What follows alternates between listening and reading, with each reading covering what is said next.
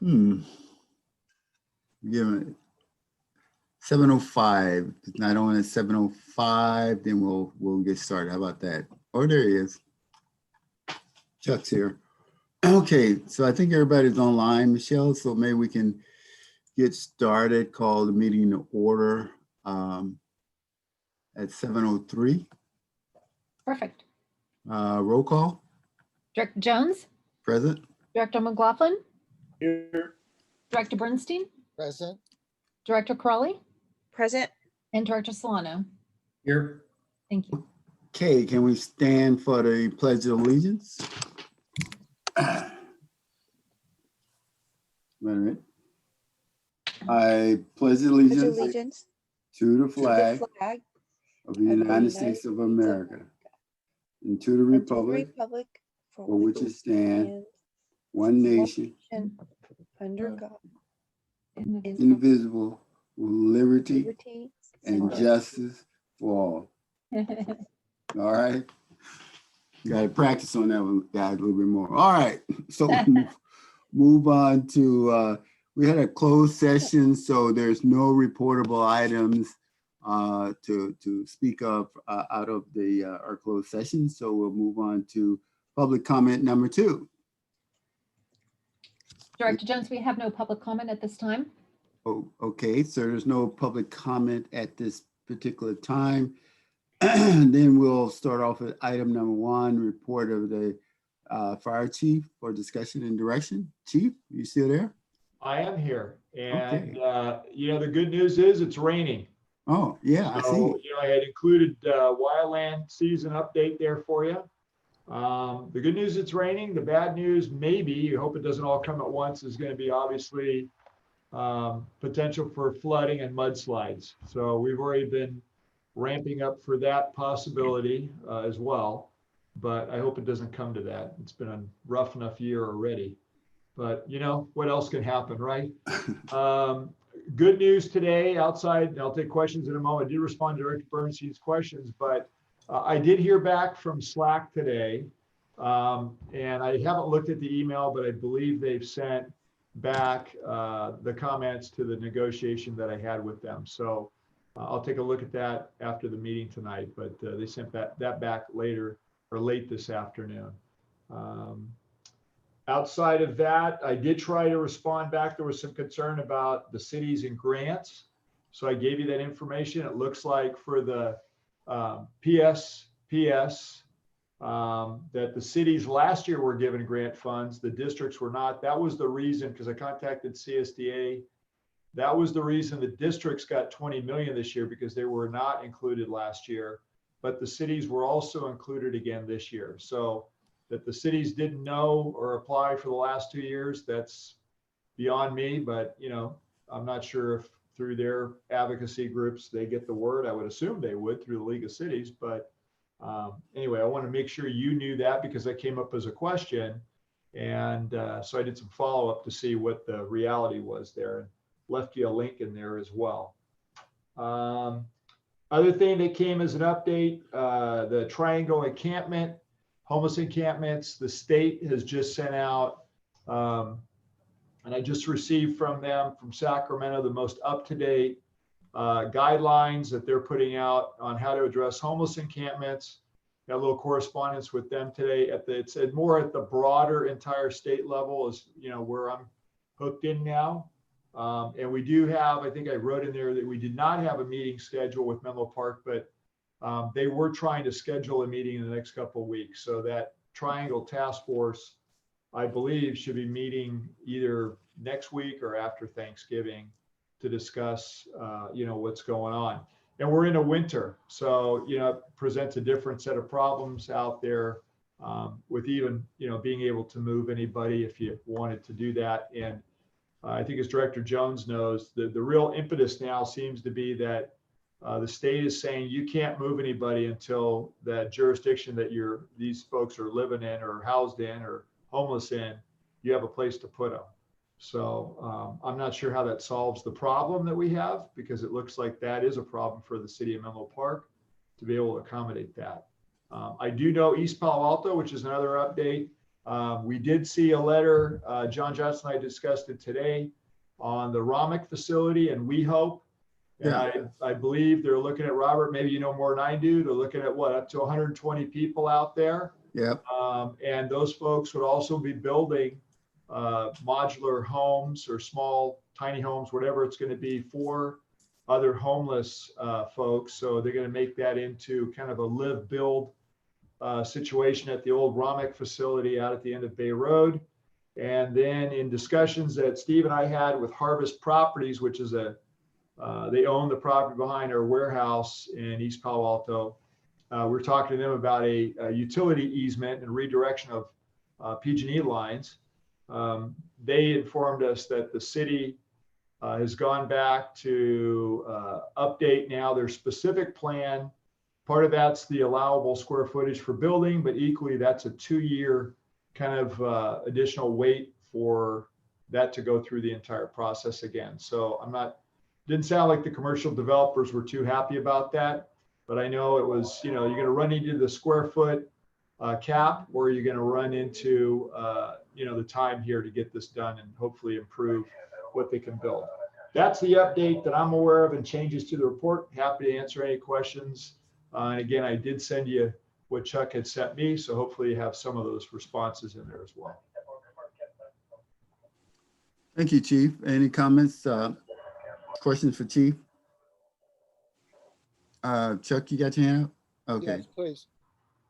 Chief, I'm I'm certainly not trying to violate HIPAA or anything, but I have a concern about Kathy Jackson's absence, and I don't know whether the word that sounds ominous to me is extended.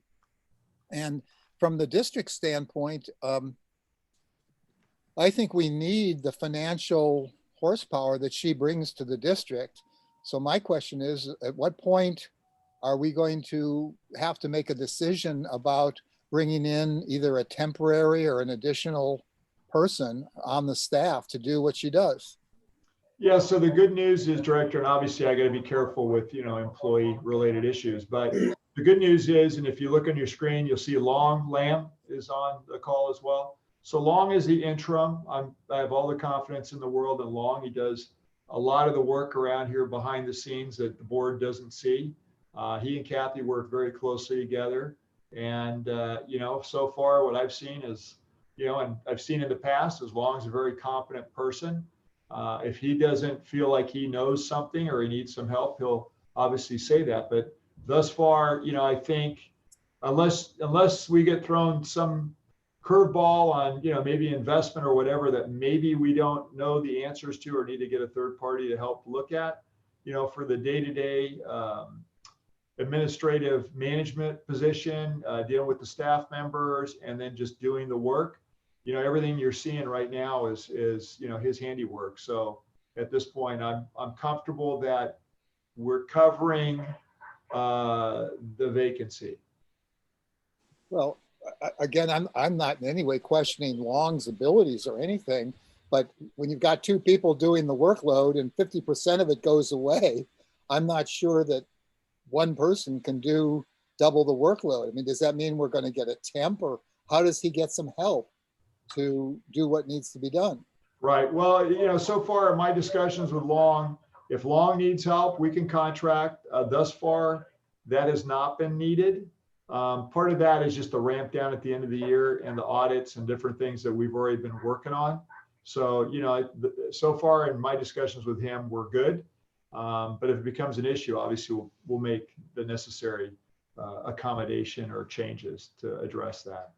And I'm hoping this isn't for, anything past December, but, you just never know. Well, I don't know when we can discuss. We have a different vocabulary in my organization. So maybe that's the problem. But for us, people get paid time off. And if they take a weekend or, a week off or whatever, that's paid time off. We'd never refer to that as leave. An extended leave would be for us something that was in the 3 to 6 month time frame and so forth. You're suggesting that perhaps that isn't the same vocabulary. Yeah, for me, extended so far is we're well over a month and closer to 2. Okay. Thank you. You're welcome. Robert? Yes, Oh. Virginia. No, go ahead, Jim. I think he is. Chief, with regard to the Station 77 and Chilco House item, I know we're housing, some employees at the Chilco House while work is done on Station 77. Has that work started on 77? No, so in fact, I know you're in these discussions as well for the next generation of contractual issues. I know Stephen's working on it, but I'm working with them on the architectural. We just exchanged emails on bids from architects. That's the first step to make sure there's different ways that we can expedite that. We got a first round of bid from RRM, which is the space needs vendor for some of the project work after it was approved.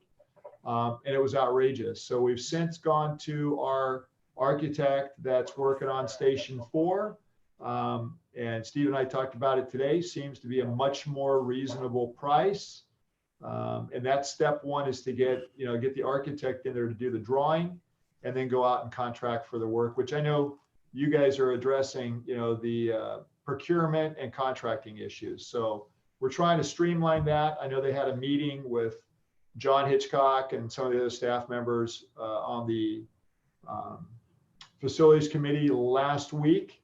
But yeah, it looks like the architect that currently is in contract for us on Station 4 will probably be the vendor for those smaller projects at a much more reasonable price. Do you, I know it's premature, but do you think this project can be completed within the next calendar year? Yeah, I think it can be completed within the next calendar year. The struggle's been, and not to get too deep because I know you're addressing this too, but I think the relevancy of the procurement and contracting issues, as Steve could tell you, I mean, we've kind of run up against problems. So there's got to be a way to solve some of those, I think, a little bit more quickly. And it sounds like, in just some of the discussions we had today, that's going to be more easily done with some changes. And that way we can move through architectural drawings for a basic remodel fairly quickly. We made a mistake, and I separated it, which was we had the shop on the same project and I split them up because, as you know, that's a Butler building versus a remodel. And it just seemed like to find a vendor that could do both, let alone the time necessary to do that, was going to be problematic. So we've now bifurcated the project. So the station's a standalone, and the Butler building modifications for the shop is a separate project as well. Thank you. You're welcome. Any other comments for? Yes, Robert? Chief, yes, Virginia, I didn't see you. That's okay. Hey, Harold, in your report, first of all, thanks for doing that. And second of all, I wanted to address the HR thing. I know that the HR department situation, because as I've mentioned before, that just seems to be a problematic area, and that office just seems to have a revolving door. I know that you and Jim are kind of temporarily taking over that function, and that we're in the search for someone using, is it Ralph Anderson? Yeah, so Ralph Anderson, we selected them as the vendor. I mean, Jim was the one that took that on. Seems like, yeah, it's good that Jim's still here because I could give it to him and not impact Mike because he's still learning the job. But Jim took that on. We got in a contract with Ralph Anderson. I think we're pretty pleased. The notice has gone out.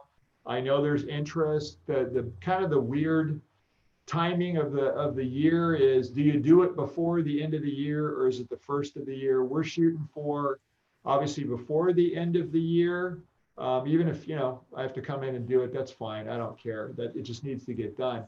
But we're waiting for Ralph Anderson to give us the list of candidates.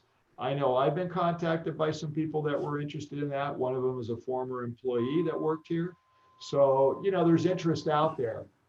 That's good. I have not seen what they have yet. I have to look at the notice to see what the close date has been, but we've had it out for probably, I'm going to say 2 or 3 weeks already. Started about a month and a half ago, maybe a little bit longer to do it. And, Kristen was filling in there. I think I sent you tonight the rules whereby Yes. it will only be 6 months. we didn't want to abuse that. That's not a good thing either. So, she graciously did the work all during COVID. Remember, this thing happened in May and kind of caught us by surprise right in Yes. the middle of that. So as you can see by the other items on the agenda, there's a lot of HR related stuff going on. So, Kristen's been busy, but we're at a point where we're splitting up some of that work. So, we're not being unfair to her. And, and obviously she's able to take the test if she wants to do that too. I think that's her decision, but certainly would be welcome. And I appreciated all the work that she did. I mean, it was a heavy lift with everything going on and working remote and, dealing with everybody's got their own issues they got to deal with during COVID. So. Right. So she fits under that 960 hour thing, right? Correct, because you That's what I have thought. an employee that vacated the position. So, Right. yeah, Okay. that's the PERS rule. Again, got to watch the rules in there. So we haven't always been as diligent on that, but again, it goes into two things, right? What's fair to the employee that's in the incumbent position or the interim, and then equally watching what PERS rules are, which, whether we like it or not, we have to be careful with. Yeah, I just want to make sure that, that we get someone who's going to be good and who's going to have some longevity. I mean, we're going to need that as we kind of go through and wade through the COVID issues and the employment issues and all of the compensation issues that the board is dealing with right now. So I am worried that we've just not had the best track record of keeping people. So I don't know what we can do to make that better or improve that. Yeah, Brenna was here that's been a concern of 5 mine years. for a long time. Yeah, Brenna was here for 5 years, and just so you know, and I didn't know this, but apparently some city organizations, HR people are like city managers. There's a certain amount of time they spend in a place, and it's usually 3 to 5 years. I've learned that. You would hope it would be longer, and obviously, to your point, it is a key position. And I say that only because if you remember, when I was the deputy chief years ago, I was the HR person for the district and found myself completely outmatched and not knowing any of this stuff till I went to a CalPELRA conference, which I didn't even know what that was, only to be surrounded by 1,000 HR people. And I was one of 3 fire people managing HR. So that's when we went to professionals. And you're right, it's been, it's a series of contracts, employees. So, we're always hoping there's going to be a good fit, and it's a balance between, having compassion for employee related issues, but equally having to deal with difficult administrative problems at times as well. Right. I know. It's just that I've been on this board for 9 years, and it's just kind of been shaky for a lot of those 9 years. So I just want to let us know if you need help too. I mean, I don't know. Put the word out. We're looking, so anybody who wants to get in touch with Ralph Anderson, hopefully they can meet the minimum quals. But okay. Certainly, yeah, we're looking for the best fit and somebody that ideally would last for at least 5 years. Thank you. Any other questions, comments for the chief? Rob? You got to unmute yourself. Yep. Thank you, Robert. Chief, I just have one question on that Triangle Encampment Task Force. Yeah. Is there any type of written notes or attendees or who the government entities were involved with that? Yeah, so it's the city of Menlo Park is the host. The mayor, it's actually 2 council members. You have the mayor currently and council member Mueller, who are on the task force. You have the city manager attends. They host and I think now record the meetings. I don't know that they always did that. I've not seen minutes but once when I asked for something because I was trying to figure out whether we had done something or not early on. But I've never received minutes after that. And I know Director Jones is the president, participates in there. And now a number of NGOs, their police chief, the CHP, the county, We Hope, Robert helped me out. There's a whole slug of people, including Caltrans now, Caltrans PR, Caltrans region. They're all involved in this project. and Samaritan House, Yeah. and a host of people, about 3 people from the county, Human Service Department. But there's no notes. Yeah, I've only seen that once, Rob, but I know Right. that the typical Zoom thing, when you do it, it says recording. So I believe they record the meetings. If you're looking for follow-up information, Rob, you go on to, the city of Menlo Park put out their agenda and any kind of meetings that's going on. You can find it. I know you can find that. Click on that site, and I'm not sure if they keep the minutes there, but I know that's where they post everything. Well, I didn't think I'd have to do a fishing expedition in order to find something like that, but Oh yeah. the reason why I'm interested is because presently the governor's office has created a cabinet position under homelessness and housing. And I know they're looking for projects, and I would really like to refer them to the project here in Menlo Park, because it not only benefits Menlo Park and our fire district, but EPA in our surrounding San Mateo County area.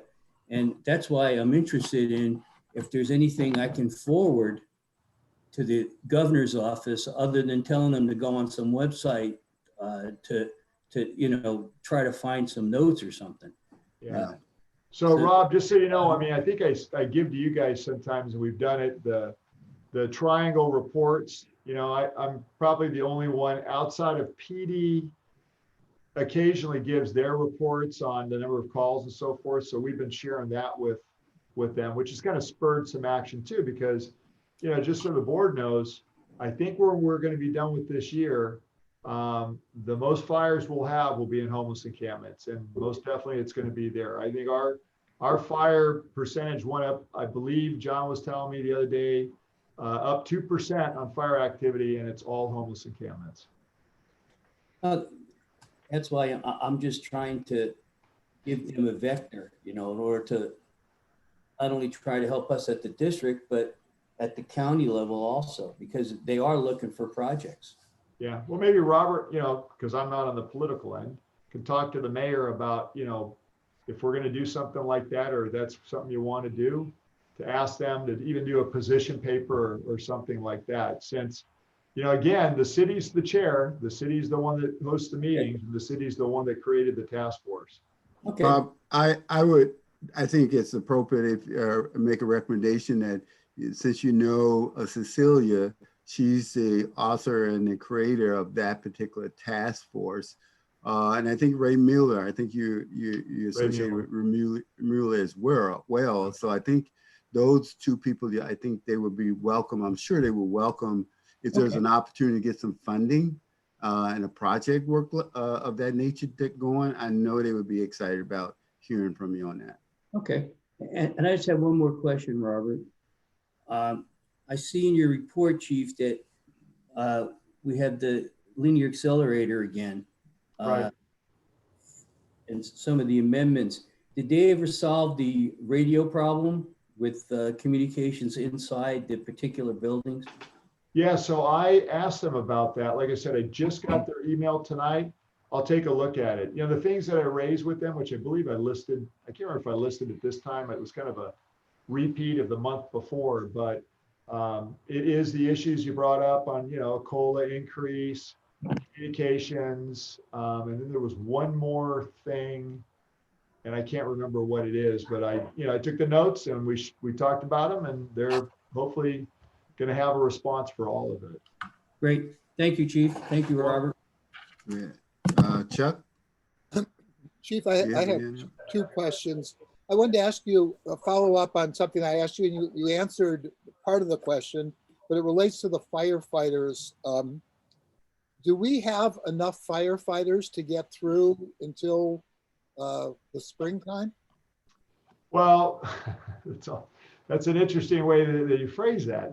I think we have enough firefighters, but I can tell you the summer was a challenge at times, as you can imagine, with all of the moving pieces from wildland deployments to making sure we staffed every station every day.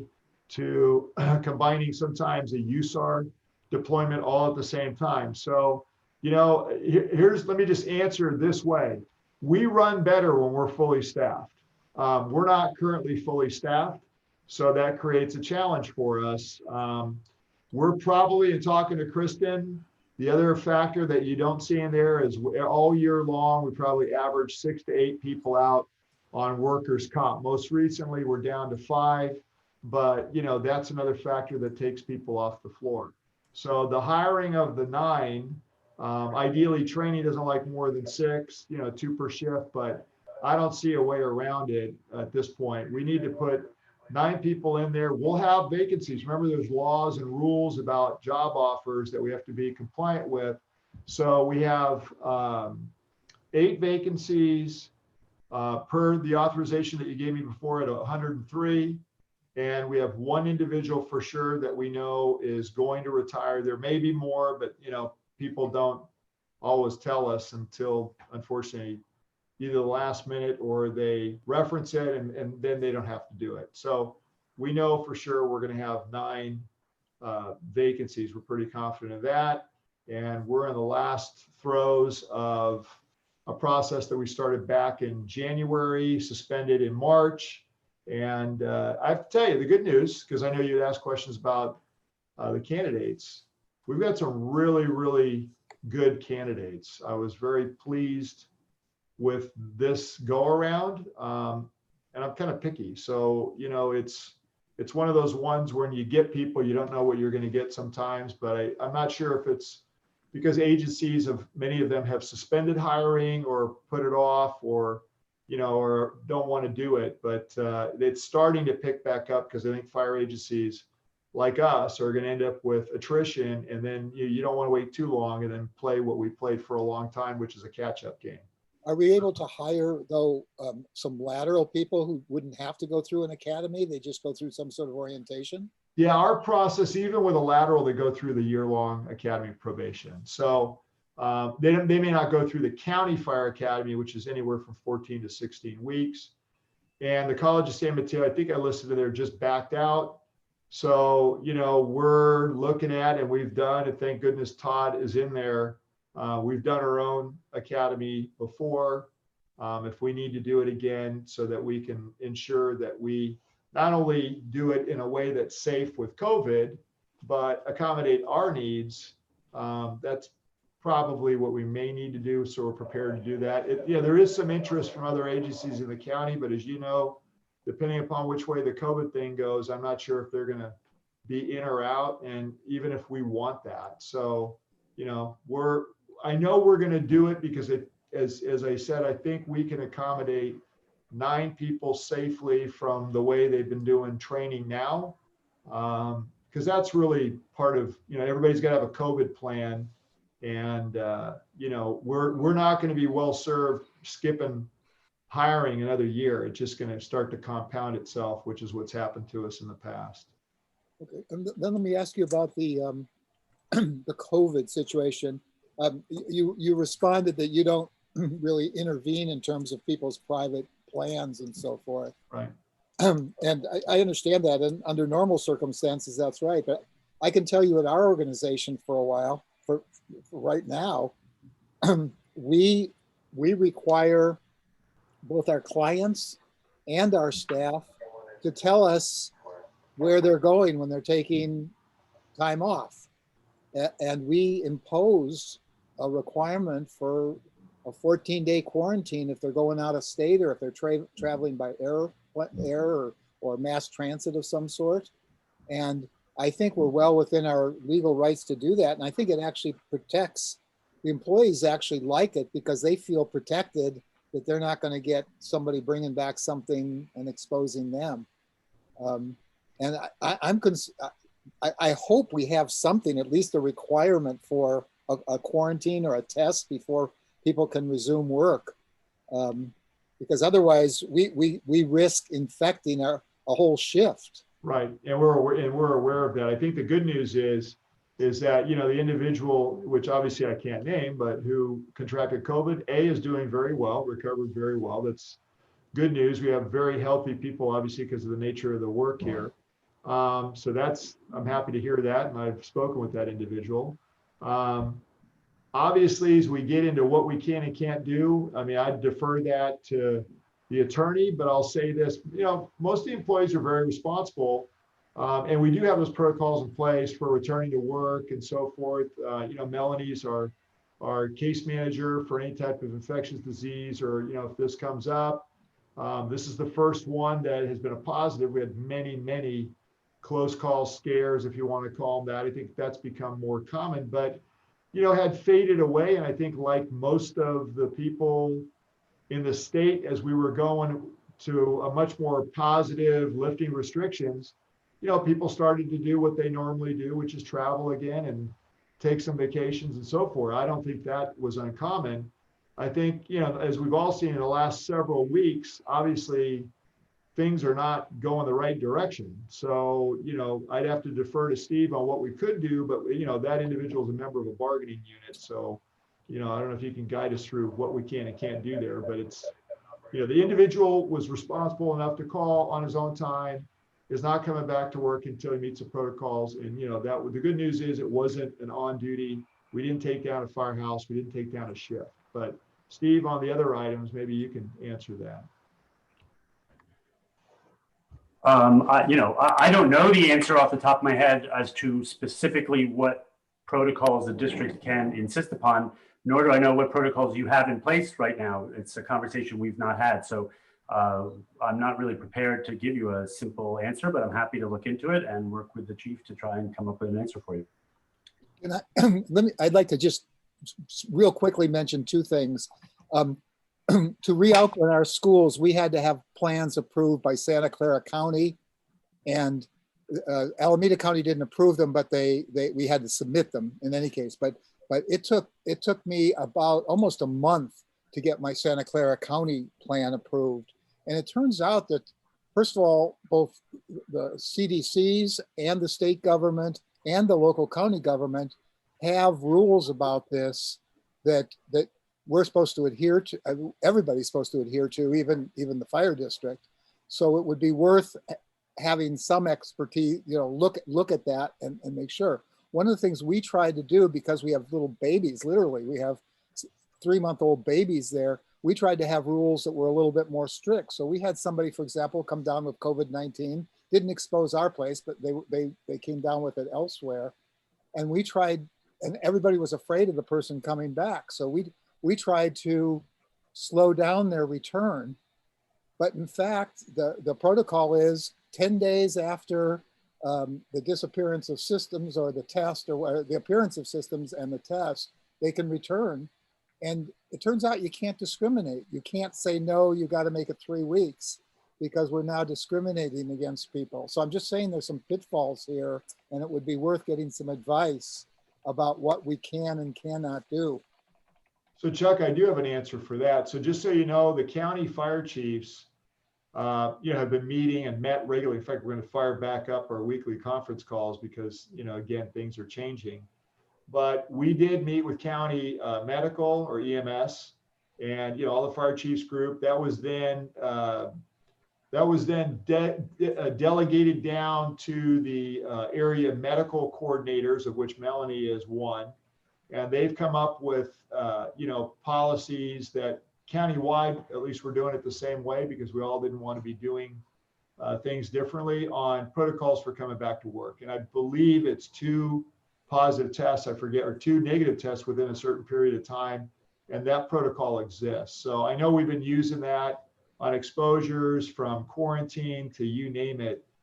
That all does exist, and it's standardized for the most part throughout the county fire agencies. And, they're all communicating on the EMS side regarding best practice. So we are doing that. But to your more specific point about what we can and can't do if we want to do other things, that would be, again, that would involve IAFF and probably meet and confer, depending upon how far we would want that to go on restricting people's behaviors. So, are you done, Chief? Yeah. I Okay. just end with this. I'm confident that all of our protocols and procedures are in place. They're working well. And, the only reason I wanted you to know, and I think it's worth putting out there, is, it's happened. And, it's nothing we wanted, but the good news is the individual who was exposed and infected is doing really, really well. And, we'll make sure he comes safely back to work and no other employees are impacted. And, it's, I'm watching our numbers and I'm watching the county numbers to see if there's any effect on us as first responders, meaning the number of actual calls that we're starting to respond to. That's good news, Chief. And the person that's affected, tell him our hearts and prayers are with him for a speedy recovery. And, keep it up, keep going with it. We're moving on. If there's no other question for the Chief on his report, to item number 2. Steve, which is the General Counsel report. Good evening. Thanks again for allowing me to have 5 minutes of your meeting to give you a brief report. This evening, I'm going to talk to you to just share with you the plans that I've been cooking up with the Chief for implementing a training and continuing education program, mostly for you, the board, but it's going to spill over into other district personnel as well. And I'm going to tell you what's going on and hope to get your support and buy-in to the program. I'm a huge proponent of the value of training and continuing education for all of us. And the Chief and his team have been super supportive of my desire since stepping on board 4 months ago to implement a much more robust training program, specifically in those areas that touch my legal perspective. So here's what we're planning. For you board members, you have as you may know, two statutory legal requirements for training and continuing education. You need to be trained in ethics training 2 hours every 2 years, and same amount of time you need statutory harassment prevention training. And based on information I've received from the board clerk, this board is, with almost no exceptions, maybe one partial exception, due, or in some cases overdue, for meeting those statutory requirements. Rather than ask you to go sit online in front of a computer terminal and click through a canned testing program, with the support of the Chief, I'm suggesting to implement more tailored presentations personalized for this particular board with excellent, engaging trainers, not just to satisfy the requirements, but actually to provide valuable content and an engaging and hopefully enjoyable experience. So we're going to schedule the 2-hour ethics training, AB 1234. We're going to try and schedule that in December so that those of you who are late in compliance won't be late for too much longer. And I hope you'll buy in on that. We're going to try to include some senior management to participate in that so that they know what the ethics rules that you're under and you all are together in a similar establishing an ethical compass that works for the district as a whole.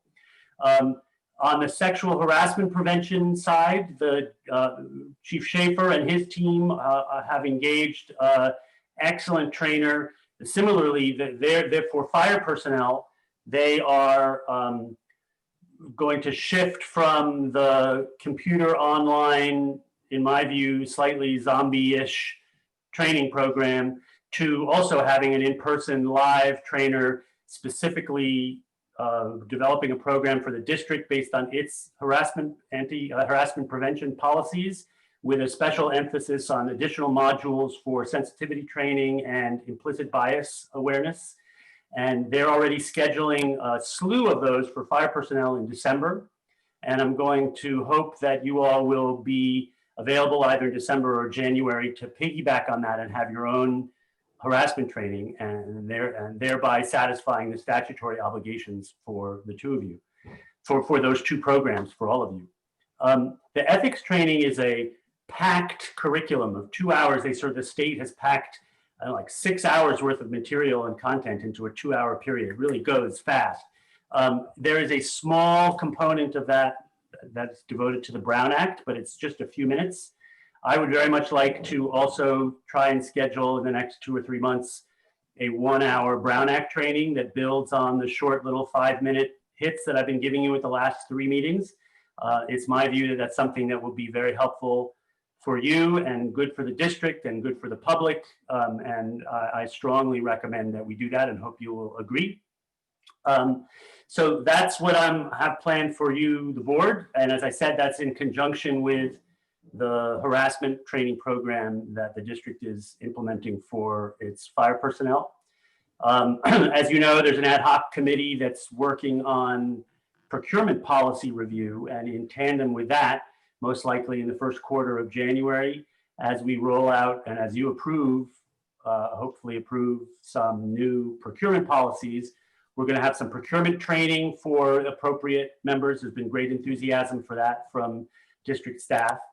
And there are a couple of other topics that people are asking whether we could do a special training on social media programs and a special training on First Amendment issues. And so in my discussions with staff, there's been great appetite and enthusiasm, which I've super appreciated. And I'm hopeful to be able to report back to you in 6 months, that all of you are up to date on your statutorily required trainings, but more than that, that the district has, we'll do some feedback and some self-reflection to see how the training programs go and how the trainers are viewed. But hopefully we will come to the end of the next 6 months and folks will agree that it was a good idea to have personalized training.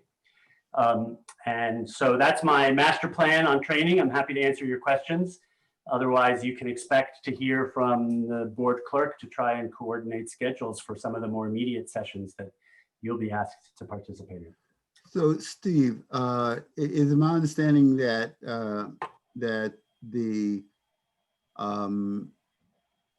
will there be credit given for us once we take this that would be useful for completing our requirements?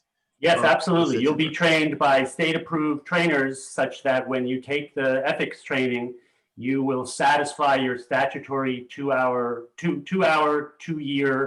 obligation, and you won't have to do this again for another 2 years. Okay, cool. That sounds great. I'm with you on that one. Any other questions, comments? I think it's great. Thanks for thinking of that, because I mean it's gonna take a load off my mind at least in terms of trying to schedule this thing. Whose hand? Anybody hand? Director Solano's hand. Oh, Rob. Oh, I'm sorry. Yeah, Robert, thanks. I think, Michelle, it's a 2-year requirement, right, Stephen? First. Correct. Yeah. If Well, Michelle. actually, harassment, I believe, is every year, not every 2 years. Okay. All right. Well, then, okay. Thank you. I just didn't want to verify for that. I could be wrong. I'm having a senior moment. I have to check on the timing requirement. I'd hate to give you the wrong information. It's okay. I'm sure you'll give me the right answer later. Okay. Any other comments for Steve? Steve, thanks for doing this. I think. Oops, Virginia, you just muted yourself. Just There you muted. go. Sorry. I think it's a great idea because then we know that we're getting it done, and then Michelle doesn't have to keep track of us either, who's done what and when and all of that. So this is Terrific. starting in December, is that correct? Yes, I mean, a lot of this depends on scheduling, but the hope Yeah. is to get it done in December or get started in December. Okay, thanks. Oh, cool. Great. Fantastic. Any other comments for Steve? Jim? Okay. So we'll move on now. Thank you, Steve. I'm excited about that. So Great, me too. we got a consent calendar. We have approval of the minutes for October 20th, 2020 regular board meeting, and then accepted treasury report. Entertain. I'll move to approve the consent calendar. I'll second. I'd like to take the budget item off of consent. Oh, okay. Okay. I'll move to approve the consent calendar minus the budget item that Jim's taking off. Second. Motion been made. A roll call. But I have a discussion of it, please. Okay, Chuck, discussion. Well, I guess what I want to do, I guess it's not appropriate to discuss it. I'd like to take the minutes off also. Okay, I will withdraw my motion because that means both of those items are going to be taken off. Okay. Okay, then we'll have a discussion on, starting off the consent calendar, item number 3, approval of the minutes. Chuck, you had, you Yes. took that off. I had asked Michelle, it was my recollection that the board, I had asked it to be added to the minutes, that it was my impression that there was a kind of a consensus that that the constituent or the individual CERT groups from the 3 constituent cities there was going to be a meeting with the OEM group and those agencies, and that was kind of agreed to. And I asked that to be inserted in the minutes. Michelle apparently said that she was unable to find it. And Michelle, I wonder if you could address the issue, please. Yeah, I reviewed the video. It was a 4.5-hour meeting, so I didn't review the video from beginning to end, but I looked through, spot checked through several sections, and I couldn't find that direction. I know it was spoken about at a previous Emergency Preparedness Committee meeting and also maybe other meetings, but I just couldn't find it in here. The only direction that I had was to, hold on, the board directed staff to prepare policies and statements that can be discussed and acted on if the board chooses to at the November board meeting. And that was the only thing I had noted for the direction. And that's about Chuck. it. Okay, Chuck, are you talking about the meeting that we discussed at the special meeting specifically for this issue? Because that, I remember that, but not at the last board meeting. Oh, I may be confused, so that you may be right. And that Yeah. I just remember our board basically asking OEM group to meet with those. And Yeah, that was not at the last board meeting. That was at that September, that study session meeting specifically for that, for the volunteer groups. I see. I will say just that Ryan did mention that he has a meeting set up for next week. Just an FYI. Right. But this is to reflect the minutes of the Reflect the October minutes. meeting. And I think, Right. Chuck, if I remember correctly, that was from that, I think it was the end of September. I think that was when we had the study session kind of meeting, right? That didn't Exactly. have any actions taken because it was a study session. And I think did we that was from that meeting, Chuck. Did we have minutes of that meeting?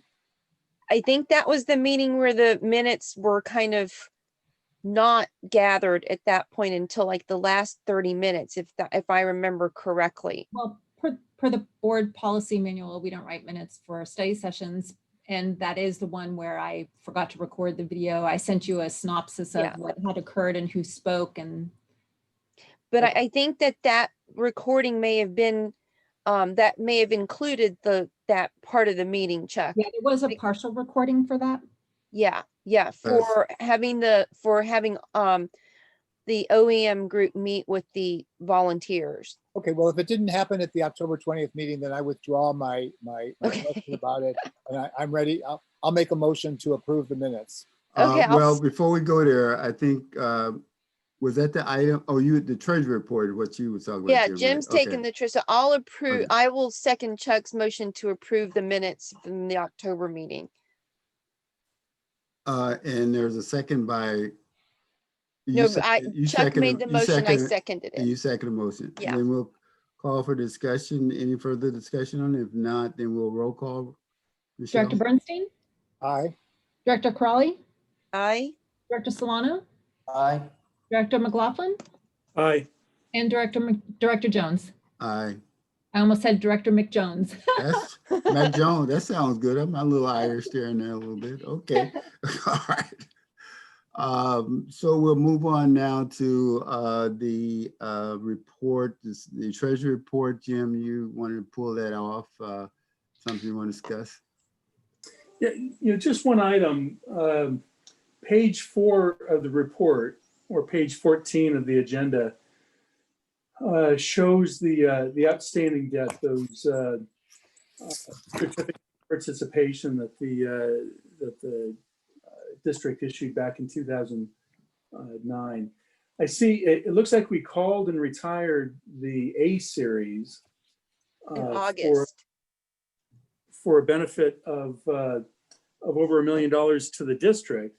You know, my question is about the second series, the B series, for a larger amount.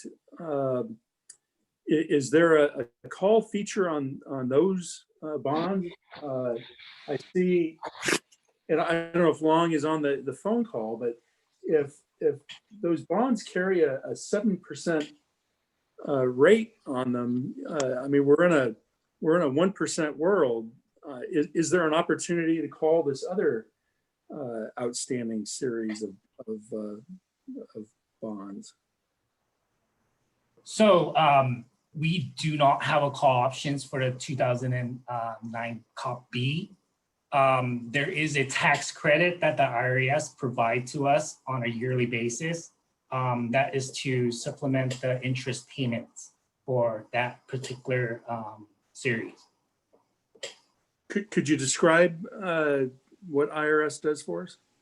So Jerry, with in the contract agreement or the COP agreements, there is a stipulation in there that gives us, the district, a tax credit because it's a Build America bonds that was issued back in 2009 and 2010 during the recession.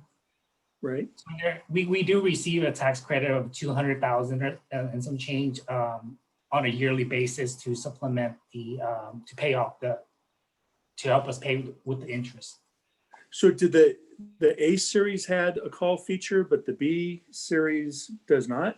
Does not. From my understanding, I can double check, but for the B series, I believe there was a IRS tax credit associated with it. That's why there was not a call option for that. But I can double check now.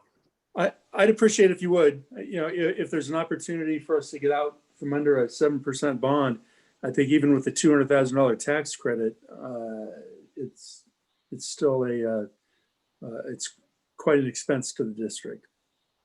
That's my recollection as well, that we could not address that, but you know, Long can certainly look into it. We've looked into it before. I think that's the answer. Kathy would know for sure. We could certainly try and reach her, but yeah, I think the last time this came up, that's exactly what the answer was. Well, it's come up in a finance committee meeting too, Jim. So I don't think we can, but I don't know, Long, if you want to double check. The other, I mean, this came up because I think the A series, weren't they called in like August or something like that, I think? Right, that we could pay it off. Sorry? When the A series came up and we had the opportunity to pay it, then we took it because we could do it. Yeah. So I think we may be stuck, Jim, but I don't know. I guess we'll have Long, I'm pretty sure we are, because we've talked about this before. Oh, Robert, can I follow up? Yeah, absolutely, Chuck. Yeah, I had brought this up before. Let me ask a question first, and then I have a comment. Long, I was under the impression that the IRS had reneged on part of that promise to reimburse us. Did they renege on the A series or on the B series, or to what extent? Where have they reneged? I'm sorry, where have they reneged? You mean reduce the amount that we get from? Yes. So on a yearly basis, they do. The IRS does their own valuation of of what percentage to provide to the district. So we do get a letter from them stating the percentage that they're gonna provide to us on a yearly basis. But when we bought them, they promised us a certain percentage, and for whatever reason, they didn't fulfill their promise. Right. So that percentage changed every year. So it gets revalued every year. It was a sliding scale. It was a sliding scale. Okay. So, well, in any case, it would be nice, I think, to have a report on those things. The other thing, and I brought this up, that was I was very disappointed in our bond agent, or whatever you want to call him, because he was a very snide, rude guy who came and basically said, I think maybe the other bonds do have a call feature, but I don't think, but there's a date associated with the call and we're not there yet. But I'd asked about the possibility of purchasing these in the open market, and he never answered the question. And so I will reiterate the question. Is there any reason we couldn't simply redeem them in the open market? You mean sell them on the Are open you market, talking about Chuck? all of them? No, Or- no, no, just the You don't B have to- series. Yeah, there's all different owners. He had this very nasty response. He said, well, do you think we could find every single owner? And that wasn't the issue. There are people that put them up for sale on the market, and it's possible to buy them and that effectively retire. Right. And I just wondered if we could explore that That also. was you're talking about the Piper Jaffray representative. Yes. Yes. But remember, you hit it, it's 7%. That's a pretty, not everybody's going to dump a 7% guarantee like that. Well, at least we could find out, because if the call feature is coming due, it could barring reduce the if- value of that. That's barring if it's, I thought there was no call feature to it. Well, I think we're certain. We're I not don't think- sure. Well, Yeah, I what don't- Chuck's asking for is whether or not we can get rid of it in the open market, right, Chuck? yes. Yeah. And I remember that kind of snide remark. I mean, it's true, but there's got to be something if that's even possible. I don't think he gave us an answer, Chuck. We didn't. So let's do this. It sounds like there's a request being made to look to see if the 2009 B series, bond series, has a call feature. And right now it seems like it's uncertainty of whether it does or not. And so I think that's along what you said you're going to look into. Yes, sir.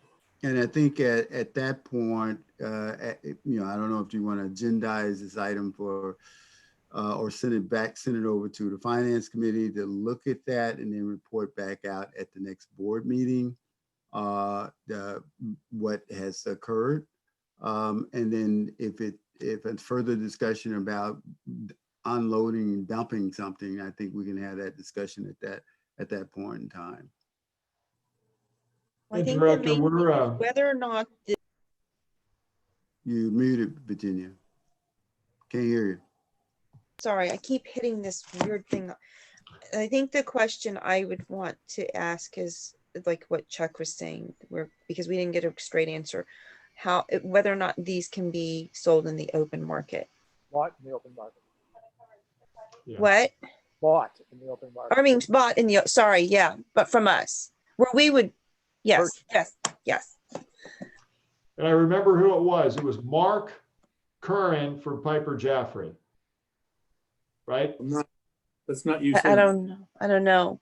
Yeah, that's who I think it was. But That was a few years ago. we'll talk through it. I'll talk to Long, and then I do have, you remind me, we may have a date change for finance we have to ask you about related to Station 4 at the end of the meeting. So. All right. Does that work for you, Chuck? Yes, that's fine. Okay. Jim, so you're the Yes, author of this yeah, that'd be great. conversation? That'd be Okay. great. Thank you. So do you want to, I'll make a motion to approve the treasurer's report. Subject to? Or just approve the report? Or accept the treasurer's report for the month ended September 30th, 2020. I'll second it.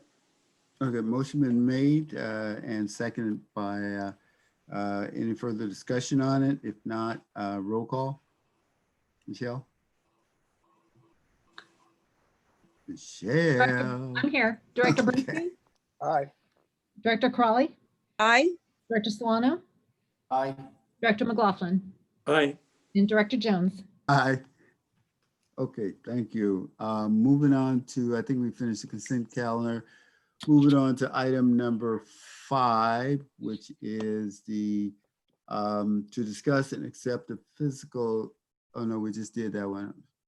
No. No, you're right, I'm right. Okay, the fiscal year 2021 property tax revenue budget. Chief, you are Long.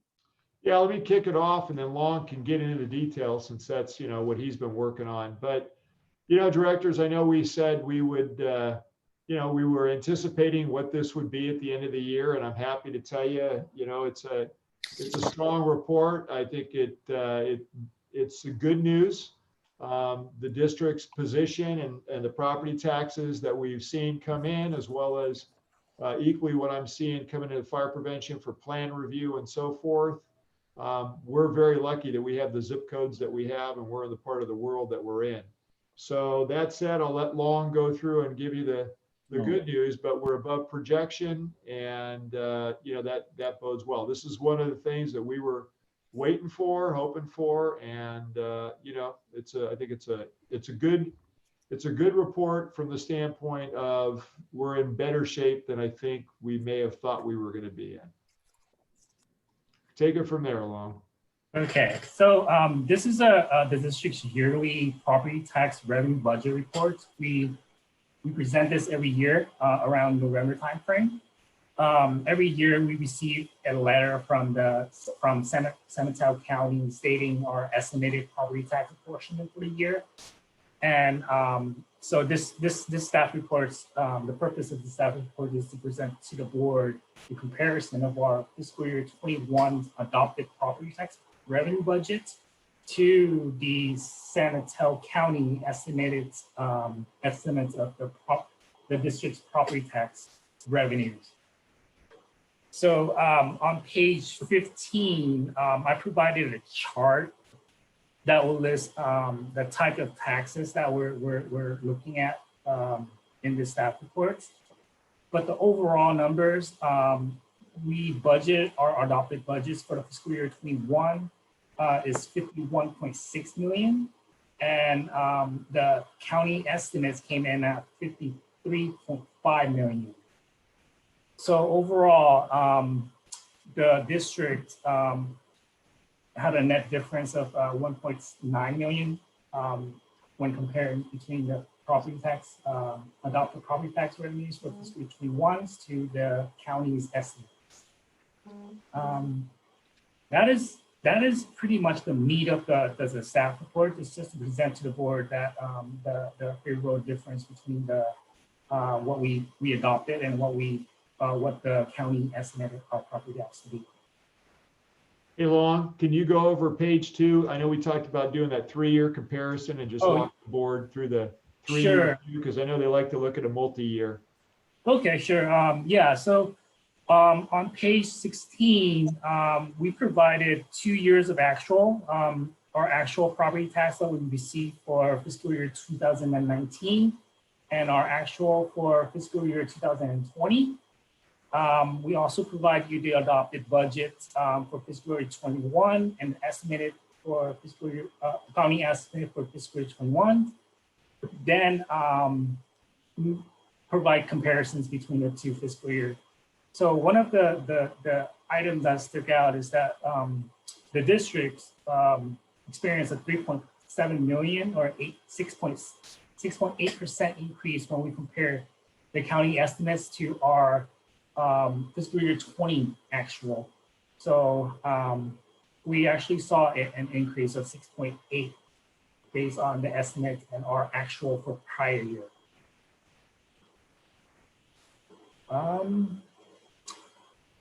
Another item is the secure property tax. So if you look at the chart, our secure property tax when compared to county estimates, we're ahead by 4.2 million or 7.6% increase when compared between last fiscal year. And can you go over the ERAF too? Because that's always that variable they say will come to an end, but it never does, right? Okay. So the ERAF is based on a 12% deductions from our actual property tax every year. This number is we receive every year. We're expecting to receive this fiscal year also, and it is a recurring. And I don't think, well, it might go away, but it's there as a source of revenues for us. And that's a shift, I think, for directors. Education Reaugmentation Fund or ERAF. That's what the county takes from everybody, and then allegedly they're not going to give it back. But, you know, so far every year we've received it back. And they're working off of, and correct me if I'm wrong, along the Teeter program, which is a 3-year. This county is one of only 2 in the state that does it that way. So it's hard to get to actual, and it's a super complicated formula, which confuses everybody, including the people explaining it once to the Board of Supervisors from the actual county tax collector's office, because I got to listen to that. But the good news is, and you know, I think the best way to describe it is there is a shift. So they take property tax the district would have gotten, and then, you know, who knows through the formula what really happens, but then we always have received an apportionment of it back. And they can't tell you how it works or sometimes what that amount will be. Well, Chief, if I could add, please,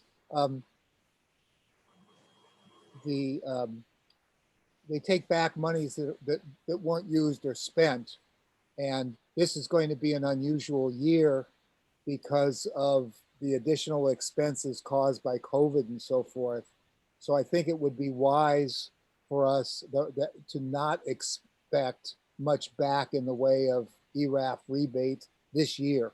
Yeah, I think we always, though, Chuck, and correct me if I'm wrong, because I know you've been on the finance committee, but maybe for Virginia, who's also been, I think we always just projected 0 or figure out that we won't expect it. And then, you know, $1 million something comes in or right around there. And, you know, suddenly you got, the good news is you have that too. But you have a good point, because who knows with COVID what's going to happen. Maybe it's better, maybe it's worse. I don't know. And I know that basic aid schools versus, you know, and you probably know the criteria better than me, Chuck, have an effect on this too. And as you say, it's not predictable. And I think it's wise not to count on the rebate. You mean the ERAF thing? Yeah, the shift. The ERAF shift. Yeah, because I've always wanted it to be just, you know, a single year thing instead of recurring revenue. Yeah, you got a list, but I think we've been saying it was 0 until we get it. Well, yeah, but the thing is, I thought that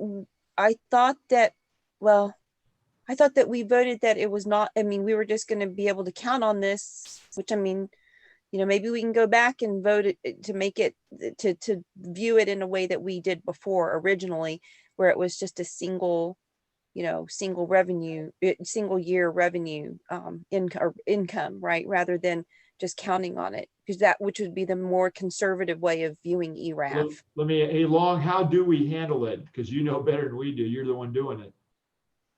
So currently we're budgeting it right now Right. as a revenue source Right.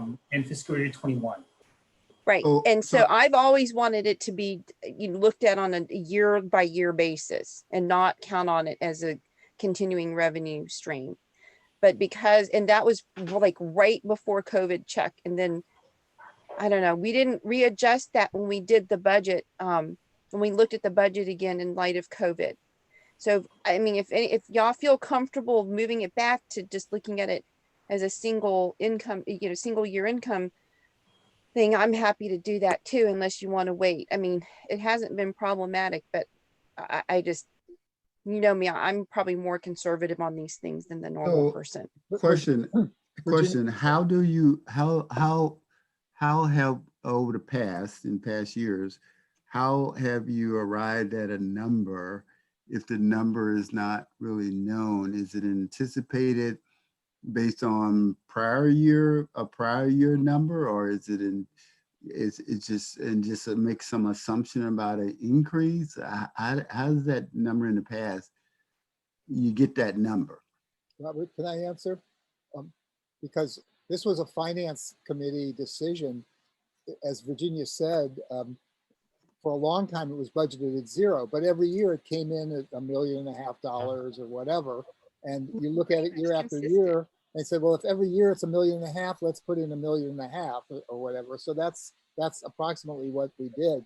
But Virginia, since the income estimate is up almost 2 million and the ERAF rebate is less than that, I think we're still being conservative by doing nothing.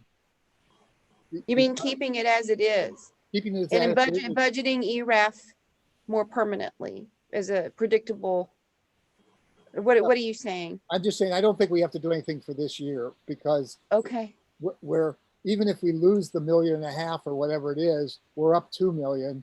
And so it's gonna wash, those two things are gonna wash each other out. I know, but I just, you know me, I just would rather not make that a sure thing. You know what I'm saying? But that's okay.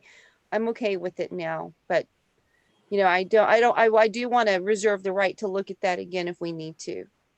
Well, this money that the district, the county has promised us, because we are a teeter district, it's our income. It's guaranteed. They have to give it to us. Even if they don't collect it, they have to give it to us. So, Not the ERAF, no, but the the secured, property the secured taxes. port, the Yeah, secured property. yeah. I'm not talking about that, but okay, yes. Because we are a teeter organization, teeter property. We qualify that for that. So overall, it's good news. I mean, outside, yeah, the unknown portion of ERAF, which is always kind of the unknown portion of ERAF. But yeah, I mean, we're above projection and it's a healthy amount.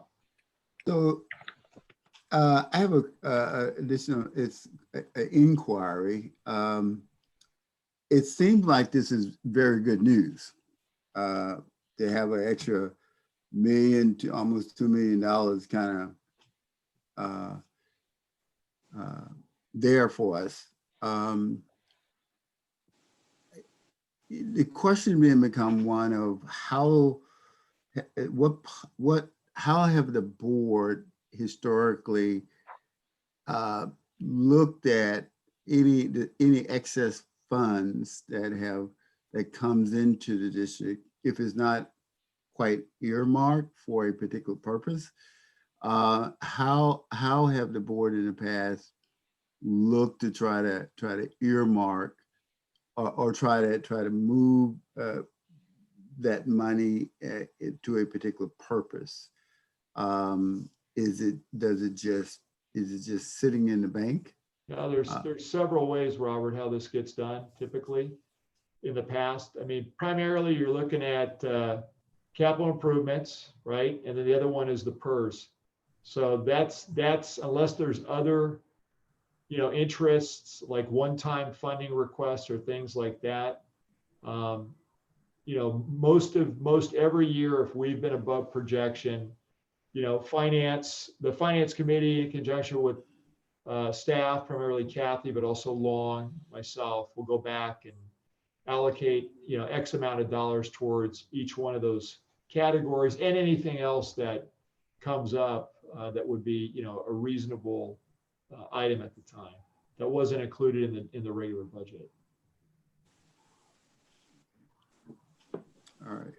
Long, am I right on that one? Yes, sir. Capital assets, capital improvements and PERS. Yeah. Which is And also why we've been so far ahead. You know, when we started that practice, along with some other ones, that's why we, you know, doing the PERS pay down over, you know, well over a decade, which we'll get into in the next report, is equally, you know, been a great strategy for the fire district. Okay. Thank you, Chief. Any other questions? If not, then we'll, it's a discuss and accept the fiscal year property 2020-2021 property tax budget. Can I get a motion Can I to just accept make one the more report? comment, Robert? I just want to thank Absolutely. Long. I just want to thank Juan for kind of taking over the reins, you know, and helping complete this. Because I know that I mean, he's just put in a lot of work, and so Long, thank you for that. And I'll make the motion to accept the report. Okay. Is there a motion been made? Is there a second? I'll second. Chuck, second. Director Bernstein, second. Any further discussion on items? If not, call for a vote, roll call. Michelle? Director Bernstein, Aye. Director Crawley, Aye. Director Solano, I, Director McLaughlin, Aye. and Director Jones. Aye.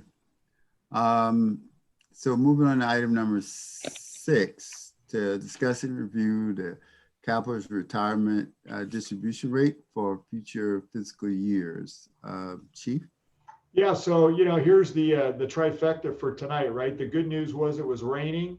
Good news is we've got, additional property tax above expectations, and, the PERS rates are very respectable compared to probably what other agencies are dealing with around us, specifically those that you see having, serious difficulties. And, I just want to say to the board, again, this represents well over a decade, which is listed in here, paying down first the side fund for the 3 at 50, which was about a 2-year deliberation to do it, because during the recession, was the board going to maintain its cash position, or was the board going to pay down the 3 at 50 side fund?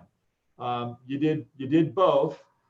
Fortunately, but that was always a real concern. So it's hard to kind of bring back, or I think it's worthwhile to bring back some of those really difficult decisions and all the analytics that went into it. But since then, look at the contributions that you put aside for that per side fund, which I think, if I'm not mistaken, puts us down as one of the lower or lowest in the state based upon, cost per payroll. And there's other agencies I'm aware of that are in the 60th percentile for their safety classics, maybe some at 80. When you get there in an economy like this, that's almost dead man walking. So, those agencies, it's not going to bode well, even if they try and do the refinance. So the very positive news for us, starting with the classic safety, is that's a very respectable rate. You can see, again, we addressed some of the other factors in there, but I'll let Lon take it from there. Again, 3 good pieces of news tonight. This is the other one, right? So the hat trick in terms of a positive. This is a positive. Take it from there, Lon. Okay, so I just want to touch on what the chief just said. This staff report is just for informational for the board. The purpose of the staff report is just to provide the board with the CalPERS projections of the district's employee contribution rates for all 4 plans for the next 6 fiscal year. It's for informational only, and it serves as a mechanism to gauge where the district's contribution rates are at right now, given the current CalPERS assumptions that they provided. So to jump into the report, the background section will provide just a brief overview of what happened in the past and how the district came about to setting the PERS rate stabilization fund reserve. And that's the reason why is to mitigate the impact of the changes in employees' contribution rates. And I think we've done that. So over the last decade, the district has been prudent in setting aside the undesignated fund balance at year end to the PERS rate stabilization fund reserve to pay down the CalPERS unfunded actual liabilities. So with that said, the district made a total payments of 45.9 million to pay down the CalPERS UAL over the last decades. Then you turn the page to page 20 in the discussions. One thing I should point out is that the CalPERS actual valuations is done every 2 years. It's done every year with a 2-year lag, which means that let's say we paid the UAL down this year, the benefits will not be realized until 2 years down the road. So there's always a 2-year lags in our reports, and as you can see, if you look at the last 2 payments that we made for fiscal year 19 of 4.7 million, that will not be realized until fiscal year 2022. So the payments will apply to the rates for fiscal year 22.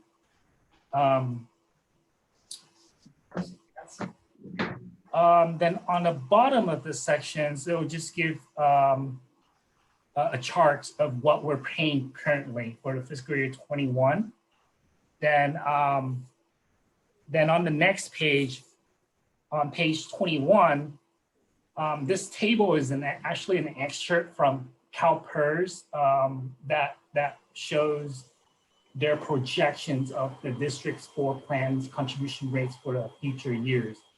And one thing I should stress is that admin service is not relying on this, and it's just for informational, just to gauge where we stand in the market or where we stand as a district organization. And that is that's all for this report. So again, it's over a decade. I think that's the board over a decade has made some very prudent decisions, other boards before you, but yeah, we're in very, very good shape, understanding that PERS is always a moving target. Robert? Yes, Jim, Chuck? Chief, on these contribution rates, do we have targets? We do. I mean, you want to stay within, obviously, the 20s on the classics. At one moment in time, we were in the high teens, I think, for like a day. But that's where, when we have the actuarial come in and try and do some predictive modeling, which has happened in the past, which is why we do, on the additional payments, what's the timing, how much, as Long said, it's over 2 years. So you try and get some level of predictability. In the meantime, it's PERS, they do their own thing in terms of their projections on revenue. But we try to do, and we have done, as best a predictive model as you can do, understanding there's just a lot of variables. I guess what I'm really asking is, when will we know that we've paid down this liability to a satisfactory level?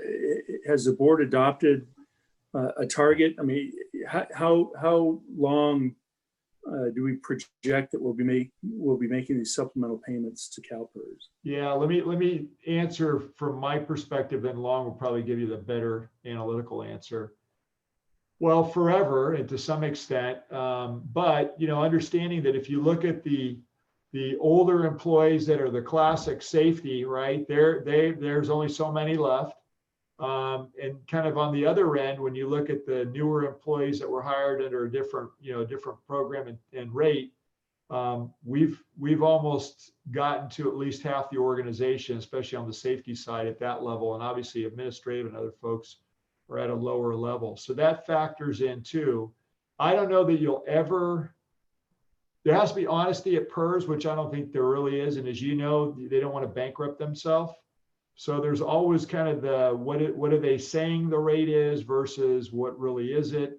So I guess from my perspective, and I'll let Long answer it, I don't see an end to it. And I see that the way that we've kind of approached it, I think, and hopefully this answers your question, is, every year or two is to bring in the consultant and then try and get all the information we can to do the best, and I'll say guess or judgment of what we should do going forward. And so far, it's been working fairly well. I think we're right for the safety classics, we're right in that target zone. And like I said, you got other agencies in the 60 and 80 percentile. So I'll let Long take it from there on the more scientific approach, if there is one. That's all right. I say it's. I know this is a moving target. I was just really curious if the board had adopted. I see the contribution rate for the for newer hires is down at 14%. Right. If we got the classic people down to 14%, would we say, hey, we've achieved our goal and we'd back off on the supplemental payments? Yeah, I think Long, I don't remember if you put it in there. I think you did. If you look at the number of classic safety, they're old guys like me. And so, I mean, not everybody, but it's, and then there's a factor in there, to be very honest with you, where, those of us over 30 years and age 50 are considered super payers because you know, we hit a amount to a certain degree. You know, it's beyond that too, though, now, because the discussions we've had. But overall, you know, you're only going to get so much out of the system, the way that it's set up. But, you know, I guess the best point I can make in this answer, we can do all the analytics, we can do all the predictive modeling that we want to do. We can try and put some frame rails around it, which we have. But in the end, PERS is that weird variable that we don't control. And they've done some horrendous things like bad investments, including in the fire district, by the way, where they walked away from a $250 million 100 apartment assets in East Palo Alto in bankruptcy. And then, as you know, I don't know if this went through or not, but you have things like the governor and others saying that we shouldn't invest in anything other than renewables and other types of, you know, limited investing that they could do to get to the rate of return, which whether they hit it or don't is part of the problem too, right? So, go ahead, Jim. No, I would say, I thank you for that. Thank you for that explanation. Yeah, no, I was actually going to buy Kathy the PERS crystal ball at one point, because it's, remember the one you shake up and then you look for the answer? That's probably how it works down there. Long, just Chuck, you had your hand up.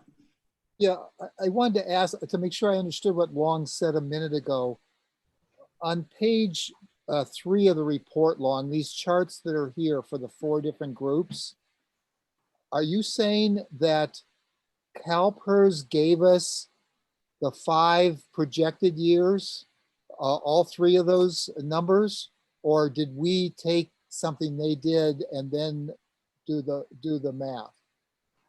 These are these charts right here are actually from CalPERS.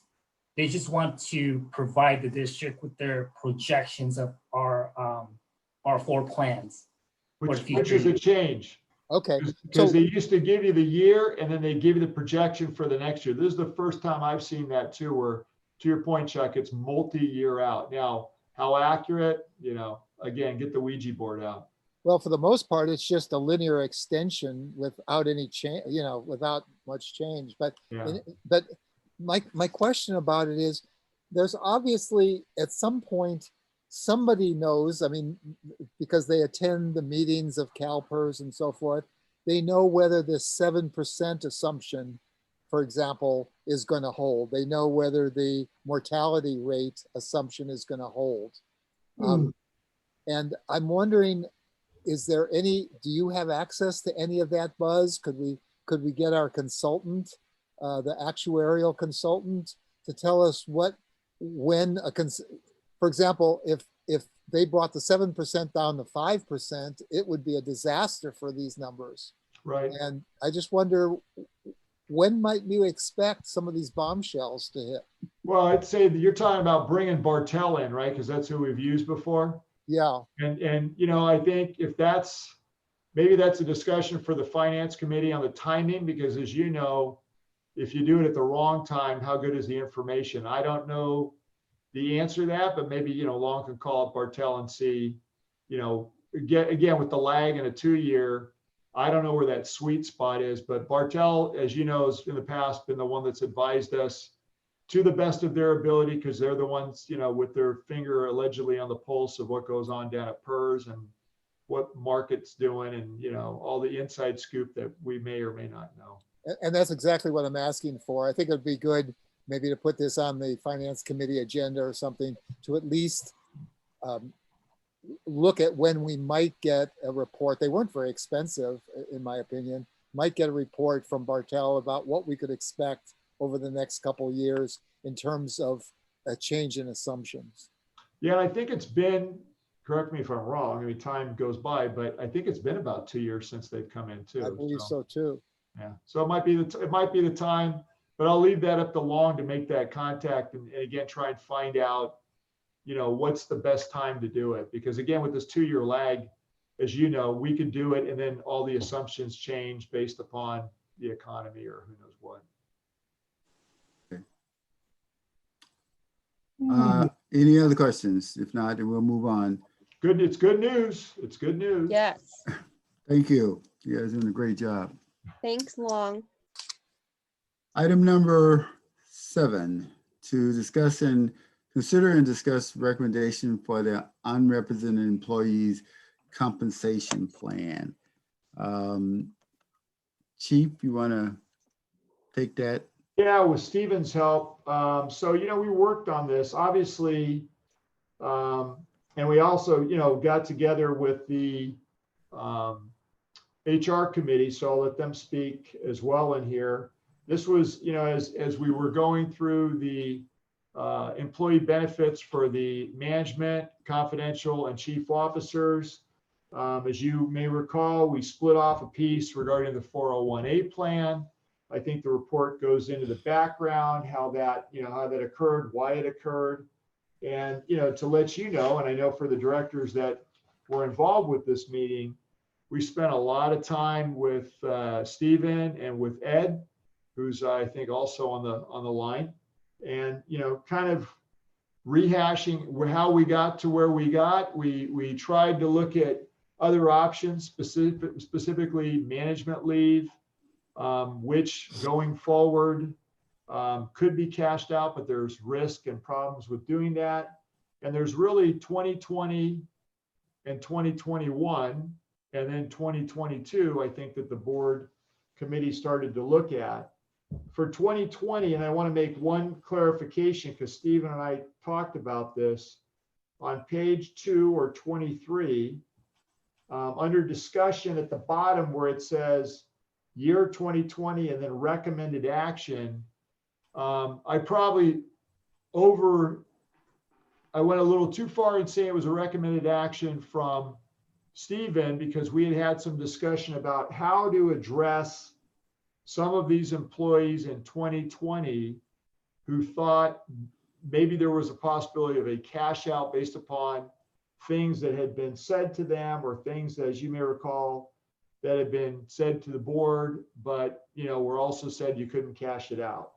So, I'm still hopeful, or trying, aspirational, to figure out how we can solve this for those employees, of which there's 6. For one, it's significant. For others, and for all, they can take leave as well. For obviously, the higher the amount, the more leave. So that's always an option. That may not be, the greatest thing for the district in terms of workload, but, we'll get by. But I've tried to search for a reasonable solution. And so in discussion with Stephen, but not Ed, we came up with this ability on what I thought was a potential bonus payment, but I'm now being told that Stephen, in discussion with Ed, thinks there's legal jeopardy to some extent with that. So, that's that component. In the year 2021, we get into, and I know Director Bernstein had some questions about the recommended action there. It's obviously very similar to what the staff had originally proposed, but I want to say that the board committee members met twice, and I think we spent a total of 5.5 hours in meetings, kind of rehashing again the options, and ended up pretty much in the same place. Is it fair to everybody based upon what the concern was, that if you were family and you got $2,000 and you would get, the 401A would put you above that amount? No, you'll get more. For the singles, you would get less. For the opt-outs, you would definitely get less. But as we discussed with the employees too, based upon a lot of the rules that, I was unaware of, and certainly we've had to work our way through, like the rules that have to do with anti-discrimination and so forth, and making an even or level playing field, and everybody kind of being recipients of a single pot of money, that we kind of ended up back at the same place associated with the management leave problems in allowing for a cash out, which you could do, but we kind of came full circle and said, no, we don't think that's the best way to do it. That would level the playing field to some extent, but there's problems with it. Finally, on the 2022, the committee and the staff discussed what should this look like going forward. That's where, you'd already heard, there's some discussion about in the comp and class plan to add on to that section to look ahead to see what else could this look like in the future, so that we're not this kind of last minute making decisions on the fly, which is nobody's preference, including my own. But these things kind of evolved, and we found issues, so we had to take action. So in the end, you have 2020, 2021, and 2022. 2020, can we solve for 6 employees? And the answer is there is an option, but I'll let Stephen talk about and Ed talk about the legal jeopardy. Again, the board could do something.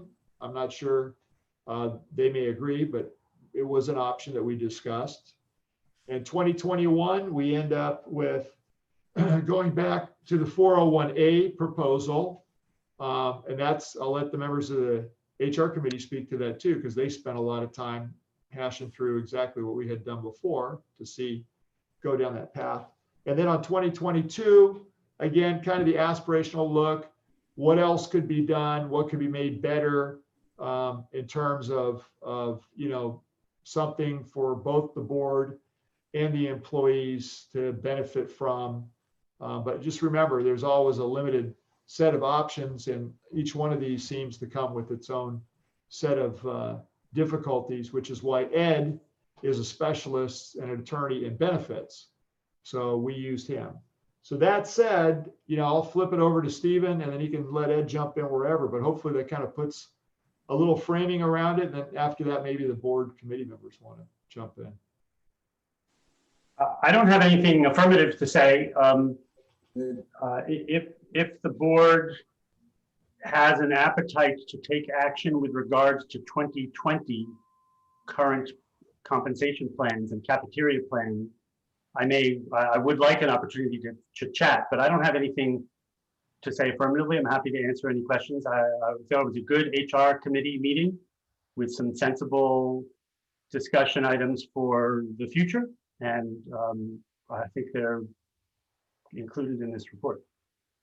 So can I just add a quick comment, Robert?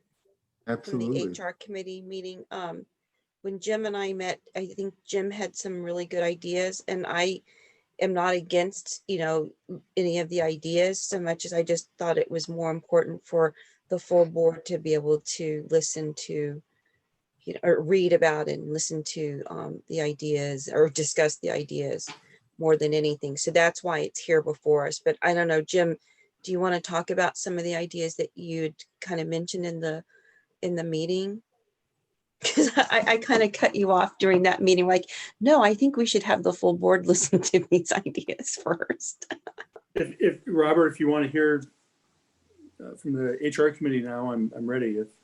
I think we probably, your ideas, I think would be probably very useful and valuable at this point in time. Yeah, I think. Yeah, as a guidance for sure.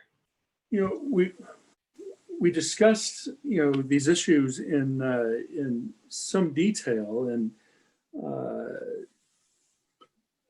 for me, it kept coming back to the same place that we're looking at a single component. The healthcare benefit, the 401A contribution, the management leave. Those are all important, but they're only components of a larger management compensation package. And that, if you start to look at one, and of course this is all complicated by, we're talking about 3 separate employee groups, that includes our most highly compensated district employees, and then staff employees. So you have 3 very disparate groups. And I think our discussion kept coming back to we need to study this. We need that expert to look at what we're doing now, what's in compliance, what's not in compliance, what is consistent with our peer agencies, what, if we want to be the employer of choice, what benefits do we offer with regard to, pay and benefits, and that those things can only be addressed as a whole, as a package. That as you start looking at individual items, especially, as they apply to the individuals in these three separate groups, you get some people that are advantaged and some people that are disadvantaged. And again, I'll speak for myself. I don't want to go down that path unless there's a very clear picture of how our decisions will affect the various groups and the various individuals involved. And I say groups, but I view this as individuals. These are individual employees. They're people with with household budgets, and just like the rest of us. And they need to know that these decisions being made on these issues are carefully arrived at. So just in summary, we really came around to what is the stopgap measure that we can take now, and then commission this study, and then evaluate our alternatives next year. That probably wouldn't be effective until the calendar year 2022.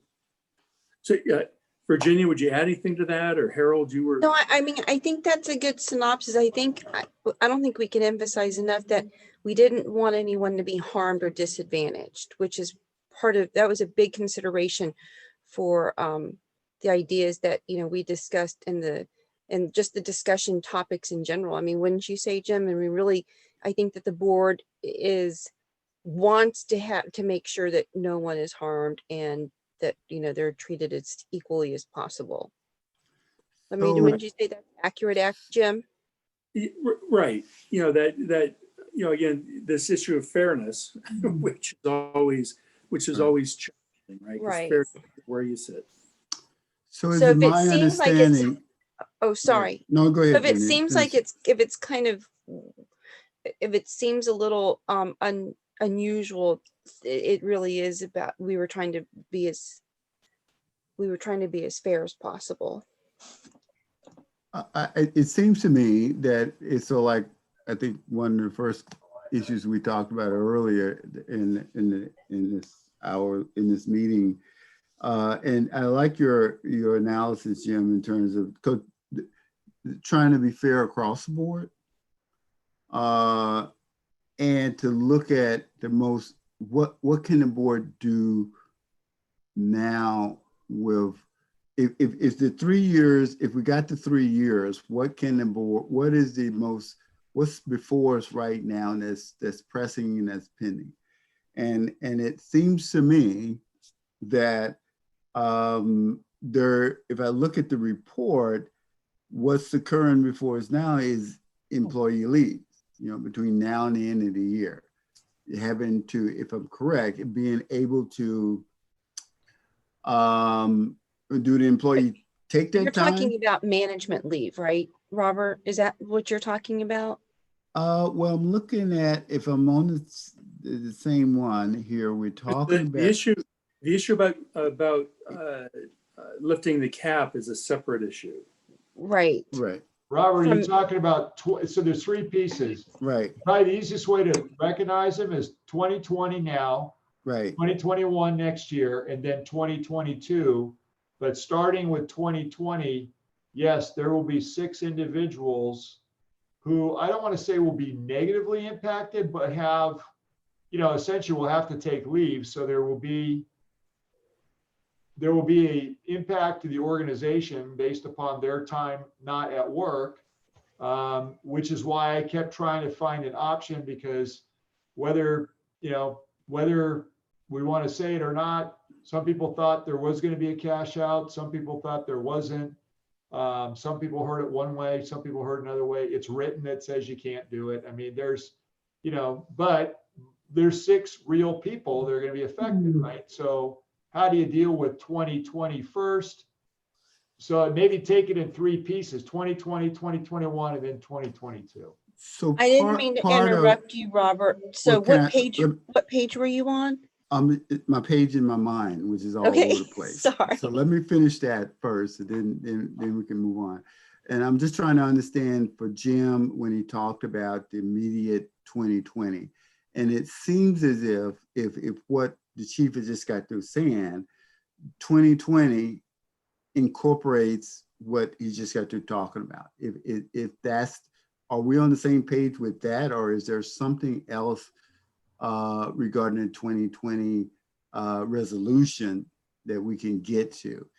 If it's what the chief just got to explaining, which is this 2020, then that's the piece that I think we should focus on. And if it's and that's where I was talking about the leave in terms of the compensation versus no compensation, or just what. So if that's the case, then it makes sense to focus in on do employees take that time off? And that creates that other problem. It seems like that will occur in the offices in terms of having all these people off because, either use it or lose it kind of thing. Or is there a compensation? Because it seems to me that if that's the option, then what we're talking about is $22,000, $22,500 some change to solve that problem. That's an immediate problem. And then what in 2021 has a different, it seemed like it has the same problem, but it may add a little bit more in terms of looking at the 401A plan as an option. Robert, could I ask a foundational question? Because I'm a little lost here. Sure.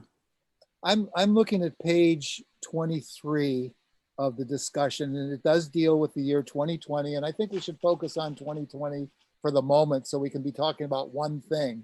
Sure. Yeah, absolutely. This $22,000 that's here, is this accrued paid time off, or is this other money? Where did this liability in a sense come from? This is accrued management leave. This is the leave, what the leave time is worth, Right. Chuck.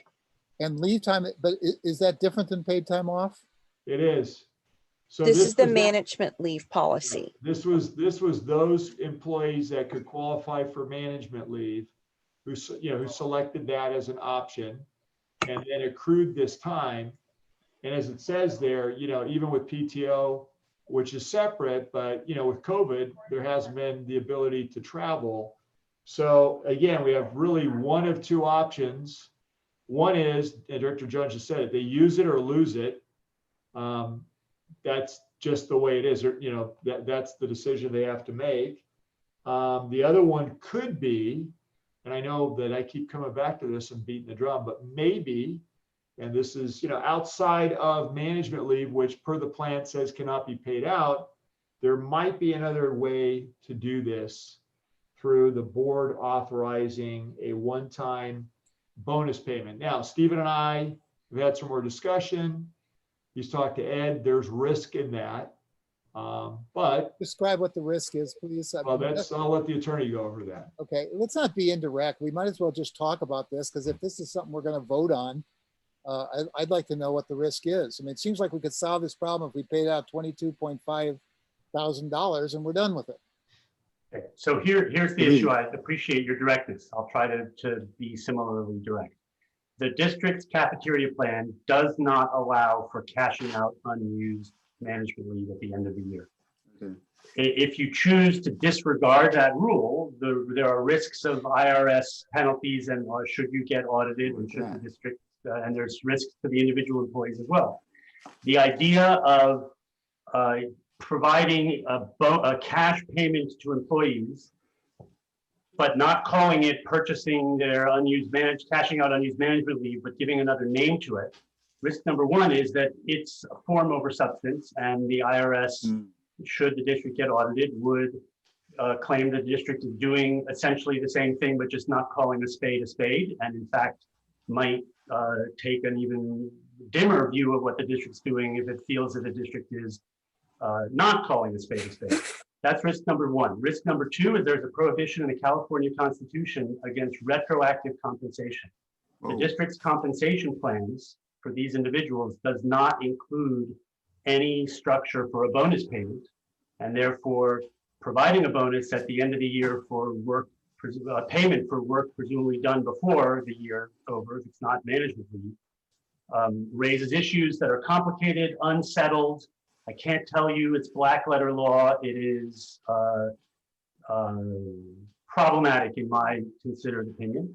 And then the third issue is if in fact this money is not, they're not entitled to it under the cafeteria plan, and we're providing this money at the end of the year for reasons that are not entirely clear to me from a legal perspective, although I understand the personal investment, it raises issues that I think we would have to address that I'm a little uncomfortable with under the constitutional prohibition of gifts of public funds.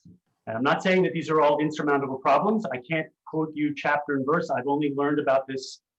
I mean, this issue keeps popping up and I keep providing this advice, but this latest iteration, I've had about a day to consider, so I haven't had a lot of time, but those are the three risks that seem to me I would want you to know about if you decided that you want to balance those risks on the one hand with the real human issues of employee relations and the benefits to providing a benefit that you think may be a fair thing to do.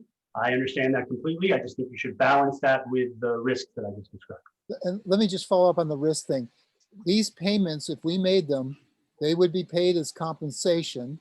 There would be, we would pay withholding taxes on them and it would be reported as compensation. So the IRS would get its due on these sums of money. Isn't that correct? I think I'm going to punt your question to my colleague and partner, Ed, because I don't really know what the plans are for the district of how they would make these payments. No one's explained that to me, of how they would, what the process that the district would follow. Ed, you still Ed, there? you're muted. Yeah, sorry. I'm trying to understand the question. Yeah, I was just asking if these payments, it seems to me these would be considered compensation. We'd do withholding and it would be reported as compensation. So the IRS would get its due in terms of income taxes, right? Right. Yeah. The sole really, well, aside from the constitutional issue, the real issue is that you have IRS cafeteria plan rules require that you have a written cafeteria plan document and that you operate that plan in accordance with that plan document.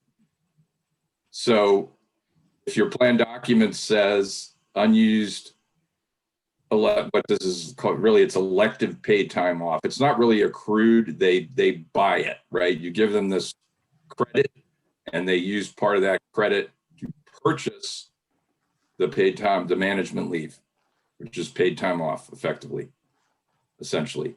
And so if you then pay it anyway, then you're not operating the cafeteria plan in accordance with its terms.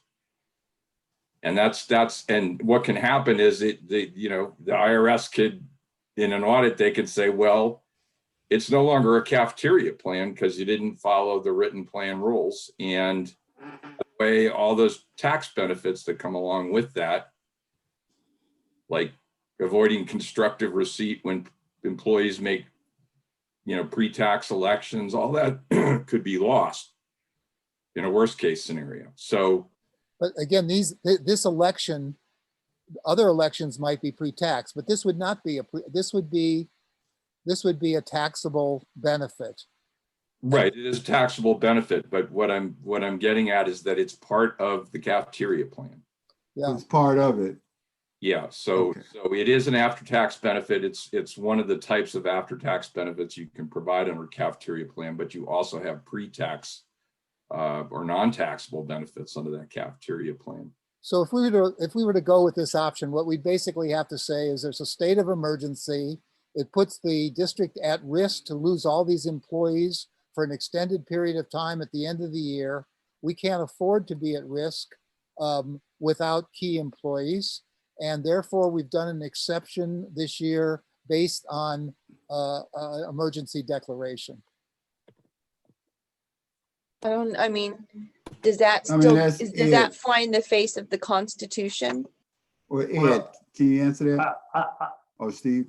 Yeah, it's very hard to answer. I agree with you if I get where you're going, Director Bernstein, that if the district determines that it is prepared to take necessary risks in order to make make these payments to its employee, the best thing to do would be direct and say what you're doing and why you're doing it. And in fact, I would suggest rather than say we're not letting them cash out management leave, we're paying them a nudge, nudge, wink, wink bonus. I think Ed and I agree that we should call a spade and say, because of the emergency situations, as you just described it, and maybe we can build an even stronger defense if possible, we are amending our cafeteria plan and allowing for cash out of management leave. And there is a risk that that's not allowed, and there could be consequences. We will do everything we can to help mitigate that risks and to defend and protect the district. I think we have good folks that can do that, but you should not think that there are no risks. And as Virginia mentioned, that doesn't address the constitutional issues, which similarly, if you are determined to proceed, and I again would understand why you would be, we will do what we can to mitigate the risks. But I can't promise you that we can reduce them to zero. So within the cafeteria plan, what can we do? Well, If I mean, may the be cafeteria plan, redundant. I'm not sure I understand the question. The cafeteria, there's nothing to do with regards to management leave. And the terms of management leave in the cafeteria plan are clear that unused management leave is cashed out. It may not be cashed out at the end of the year. In other words, it's a use it or lose it situation. Right, and what I think Steve is getting at is that if you're gonna to use overused phrase, the lesser of two evils, in a sense, if you're going to go ahead and cash these people out, it looks like, it seems to us that the potentially lower risk alternative would be to amend the cafeteria plan to provide for that. So that, you'd amend the cafeteria plan instead of it's forfeited at the end of the year. If you don't use it, it's cashed out. And that way what you're doing would no longer be inconsistent with the plan document. Well, and one more benefit, if we take this approach, in theory, we could use the same approach for 21, the next fiscal year as well, correct? Yeah. Not the next fiscal year, the next calendar year. Yeah, except management leave is going to go away.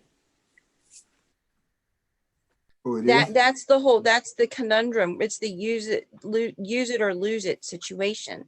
Right. I thought the problem for year 2021 was the same as the year 2020. No. Yeah, that's what I thought. How is Well, it? no, you have the issue for 2020, and it's really this that you have because of COVID-19 and really because of the fact that employees have large amounts of accrued non-elective, that is leave that they have accrued over time in their leave balances. You have to use that before on the cafeteria plan rules before you get to use this elective PTO, this management leave that people have purchased. So the effect of all these things together is that people have been unable to use that management leave that they use their credit to pay for 2020. And the issue is that you can't carry that forward under the cafeteria plan rules to the next plan year. So you have two options under those rules. Either it's forfeited or it's cashed out at year end if they don't use it during the year. But the cafeteria plan currently says that it's forfeited. So really, I believe the sole issue for 2020, that's the sole issue for 2020, right? You had management leave for 2020, that's a given. People have paid for that management leave. They have these large balances and they're unhappy that because they didn't use it or weren't able to use it, that they now are going to lose that money. That's really the sole line, right? And so, and in the interest of fairness, and there's a desire to cash those people out. And really, if that's the decision that the route that the board wants to take, then the only question is, what's the best way to go about doing that? Correct. And I think a key factor that Director Bernstein raised, and it's in here, and I don't know if it's strong enough, but when it references COVID-19 and a shelter at home, I mean, we've all been working through that. So, again, these employees, this is anything but a normal situation, right? So, I mean, there's extraneous circumstances, and I appreciate, I know that, and I want to give credit to Director McLaughlin, Director Crawley. I know Director Bernstein, you've had some issues with this too, which is how do you treat these employees fairly?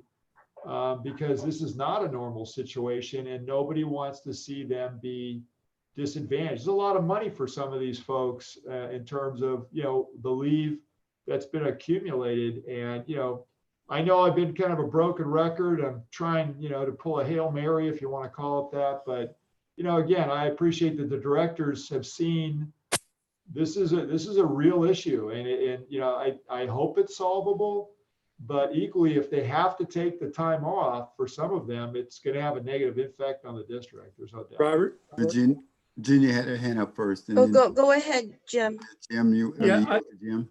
I have to kind of jump in here and just share a little broader view of this. And I'll just, again, to use Rob's phrase, throw the cat on the table here.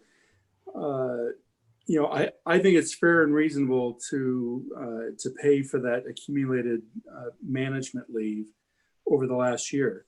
But then I favor the management leave program going away.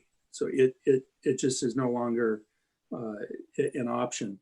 And I also, an issue that we haven't talked about yet, there's a couple, this 401A contribution that I do not favor giving some employees a $2,500 benefit and taking a benefit away from other employees. So my solution to that is we've effectively suspended the 401A program, and I think it should stay suspended until we have a chance to do this study.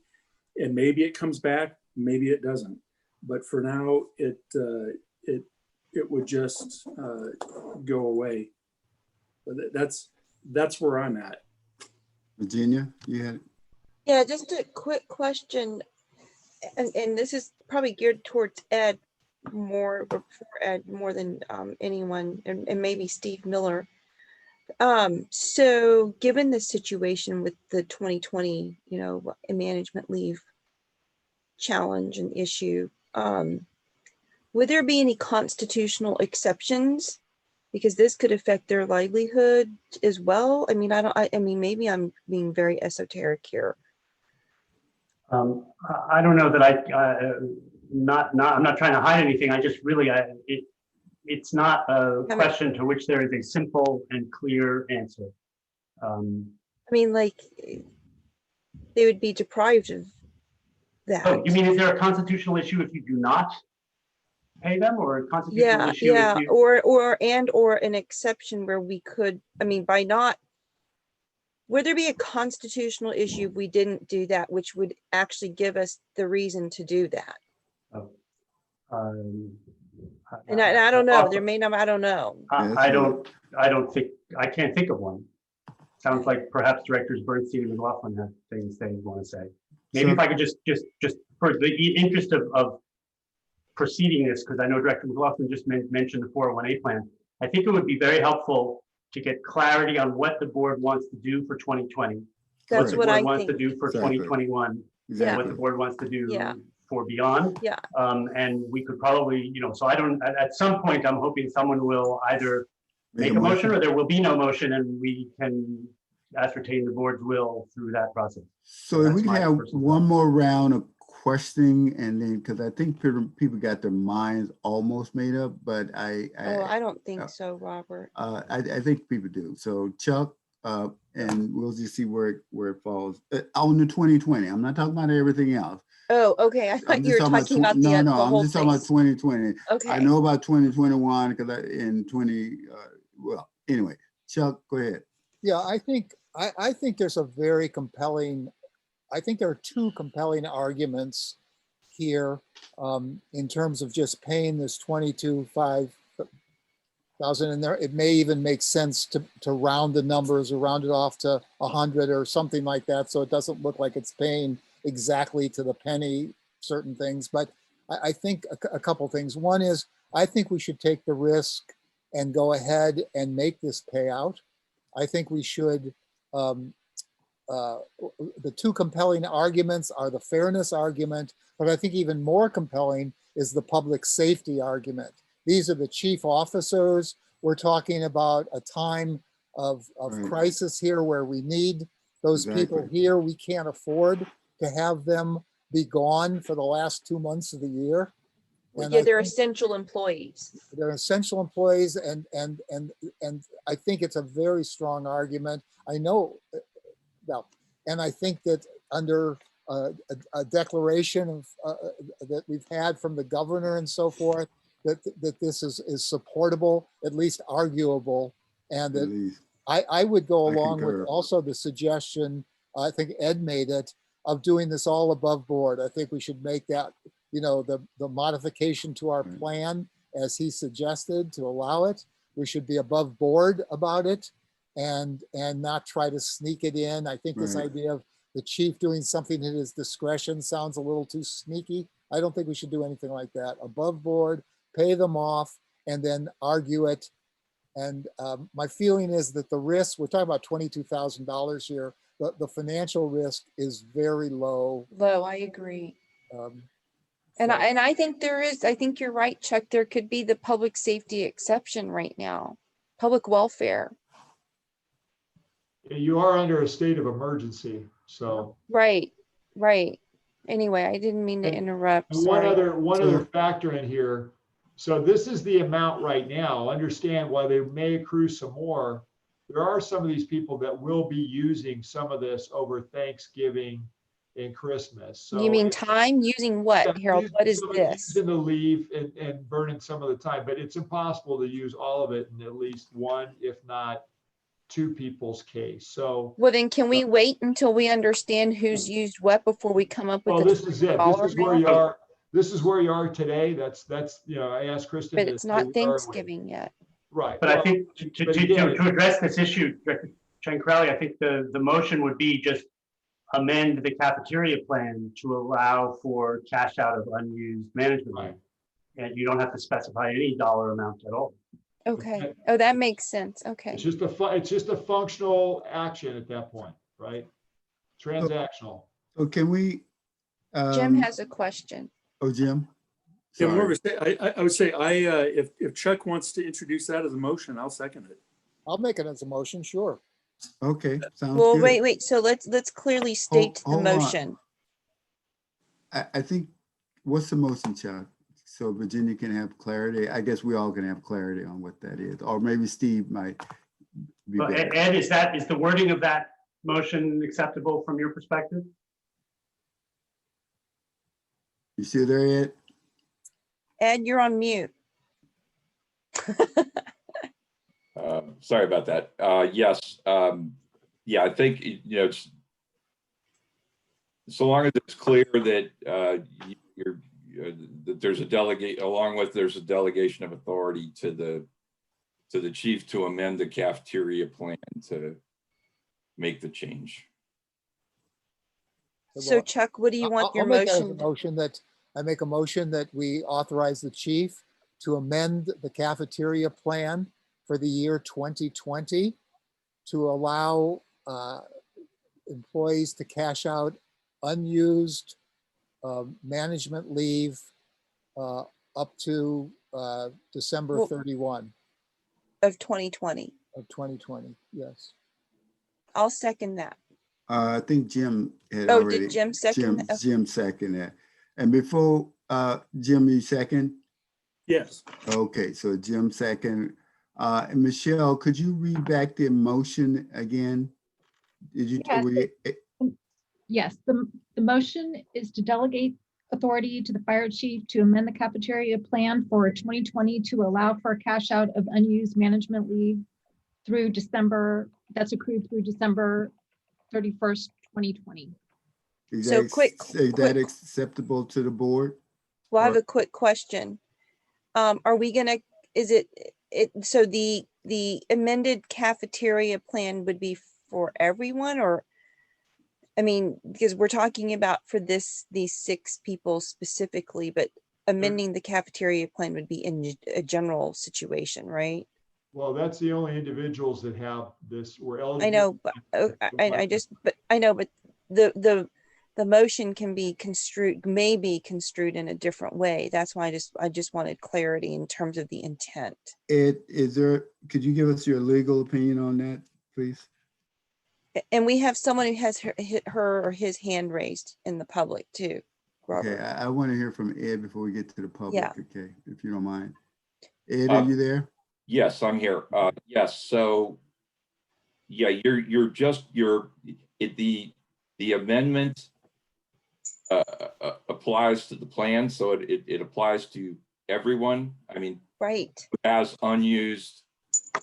has purchased this unused elective paid time off during 2020, and before the end of the year, it's going to permit or provide that anyone that hasn't used that management leave that they've purchased during the year is automatically going to be cashed out by the end of the year. Thank you, Ed. Right. And right now we know of these 6 employees Right. So they're the ones who are going to be impacted that we know of up until December 31st, 2020. Correct. But this applies to everyone in general. Correct. But people have, first of No, all, there's I know. people I just That's wanted okay. to make sure that everyone knew that this applies to everyone in general, even though we're talking about these 6 specific employees. The emotion does not specifically state these 6 employees, which is fine. I just want everyone to know that that's the motion. It only applies to people who have management. I leave. understand that. I understand, but it's not, it's So a general, can- it's a general cafeteria plan change. I think that Ed, that's what you just got to Yes. make a reference to, right? So I think everybody on this board has an understanding, anybody listening have an understanding. So now we can, Michelle, is there anyone, you mentioned that, did you mention there's somebody who had their hand I up? did. There's a member of the public asked me 829 BA's hand is up. Michelle, are you there? Yes, whoever is representing AFSCME 829 BAs, you're free to give your public comment now. Hi, this is Ashley Maid. So I'm as my Zoom name references, I'm the staff representative for the AFSCME members within the fire district. And first I want to congratulate to those who were reelected, and I look forward to working with the entire board. The reason why I'm talking tonight is because I wanted to bring attention to another item in the staff report related to this agenda item, that the fire chief should be directed, has directed that issuance of an RFP to engage a consultant to conduct a study related to the compensation and classification as it relates to AFSCME.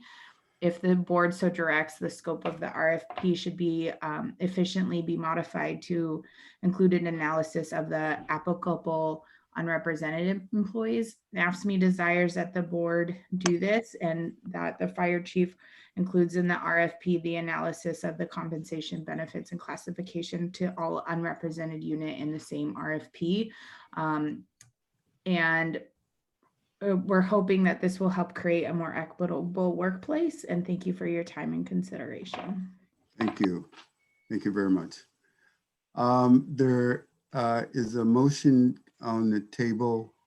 It's been seconded. We have had any further discussion? If not, then let's call for a vote on this. Roll call. Director Bernstein, Aye. Director Crawley, Aye. Director Solano, Aye. Director McLaughlin, Aye. Director Jones. Aye. So the motion to carry just on looking at 2020. How do the board want to proceed on the 2021 and 2022? I know that Jim, you brought up about a compensation comprehensive study. And we also wanted to look at, I think you also wanted to mention about looking at the 401A plan. And so how do the board want to proceed in tackling those two issues, 2021 and 2022? Do you want to talk about it this board meeting, or do you want to refer it to next board meeting? So Virginia got her hand up. Virginia? Yes, I think that the most pressing issue was the issue that we just voted on. Correct. We can actually, Jim and I can continue to discuss the rest of the items that the other items on this, or the other issues in this staff report in the HR committee, unless y'all want to. Virginia, actually, I think, and I'll let Ed or Stephen, because they're raising their hand. Actually, this is time sensitive to the end of the calendar year, 2020. Oh, right. Okay. So let me explain what the issue is and why I think it would be helpful to consider at least something today. As a result of the actions taken at the October meeting, it's not clear, at least to Ed and me and to your chief, whether the board wanted to eliminate the $2,000 flex credit and the ability to purchase management leave for exempt management employees in 2021. If the board wants to retain management leave going forward, employees who have been through open enrollment the district, for those folks, will need to reopen open enrollment and allow for some potentially different elections if the board wants to retain the management leave option going forward in 2021. If you waited until your December meeting to make that determination, there likely would not be time for the administrative process to allow for that re-election process. So if in fact the board wants to eliminate management leave altogether, as I heard Director McLaughlin say was his intent, that probably could be done at the December board meeting, but there's administrative impacts if that's not the will of the board. I think I got that right, and I hope that makes sense as to why it's an issue that's ripe for today and not for next month. Would that take under consideration, well, Jim, if you're still there, or any board members, do you want to comment? Well, I will, Robert.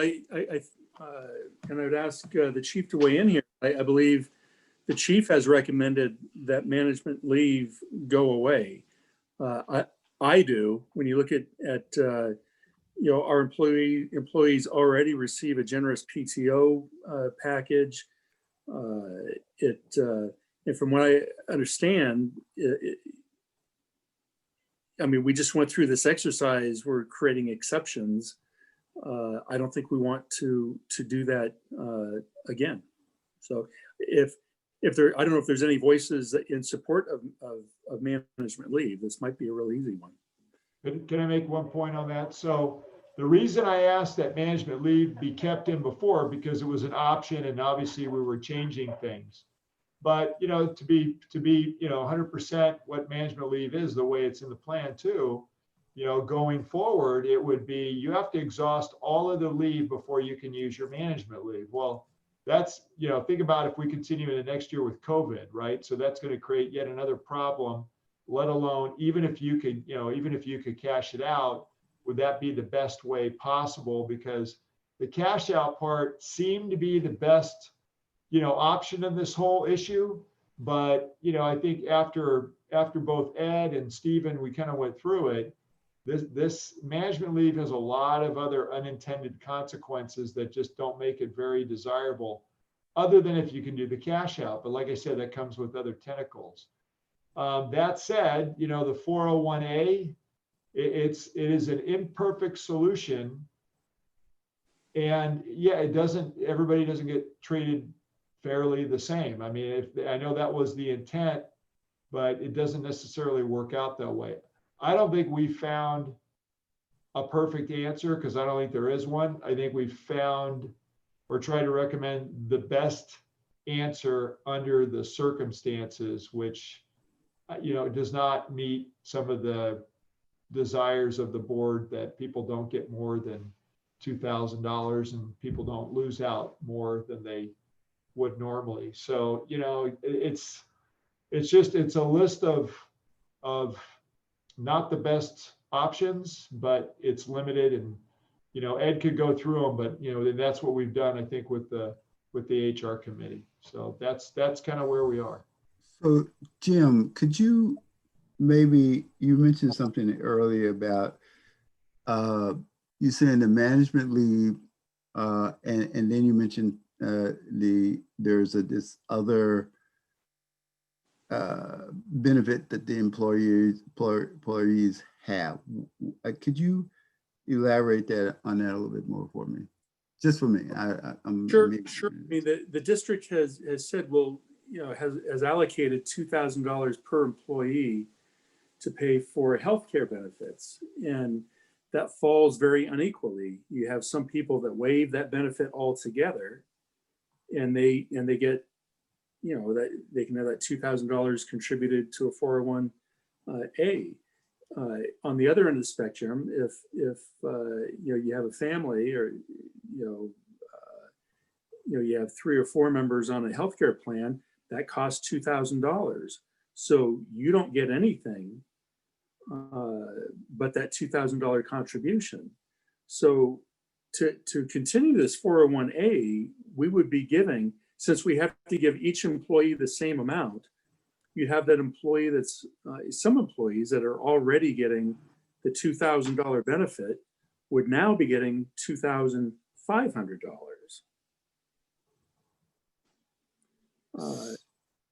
So, and I don't want to go there. I think we've allocated $2,000. Yeah, that's rounded.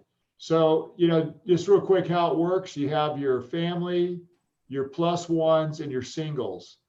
Based upon the non-discriminatory clause, and understanding that there's really 3 groups, not the two were combined together. So there's 2 plans, comp plans.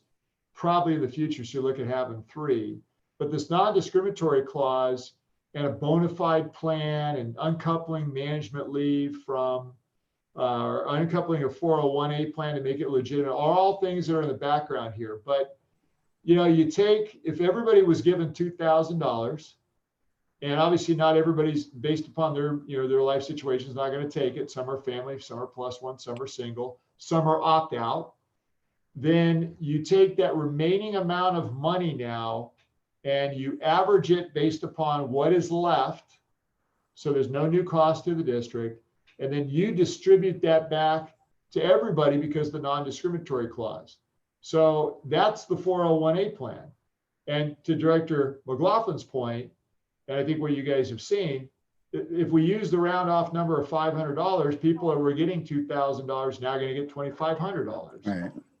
Singles who maybe have a healthcare plan that's, let's say, $1,000, that's all they're going to, you know, they're going to use or get, they're going to get $1,500. The opt-out is going to get $500, and, you know, that's a month and that's it. So they're going to go down from essentially $24,000 to a quarter of that, what, about $6,000 a year. That's a significant change. So yeah, there is no way to make it fair if you're looking at everybody getting parity to the $2,000 amount. The question I have around that is,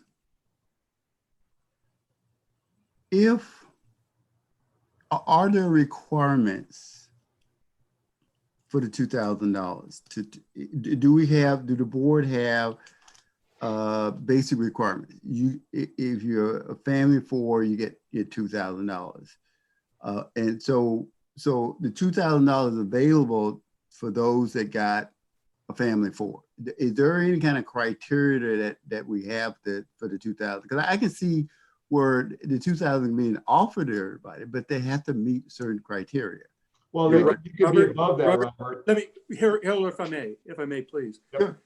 Robert, I come from, my experience has been in state and federal government, the healthcare is offered to employees and the payment is based on your enrollment.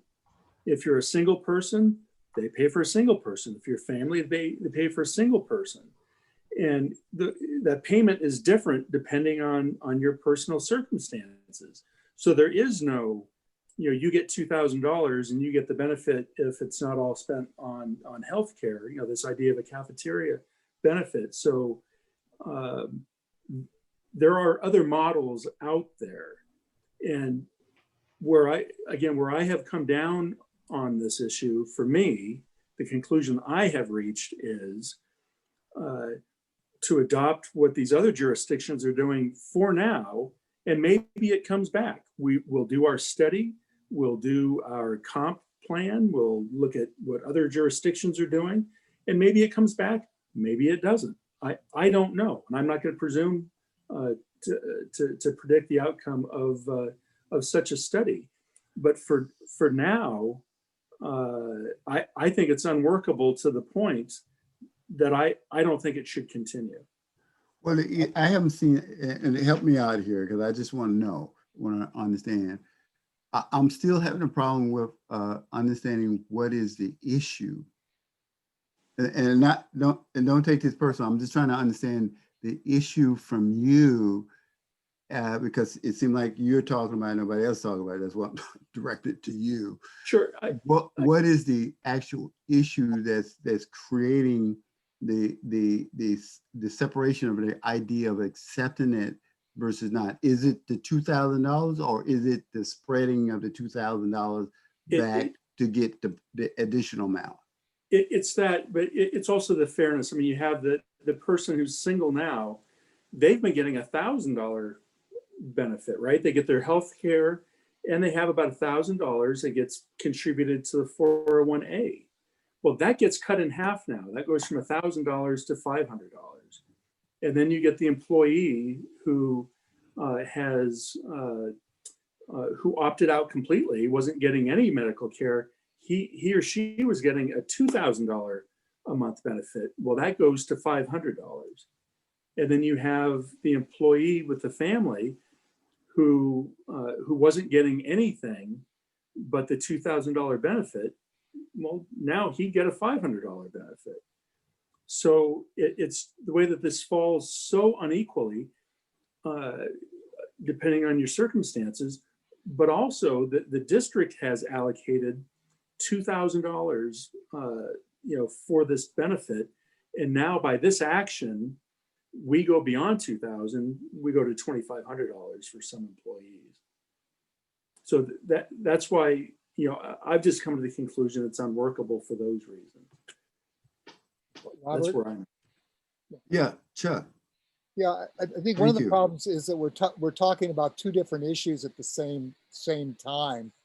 And one of them is this issue about when you offer the health benefits, and the way we've stated it, you can't take what's left over of the 2,000 and put it into a 401A. You have to give everybody the same 401A benefit. So it seems to me we ought to take care of each of these issues separately. The first issue is the management leave. And it seems like the consensus, first of all, it was in the staff report a month ago that the recommendation was to eliminate management leave, not cash out, not have it anymore. And I think we ought to just eliminate that right now and be done with that part of the discussion. So I'd like to make a motion that. What's the second part? You said Well, there the was three second problems. part is, what are we going to do about 401A?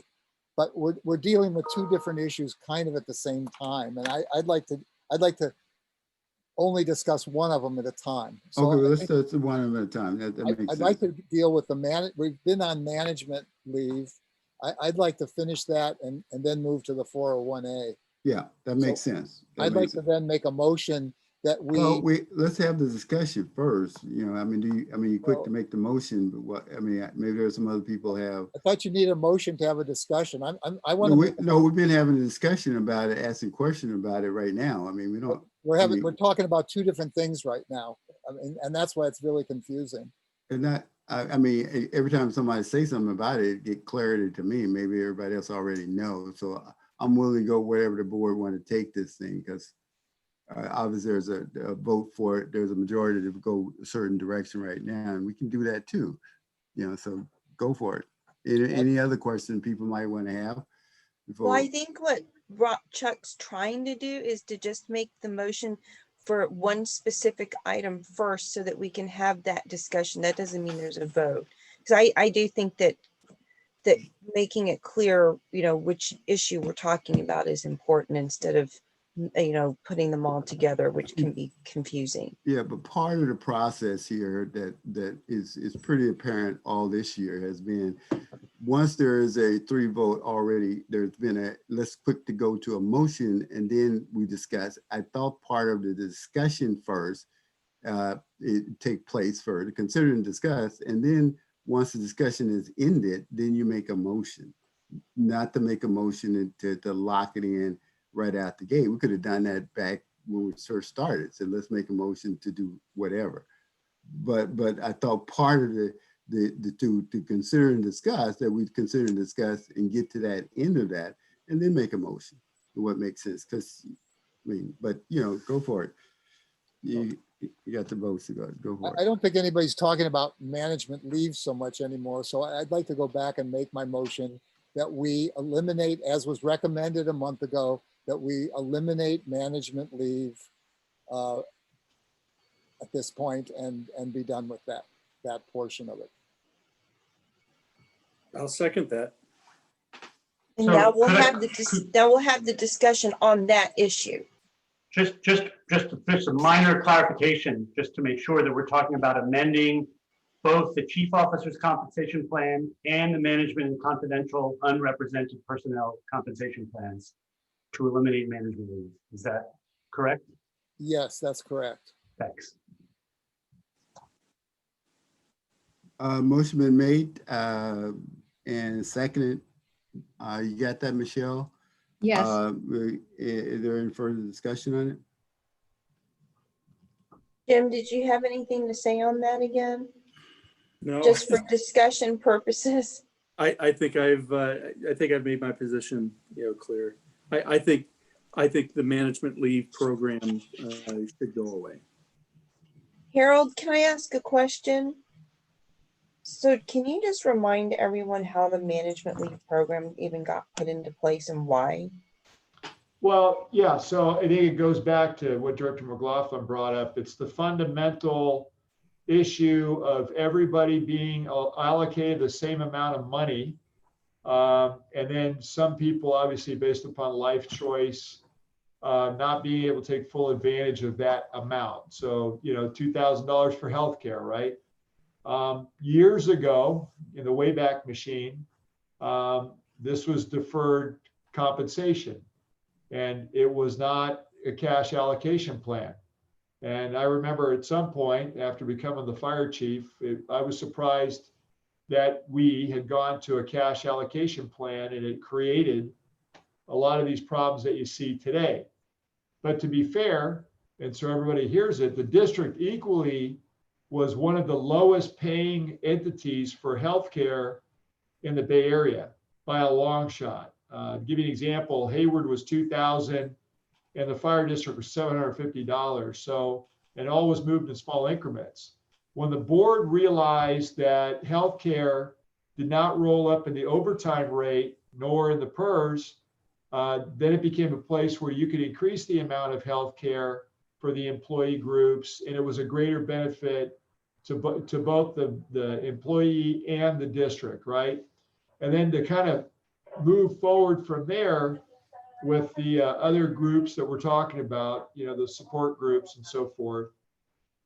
It was the philosophy that healthcare, the district wanted to provide healthcare for its employees and kind of was an all-in, so to speak, okay? Meaning, hey, we're going to try and pay a higher rate of healthcare than maybe some other agencies. But the argument's always, well, where does that end up? Because as you know, that can go run away on you. So these cost caps and ceilings were put in, $2,000, $2,100, whatever you're going to say it is. But what never went away was that other amount was still turned into cash. So you got a lot of opt-outs on the IFF side, and we started to put the entire program into jeopardy based upon IRS rules and other things that we didn't know about at the time. So, you know, and Ed can go 3 things you got to watch out for, and that's one of them. So what's kind of the remnant of what you're dealing with, because this has been dealt with on the IFF group, is this dollar amount ceiling, providing healthcare, but then that remaining amount, so there's an equity or value is kept by every employee. And that, I'm not going to say that's unique, but I'm going to say that, you know, it is somewhat of a deviation of what was done in the past, and it's kind of morphed into a more complicated problem, because when you start making it cash, you know, it's an issue. Management leave was then inserted to try and be a method or a mechanism. So you didn't get a cash out, even though that wasn't always explained correctly, but you would get the leave. We just addressed that. When we realized in that plan there were issues, then we said, hey, this isn't a good solution. Let's go to the 401A. Well, the 401A was coupled to healthcare. It can't be coupled to healthcare. It has to be separate. And as we all know now, with the anti-discriminatory rules, everybody's the same. So you got to split this up. You can no longer just say one group will get this and the other will not. And that's what's changed the whole landscape here. It's you know, it's application of properly administering the plans, its application of, you know, to go forward appropriately using the plans. And then quite honestly, it's, you know, what's the best way to do it, given we found out some of these other rules that maybe we didn't know about before, to create a bona fide plan and a compliant plan. And that's kind of my synopsis of, you know, how we got where we are. And the whole thing started, remember, when it was all about moving forward, and we were still including management leave. And then all of a sudden I started to hear the equity issues, the problems. And as we dug into it with Stephen and Ed, spent about 15 hours going back and forth, realized, man, there's a lot more tentacles and problems with this thing than we ever realized. So, you know, and here we are, right? An imperfect solution. Okay. There's a motion on the table. It's been second. Any further discussion? Call for a roll call, Michelle. I would just like to clarify that, because it wasn't said in the motion, in the making of the motion, that this is for calendar year 2021. Yes, that's correct. Thank you. Okay, Director Bernstein. I think that maybe that's not correct. I think it's for calendar year 21. Can you please read the motion? Can you Is that please not what I read? said? You said 2021. No, 20-21. Gotcha. I thought you were talking about a fiscal. No, for not 20. for calendar year 2021. That's correct. You are correct. Thank you. Okay. So Can you please reread the motion with the date, the year, please, Michelle? So we're all yeah, clear. the motion is to eliminate management leave for calendar year 2021, the upcoming year. Okay, so can I do the roll call now? Yes. Okay. Director Bernstein? Aye. Director Crawley? Aye. Director Solano? Aye. Director McLaughlin? Aye. And Director Jones? No. Okay, so the motion carries 4-1, and we'll move on to, I don't know if you want to, Jim, pick up on the 2022 in terms of trying to understand what that will look like? You mentioned about a comprehensive study. Do you want to elaborate on that? Well, I would like to ask Stephen Miller, is there any need to address the 401A contribution issue? I mean, when you say need, there is no need to do so now.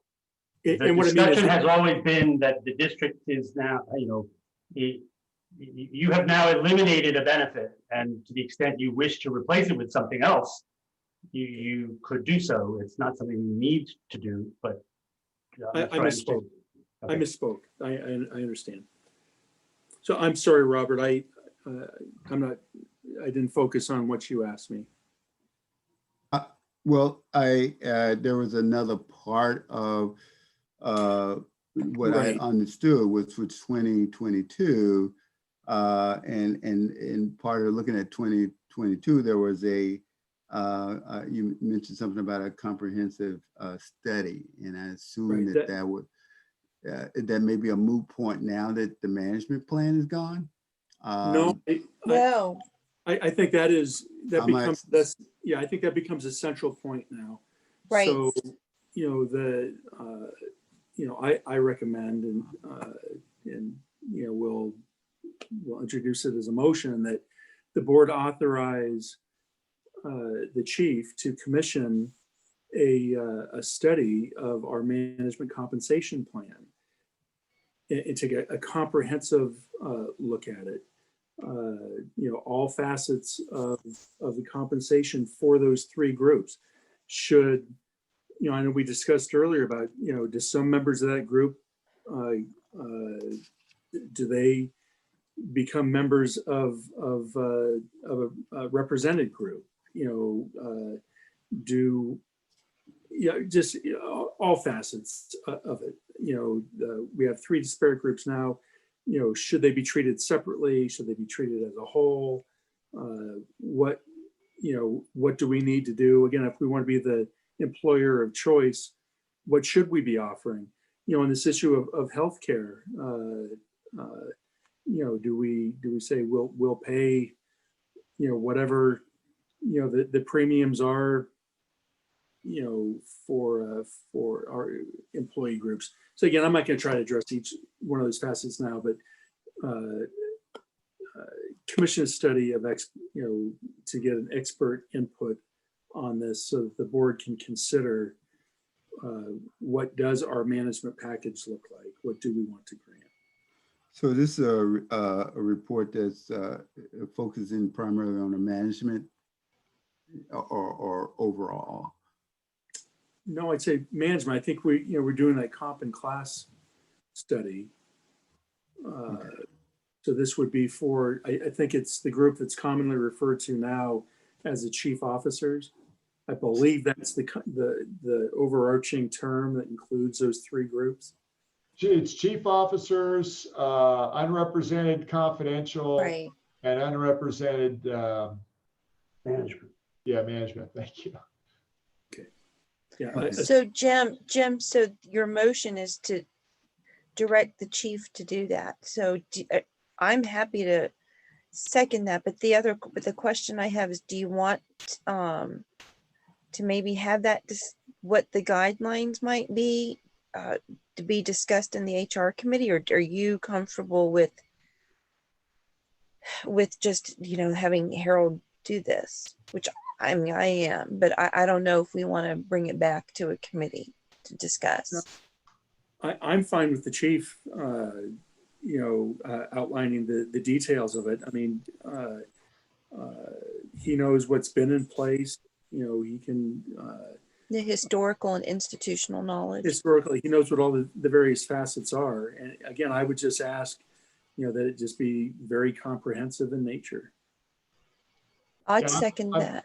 I'm familiar with what I think you need, and I also want to acknowledge, the representative from AFSCME. We're aware of that, and we'll be inclusive of that as well. I'll second that motion, and then we can have a further discussion. And I agree, Harold, with the public's comment that, this is in keeping with the board's philosophy of just maintaining, or at least being equitable and fair.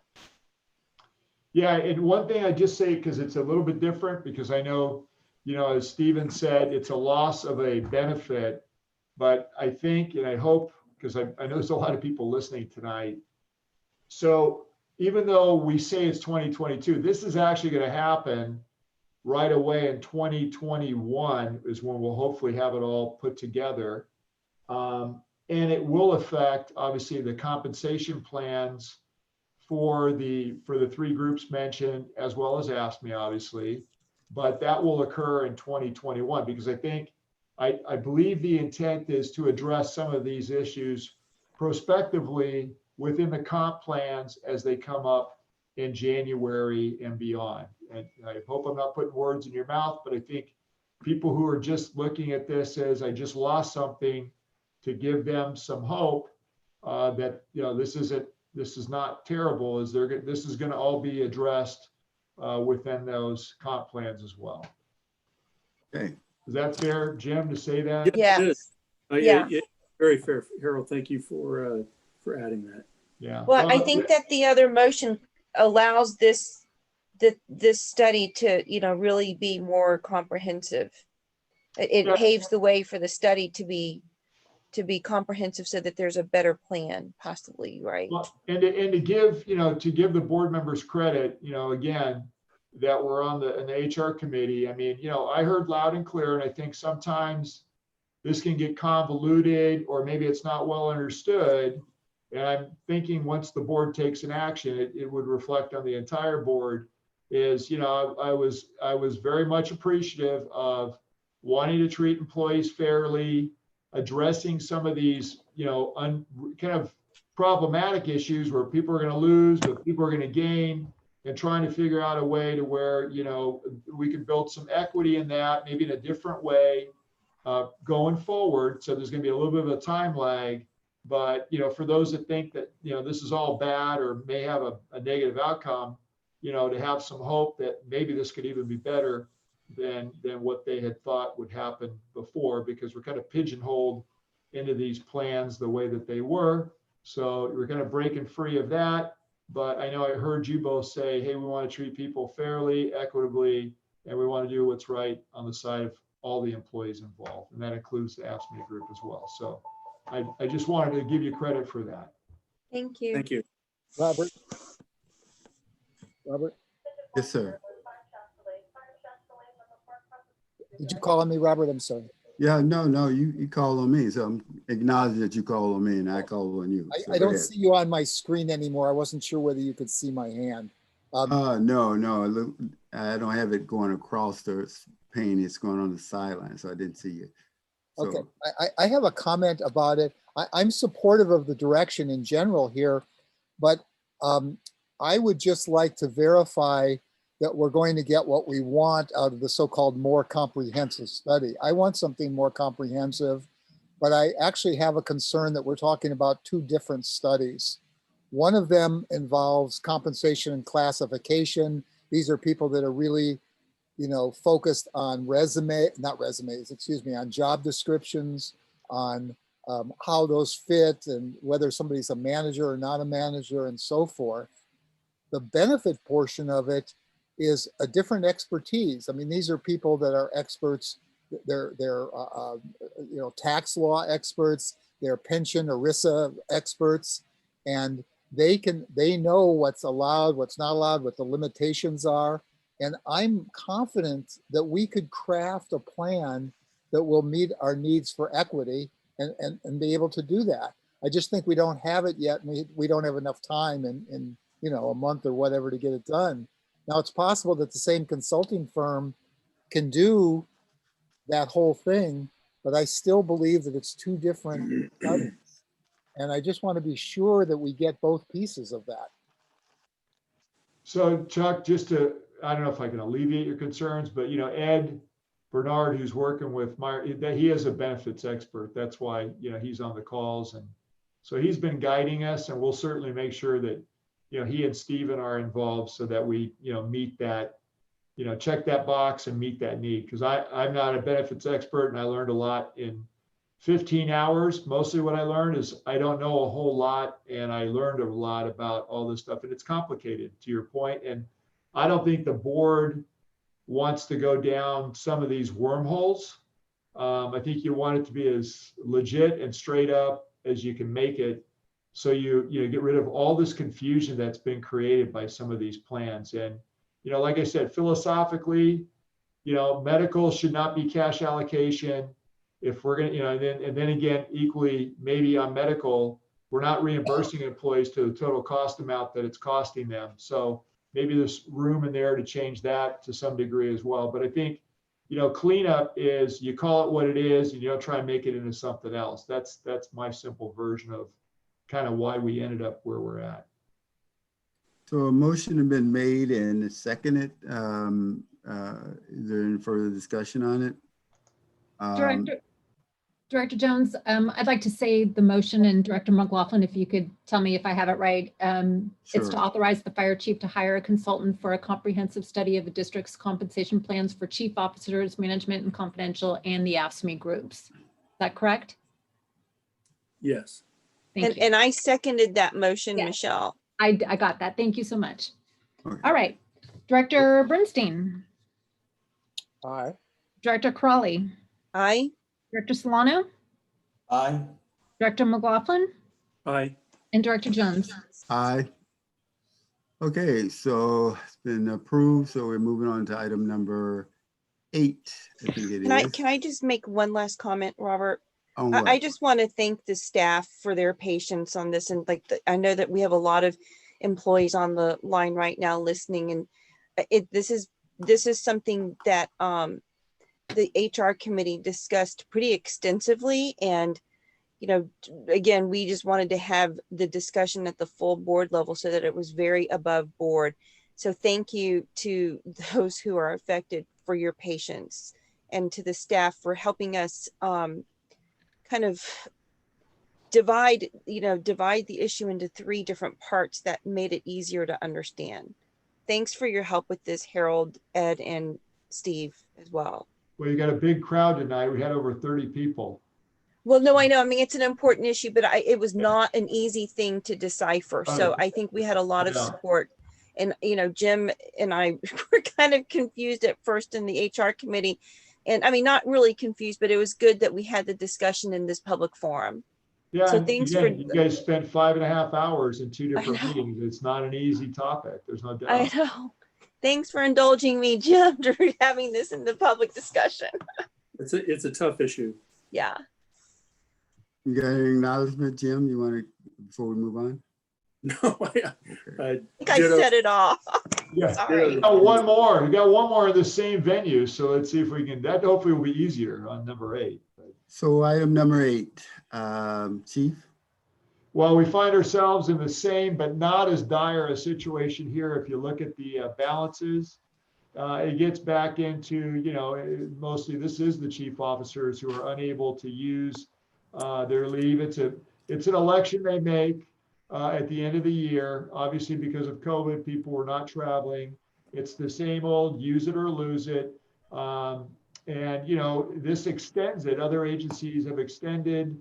I think it's pretty straightforward. It's not as egregious as the other amounts that you saw, but at the same time, I want to make sure that we get the opportunity to have the discussion about it. So it's kind of the third part of, winding out 2020, the banner year of dysfunction. So, if you have any questions, I'm happy to answer. I know Stephen can weigh in as well, because we've kind of gone over it, but, appreciate Kristen's time to put this together. Is there a motion? I have some questions, Robert. Sure. Harold, how many employees are we talking about? And are they all senior management people? Senior management, and you're looking at, I think it's 4 employees total. Okay. Something that concerns me with this, do employees put in a leave request at the beginning of the year? Yeah, they have, so per the way this works, and again, Ed or Steve could probably explain it better, but they have to pick their election at the end of the year, but prior to the year that you go in. And so, this year, obviously with COVID, people weren't taking vacations. And so now they're going to exceed their leave cap, which is, again, it's a use it or lose it. It's not a pay down. So they would either choose to lose it or start to take the leave so they don't exceed the cap. Other agencies have been allowing their people to do the same thing. You extend it out for a little bit further and then hopefully allow them to take it down. This is a smaller group. It's a much smaller amount of time. I think it will be more manageable with Thanksgiving and the Christmas holiday. But, part of what exacerbated this too is some of these same chief officers have been deployed on wildland fires, over the summer. And, that equally was another opportunity to maybe have taken the leave. And they were out in the field, all over the state running strike teams. Harold, does this group have the opportunity at the beginning of the year to declare that they want to buy or they want to sell back X number of hours? So you can't sell them back. I think that's you elect to what you can use. And then if you don't use it, you lose it. Yeah, but don't some of our employees? Well, I think you're right. There is a sellback feature. Let me punt over to Stephen and Ed on this. I believe there is a sellback feature, but you have to declare it. And again, because of IRS rules, there's no flipping the switch off. It's either you do it or you don't when you elect. Ed, you got any comments, Steve? I have a Robert? question. So- To get clarity on that for Jim? Yeah, if I could just go a little further with that, Robert. So if, let's say I started the year with 700 hours and I know I'm going to accumulate or accrue 480 hours. And you need to help me out here. Why wouldn't I say, okay, I'm going to sell back 300 hours? I mean, if that's an option, why wouldn't I do that at the front of the year? Because I think these guys, I will use the phrasing of one of them, which is I enjoy my time off with my family. And, I don't cash out any hours because I use it for vacations to spend with them. So But- here's my question. But if I'm already, but let me, Virginia, please. But if I'm Sorry. starting here at the maximum, if I'm already at the cap, and I'm in a position now that that means I would have to take off 12 weeks in that next year. And just knowing the flow of business and whatnot, that's probably unlikely. So again, it seems almost like, you created the circumstances where this became inevitable, that you'd lose the hours if you didn't elect to sell them back at the start of the year. Yeah, I don't know if that's, again, I'd have to look at everybody's leave balance, which we didn't put on here, but I'm not sure that's completely true. But, I will say this, the balances are lower than the ones you just saw. And there is a way to manage at least part of this with less of a negative effect through the Thanksgiving and Christmas holiday. So, but, we tried to, in the same venue, tried to offer them the option, which other agencies have done. I mean, the leave cap till February is not something out of line with what other governmental agencies or fire agencies are doing. Just one more question. Is there a limit to how much time I can sell back? That's a good question. I don't know. You would have to, to your point of declaring that with that, you'd have to do that at the time that you make your election before we get into the year where you would use the leave. So once you do that, because this is all those, and again, I'm not the expert on it. This is these IRS rules that came into play. Years ago, this was never a problem. Now, because leave time turns into cash, it's become something where the IRS has caught on to it. So you have to designate, what that's going to be in advance. And then I know Ed knows the term. There's a term that it's what, irrevocable, or you can't change it once you. It's an irrevocable annual leave pre-designation cash out. There you go. Thank you. So Jim, excuse me, Virginia, I know you got your hand up and I'll acknowledge it, but do we need clarification from Ed as to what that really means? Or, because I don't know. If you already know, then. No, I think I'm pretty clear on it, but Okay. but you should be. I mean, if Well, Go I ahead- do go have ahead- a go question ahead, that Virginia.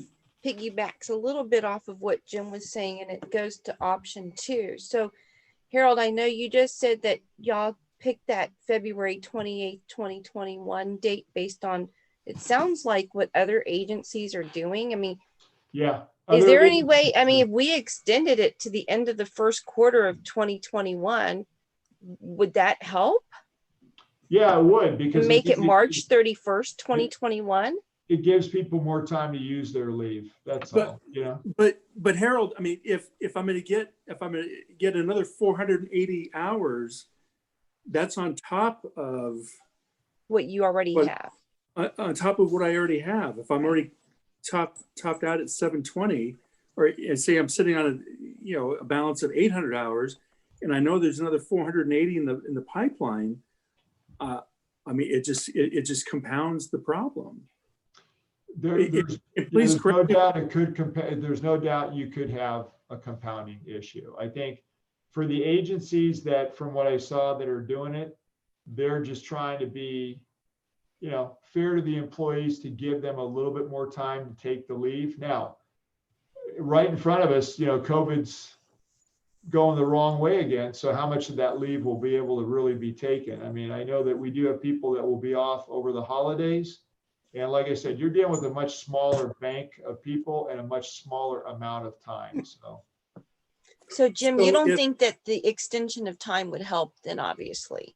No, and Harold, would we set up a situation where, again, if I'm already sitting on a large bank, if I'm sitting on 800 hours, I know there's another 480 coming in, and I get to do this election, is that fair? I mean, does that? Yeah, I hadn't thought about that. And I'm not sure how, I would have to take a look at how that works, because I hadn't contemplated, to your point. I mean, you accrue hours as you go. So it's not like we give them to you in a lump amount. I mean, every pay period, they accrue a certain amount of hours. So, I don't want you to think it's a lump, right? I mean, it's going to be every pay period you get it. But to your point, it's going to grow, right? So if you don't do anything, the number does get bigger as you go along. And do you get a second bite of the apple? I didn't elect to sell back time last year, but I will this year because it's been extended. Yeah, I mean, that's one way to look at it. I mean, at the end of the day, like I said, the good news on this one is smaller group of people, a much more manageable amount of time, that with Thanksgiving and Christmas and New Year's, they could use almost all of the time and it not be an issue. But, we tried to follow suit. It came up, and it was one of those ones where, hey, we've got these other 2 issues, and this is similar, albeit that, like I said, it's a smaller problem.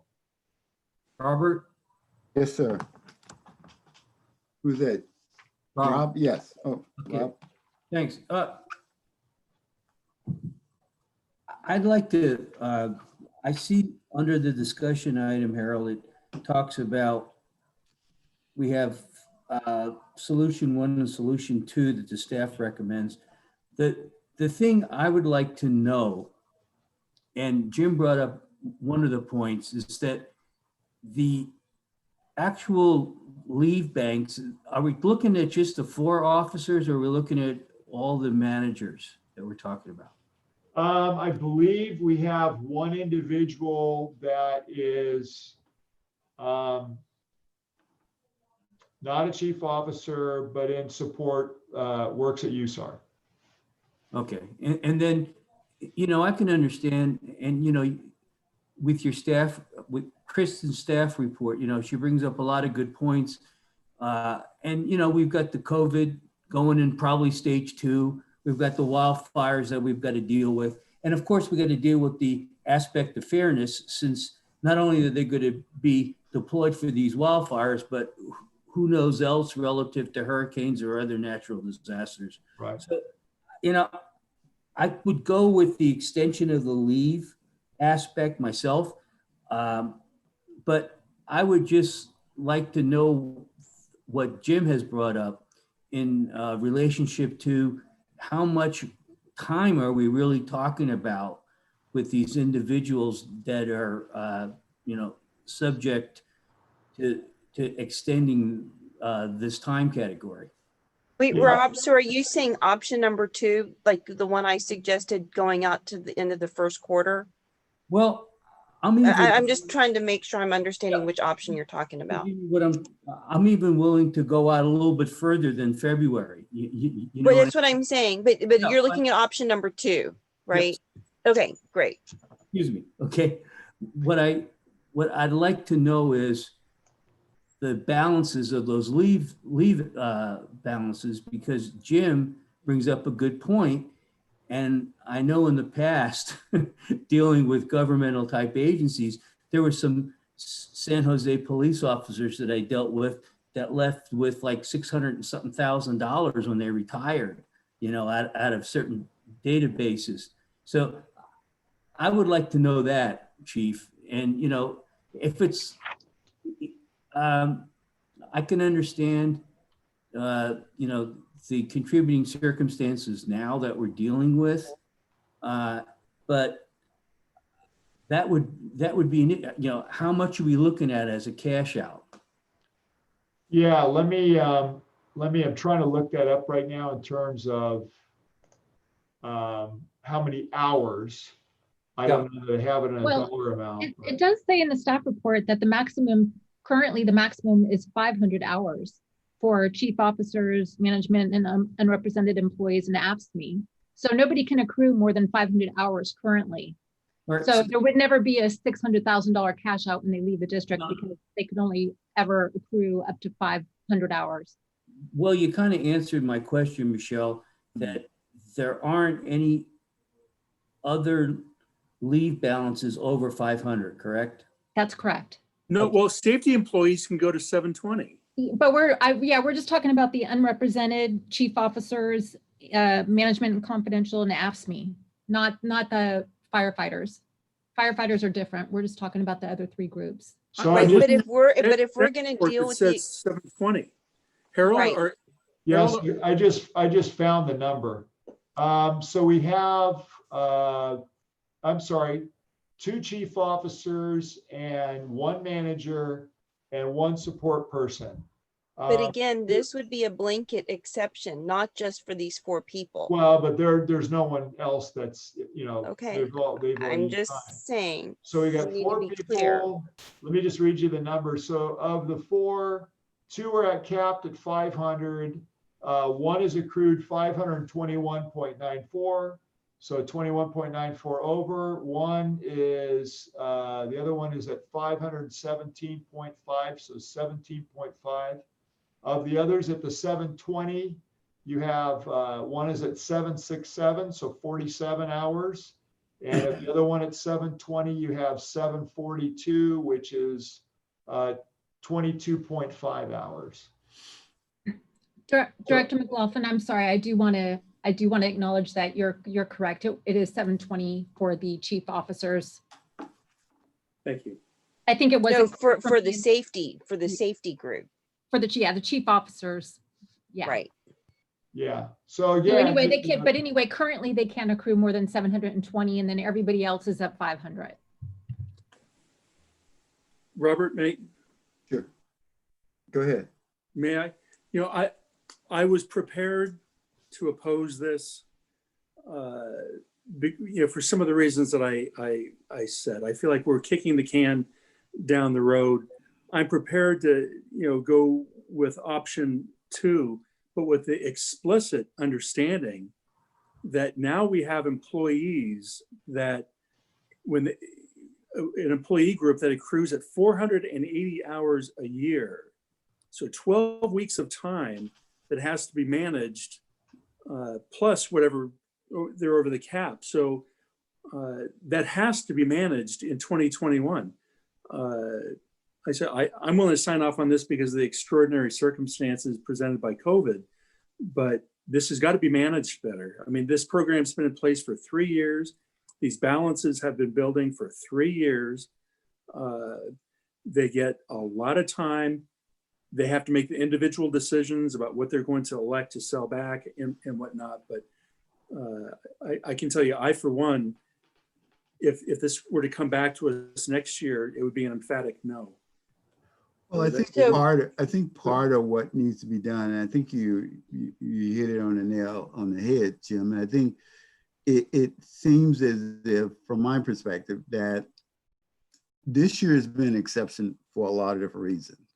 And I think for all what was planned in 2019 was no anticipation for 2020. So I think part of what is being looked at now, and I think what really need to be looked at and make a recommendation made as to what would be its replacement.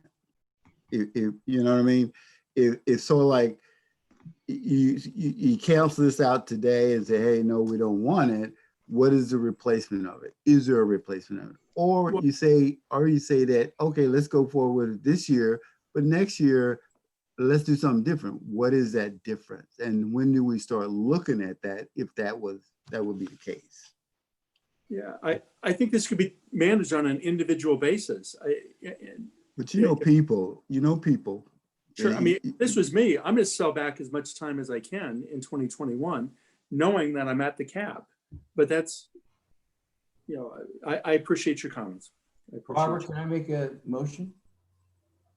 Oh, hey, you can do anything, Rob. I mean, Can I make before you make the one more motion, I think Michelle wants to say something. Oh, yes, thank you. I just wanted to make one more clarifying statement, and I don't know if everybody already knows this or not. So for using the chief officers as an example, they can have up to 720 hours in their bank, but the max accrual for the year, and that's only for the employees who have been here the longest, is 300 hours a year. So just why isn't that? I don't think that was in the staff report. No, Why it's not in the wasn't- staff report. I'm looking at the compensation plan on the website. So 720 hours is the max they can have. And Michelle, I don't think that's accurate. So perhaps, I'm not sure that really contributes to our discussion. Okay. But thank you. Well,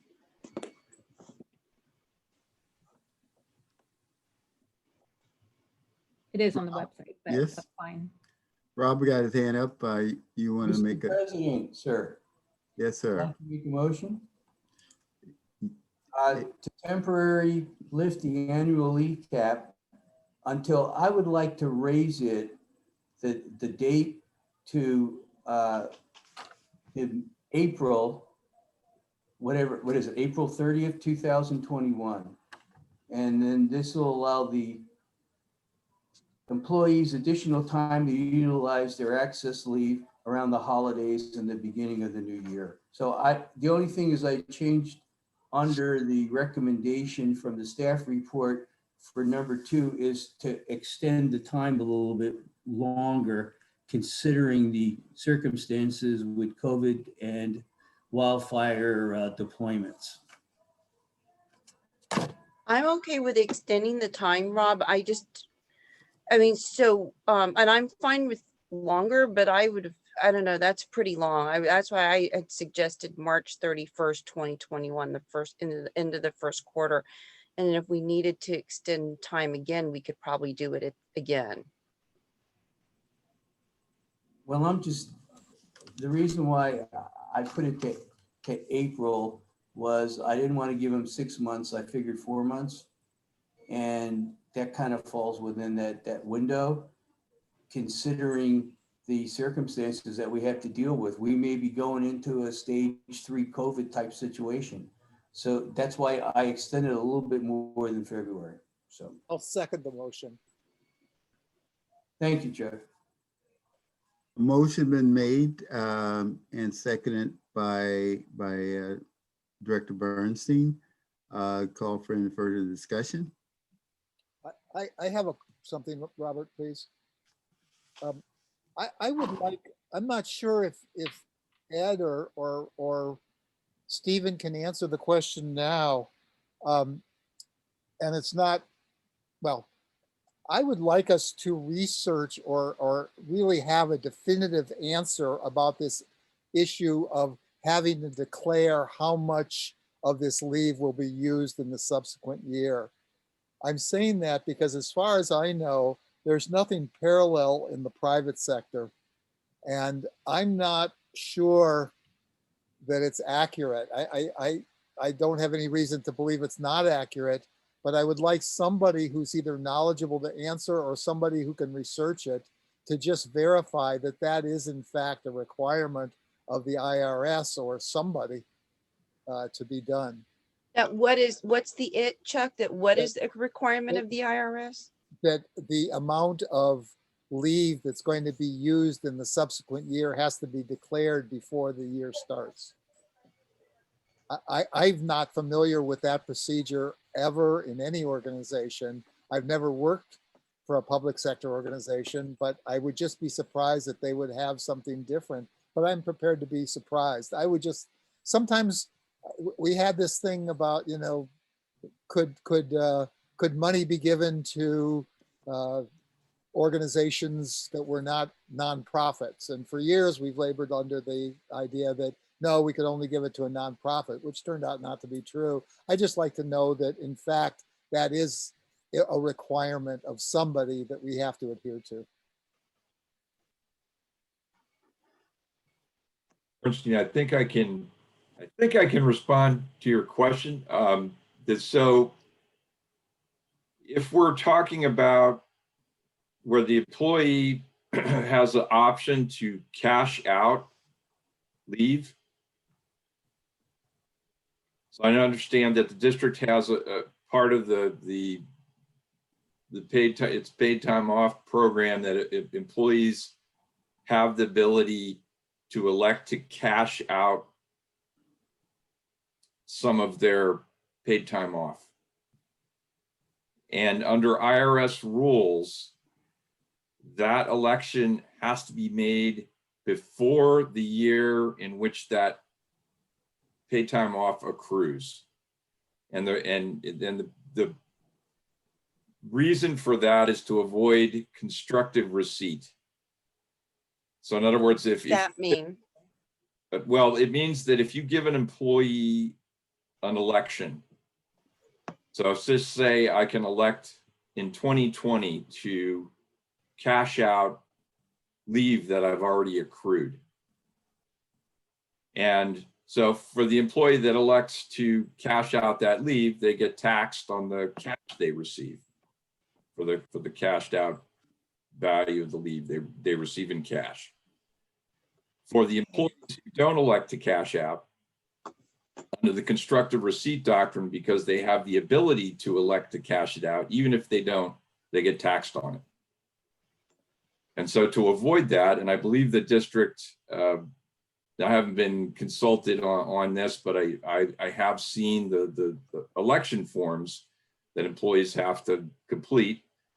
It's consistent with my understanding of why that is to avoid that constructive receipt issue. Okay. But it's only for it's only for the cash out portion. It's not for the total amount that they take as vacation. Is that correct? That's correct. That's correct. Like, so if you're just you don't have to say, yeah, it's really if you have an election to, you know, between cash or the vacation accrual. Okay, thank you. That wasn't clear to me from our discussion. Thank you. You're welcome. So the motion been made, seconded. Any further discussion? call for a roll call vote. Director Bernstein, Aye. Director Crawley. Director Crawley, you're on mute. Aye. Thank you. Director Solano, Aye. Director McLaughlin, Aye. and Director Jones. Aye.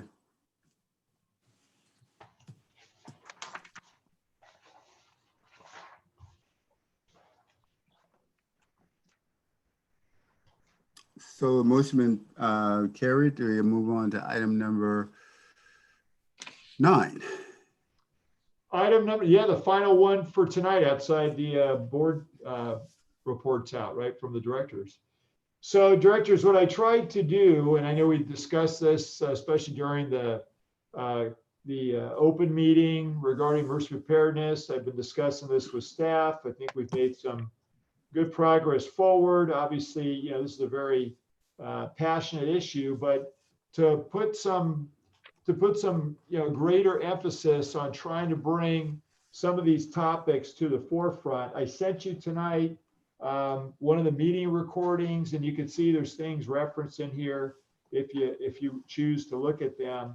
Yeah, it's just part of what I tried to look at. I apologize that I didn't get the packet out to you sooner, but trying to navigate through all these issues and watch the videos and read the documentation, as you can see, was a big task. And, you know, there's more than that, but to kind of focus on, get on point is, you know, there is a greater history as I go to page 2 of the 3, but for purposes of moving forward in a methodical, positive, productive manner, what I've seen and now researched exists in many forms as a change or lack of annual board action in the form of direction, resolution, and policy when needed to remove any ambiguity or confusion. So what I tried to do was, and I call this policy, but really it's up to you to make it policy or to say, hey, we want to do something with this, is to kind of broadly go through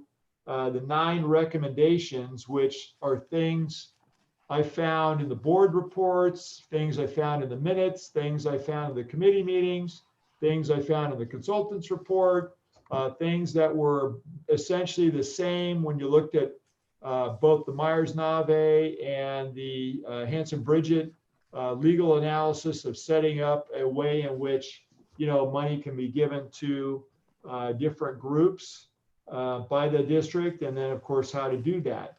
There's more work that needs to get done. There's obviously strong opinions and feelings about some of these things, but I'm hoping, and I'll leave it up to Director Jones, that, you know, you can navigate your way through this and give, you know, the staff, I think, some maybe hopefully clearer direction as to what you want us to do, so that we can better focus our time and energy. And, you know, everybody wants to be as supportive of what's going on as they can. So hopefully this brings some better clarity to it, or will bring better clarity to it.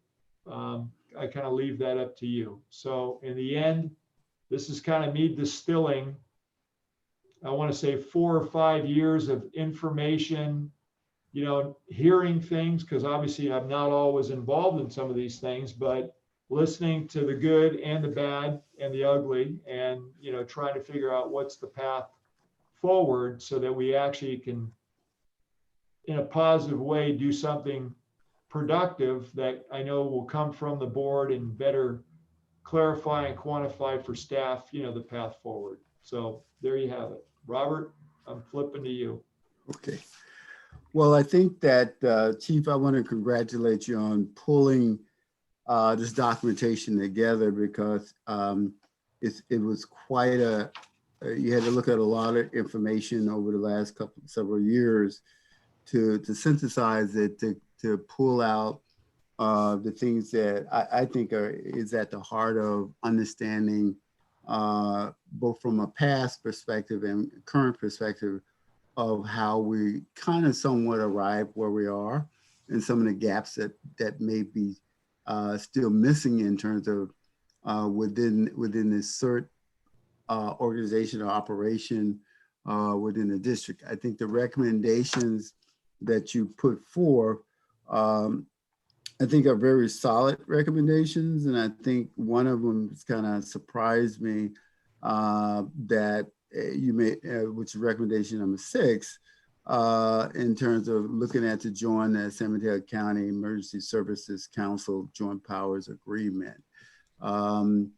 So at this point, I think what we need, from what I understand, that we just need to leave it open for some discussion, comments by the board members, and then we'll open it up to, I assume there are comments, Michelle, that people don't want to make comments during this session. So again, thanks, Chief, for pulling this together, because there's a lot of work, a lot of history here.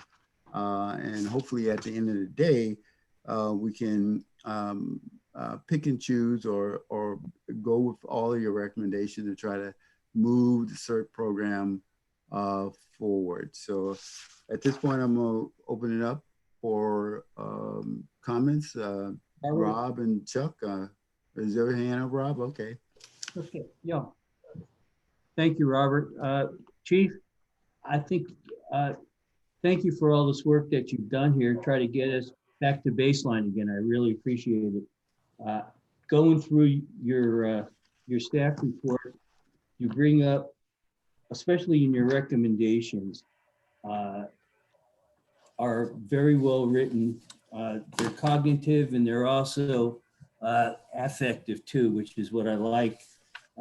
As to your recommendation for number 1, to formally integrate any of these approved recommendations or statements into the fire board's current goal and prioritization process. Well, in our accreditation process that Chief Navarro's writing, there's a whole section on CERT community relations and working within our towns and cities within our district. So I think that number 1 that you've identified is pretty much the foundation for all your other recommendations. The only thing is, I just want to comment on, and then I'll be done, Robert, is on paragraph 2, where it says in 2016, the CERT charter was established and the current bylaws and community crisis committee structure was put into place. Well, the only part of that agreement that I saw was an icon that was in the left-hand corner of that agreement that involved community crisis committee or community crisis management section. That's correct. So, yep. Right. So, I mean, we did have that CERT charter, which was activated by you, Chief, and it was baseline.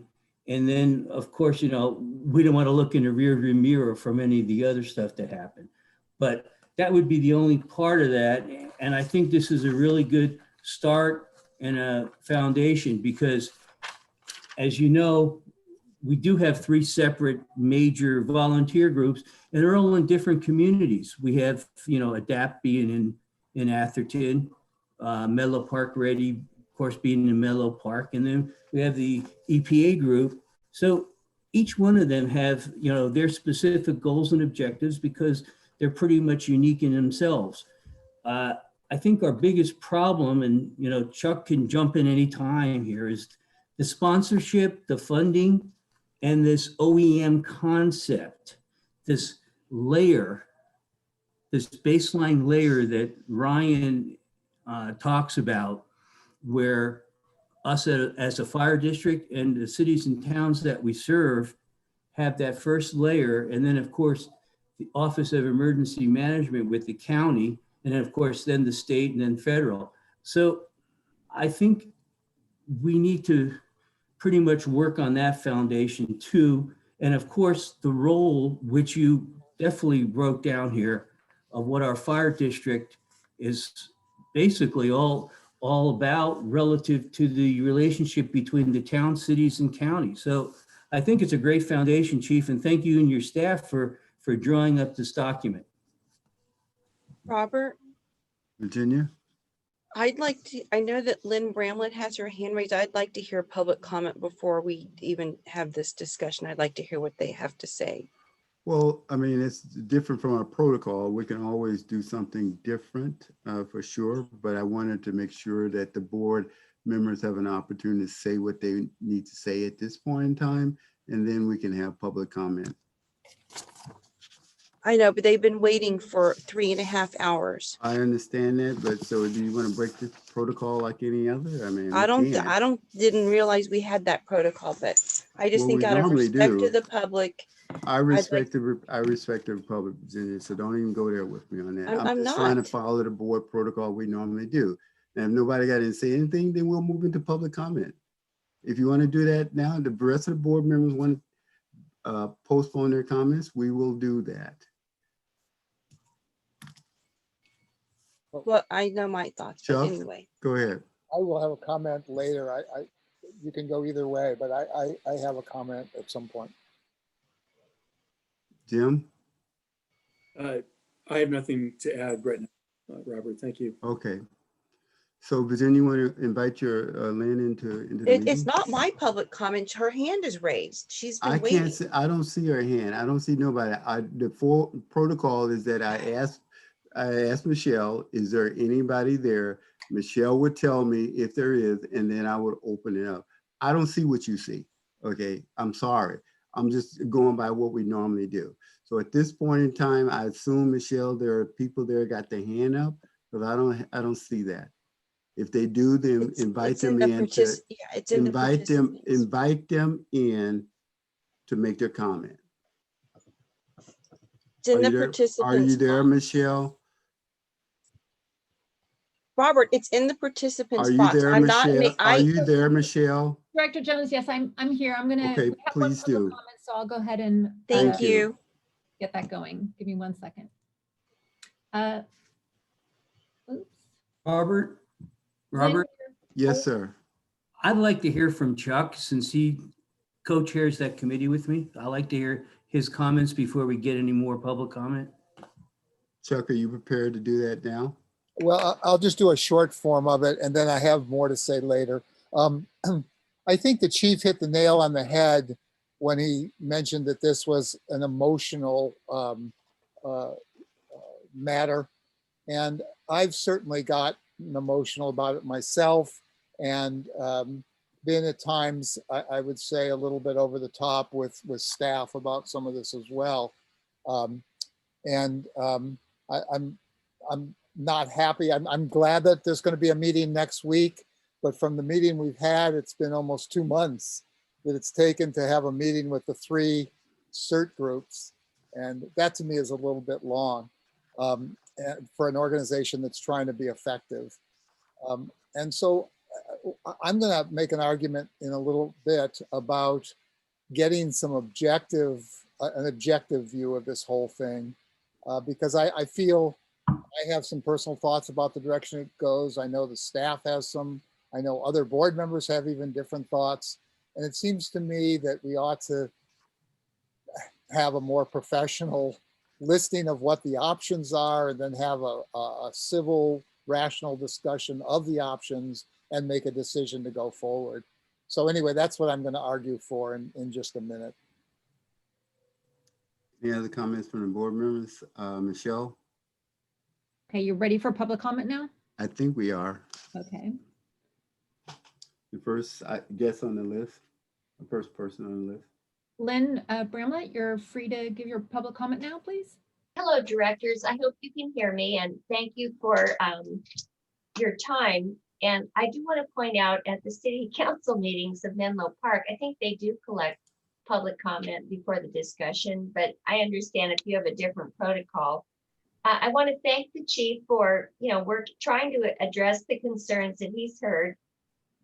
I feel there is a lot to digest on short notice. I learned about this today around 4:30. I printed out the packet and I didn't notice anything had changed.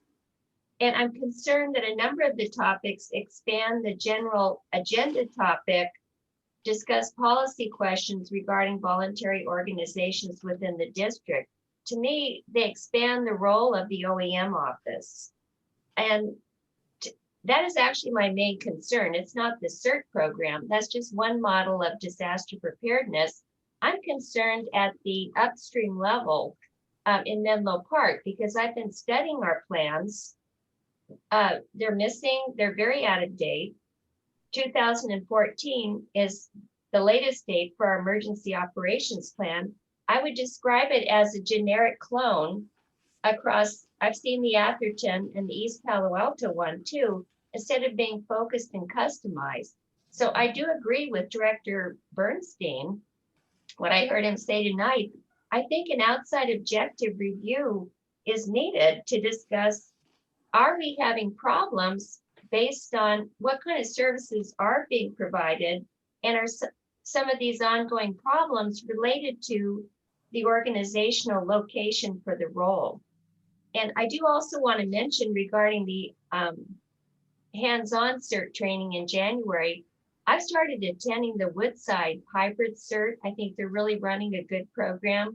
I was surprised I didn't see anyone else that I knew from, our community, but it's first rate, and they're talking about doing the hands-on later in February. And anyone is welcome to, to take it. And this Saturday at the MPC Ready community meeting, we'll be hearing from Los Altos, and they went through some, struggles and challenges with what they decided to do, which was frankly to bring the OEM role in-house in Los Altos. And it's apparently a well-working model. Palo Alto used to have their role in the fire district. So I learned that there were multiple problems. A consultant was hired to look into it and make recommendations. And based on that, it was brought in-house, the role elevated to be on par with the fire department, the police, reporting right into, the executive leadership. And I think it's viewed as a real model. It's frequently held up as a model. So I think it's time, in the interest of the safety of our residents, to, have an objective review and to look into what is the best for the residents. Thank you. Thank you, Ms. Bremlett. Michelle, is there anybody else? That was it. Okay. We have no other public comments at this time. Chuck, you said you had some additional comments that you want to make. Yeah, I think, let me just, as a preface, say, we're talking about a number of things. I mean, at most immediate, we're talking about CERT and the future of what was called CCM, and how we're going to utilize volunteers in our community and so forth. We have talked in the past, but we haven't heard anything for about a year, I think, about the idea of an alert system for the whole community, the LRAD system, and how that would relate. I know that a couple of directors more recently have been talking to the city of Menlo Park about kind of upping their game and participating more fully in what's going on and so forth. And I know, Robert, you've had discussions with Cecilia Taylor about Menlo Park playing a more significant role and so forth. What I think we ought to do is hire a consultant, and I want to make a motion to this effect. I'd like to make a motion, and it's a complicated motion.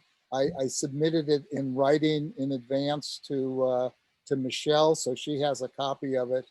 But here's my motion: that we hire a consultant to conduct an independent review of the district's structural and organizational options for providing emergency services in a major disaster, involving, but not necessarily limited to, both professional and volunteer resources within the district.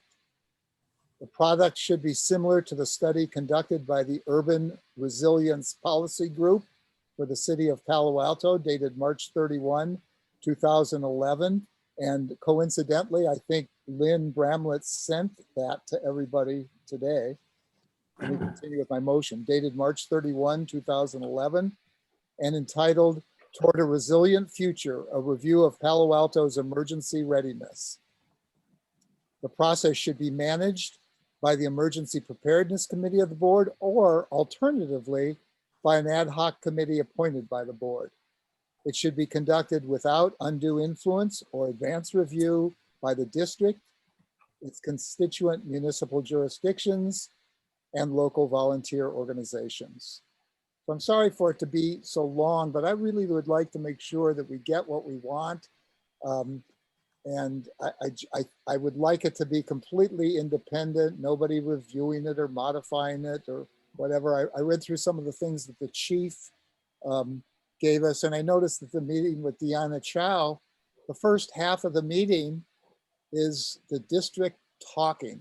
And this is a terrible habit I think the district has, is instead of listening to what can be done, they come and they talk and they tell and they, you know, act in an authoritative manner that I don't think is productive for the outcome. So that is my motion. Michelle, you have a copy of this. I don't know if you can put it up or share a screen or something of that sort, but Yeah, if you give me a minute, I could put it on the screen. So is this So your Chuck- comment? You said this is your comment, Chuck, or are you actually making a No, motion? he's making a motion. I'm making the motion. So Chuck, I guess my question is, what are you trying to accomplish with this motion? I'm not against it. Are I we just, having it's a so long. discussion- Are we having a discussion now? Before there was a motion on the table. We have to either be seconded or I'm else trying we- to understand the motion, Robert. I don't understand the motion. That's why I'm asking, repeat- so I ask can. her to repeat the motion. You're going It to was so long. I'm just asking him, and please stop interrupting me. I'm asking Chuck what he's trying to accomplish. I'm not your enemy here, Virginia. Please, I'm not your enemy. Can you tell me if you can see the motion on the screen? No, I cannot, but that's because my screen can't expand. So I'm asking Chuck a simple question. What are you trying to accomplish with this motion? And I'm not against it. I just can't even see it right now, but that's just me because my screen isn't expanding. If you took a look at the study that this Urban Resilience Policy Group did for the City of Palo Alto, it indicated all the options and it made some recommendations. And it was so coherent, both in options that they didn't select and options they did select. What I'm trying to do is have someone help us narrow our options down so it's clear what we could or could not do, how to look at this in a coherent, holistic fashion. And that would guide us toward making a decision rather than it being an emotional thing, rather than having somebody like me make a motion of how it should be. I think it would be good if an objective consultant could help guide us through the decision-making process. So I will second the motion. But also just a quick question. You're not recommending a consultant, but are you suggesting that we should use the same one as the Palo Alto group used? I'm sorry, I'm just trying to see the motion. I did not make that recommendation, but I recommended that the product we receive Would be similar to that. Similar to what they did. Okay, so I'll second it to get the discussion going. And I'm not saying I'm We're against already it. we're already into the discussion. I know, but so I you might didn't. as well just go and everybody else open up for discussion because I obviously. just seconded the motion, Robert. Okay, the motion has been made, it's been second. Call for the questions then. No, there's a discussion. Call for the discussion. So I was just trying to understand what Chuck was trying to accomplish so I could figure out if I wanted to second it. So Chuck, so you're saying you want to do this rather than have this go through the E-Prep for further study? Is that E-Prep committee? Help me out here because either I'm losing my mind. What is the protocol that we normally a board member goes through after they make a motion? Do they start discussing it? Well, there is a motion and a second. And so I do think it would be appropriate now to have the discussion that the board wishes to have before it votes on the matter. Right. That's what I'm trying to do. Robert, Robert? I guess I'm not going to get to finish. Virginia's got the floor right now. So Virginia, could you finish? So I'm just asking Chuck, sir, are you saying you just want to do this instead of bypass any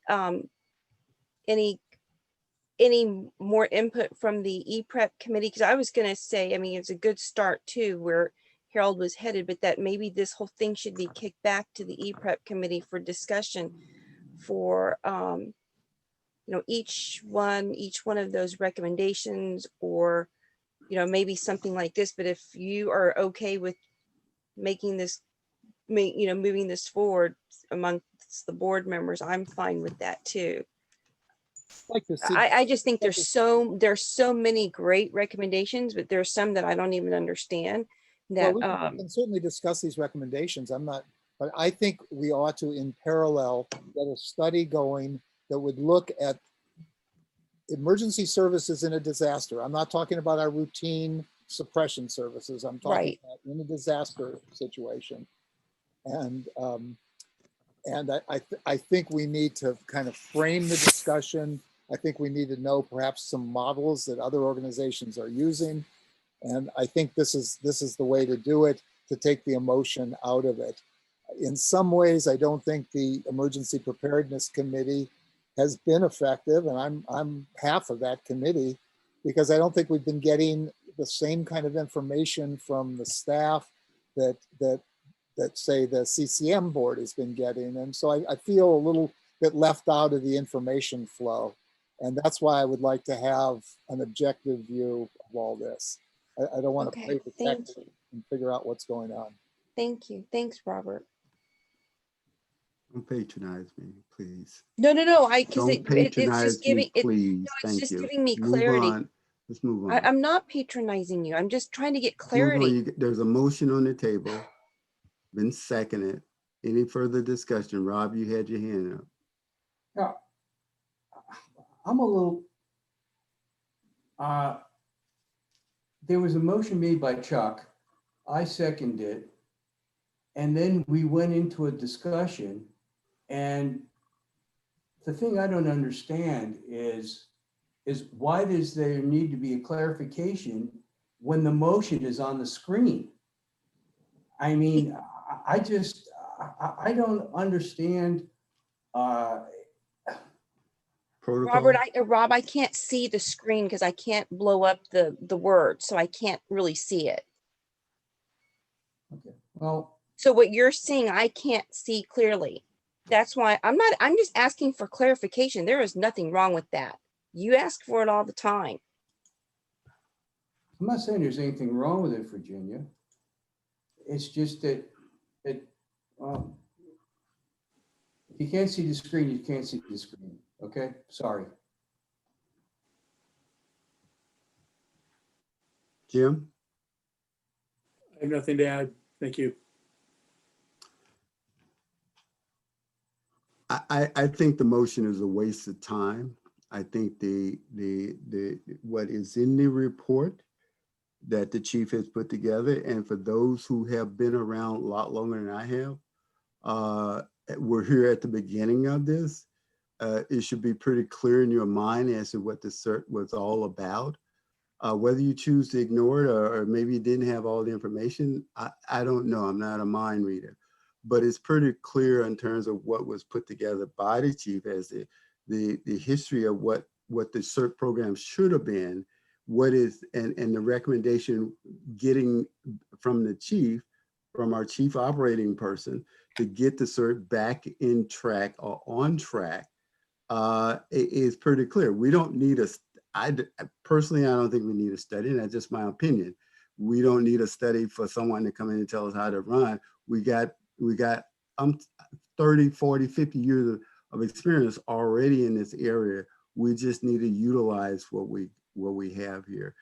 But I know if the board wants to spend some more money, bringing in consultants to tell us what we already know, should know, then it's up to the majority of the board to do so. But I think the motion is a waste of time.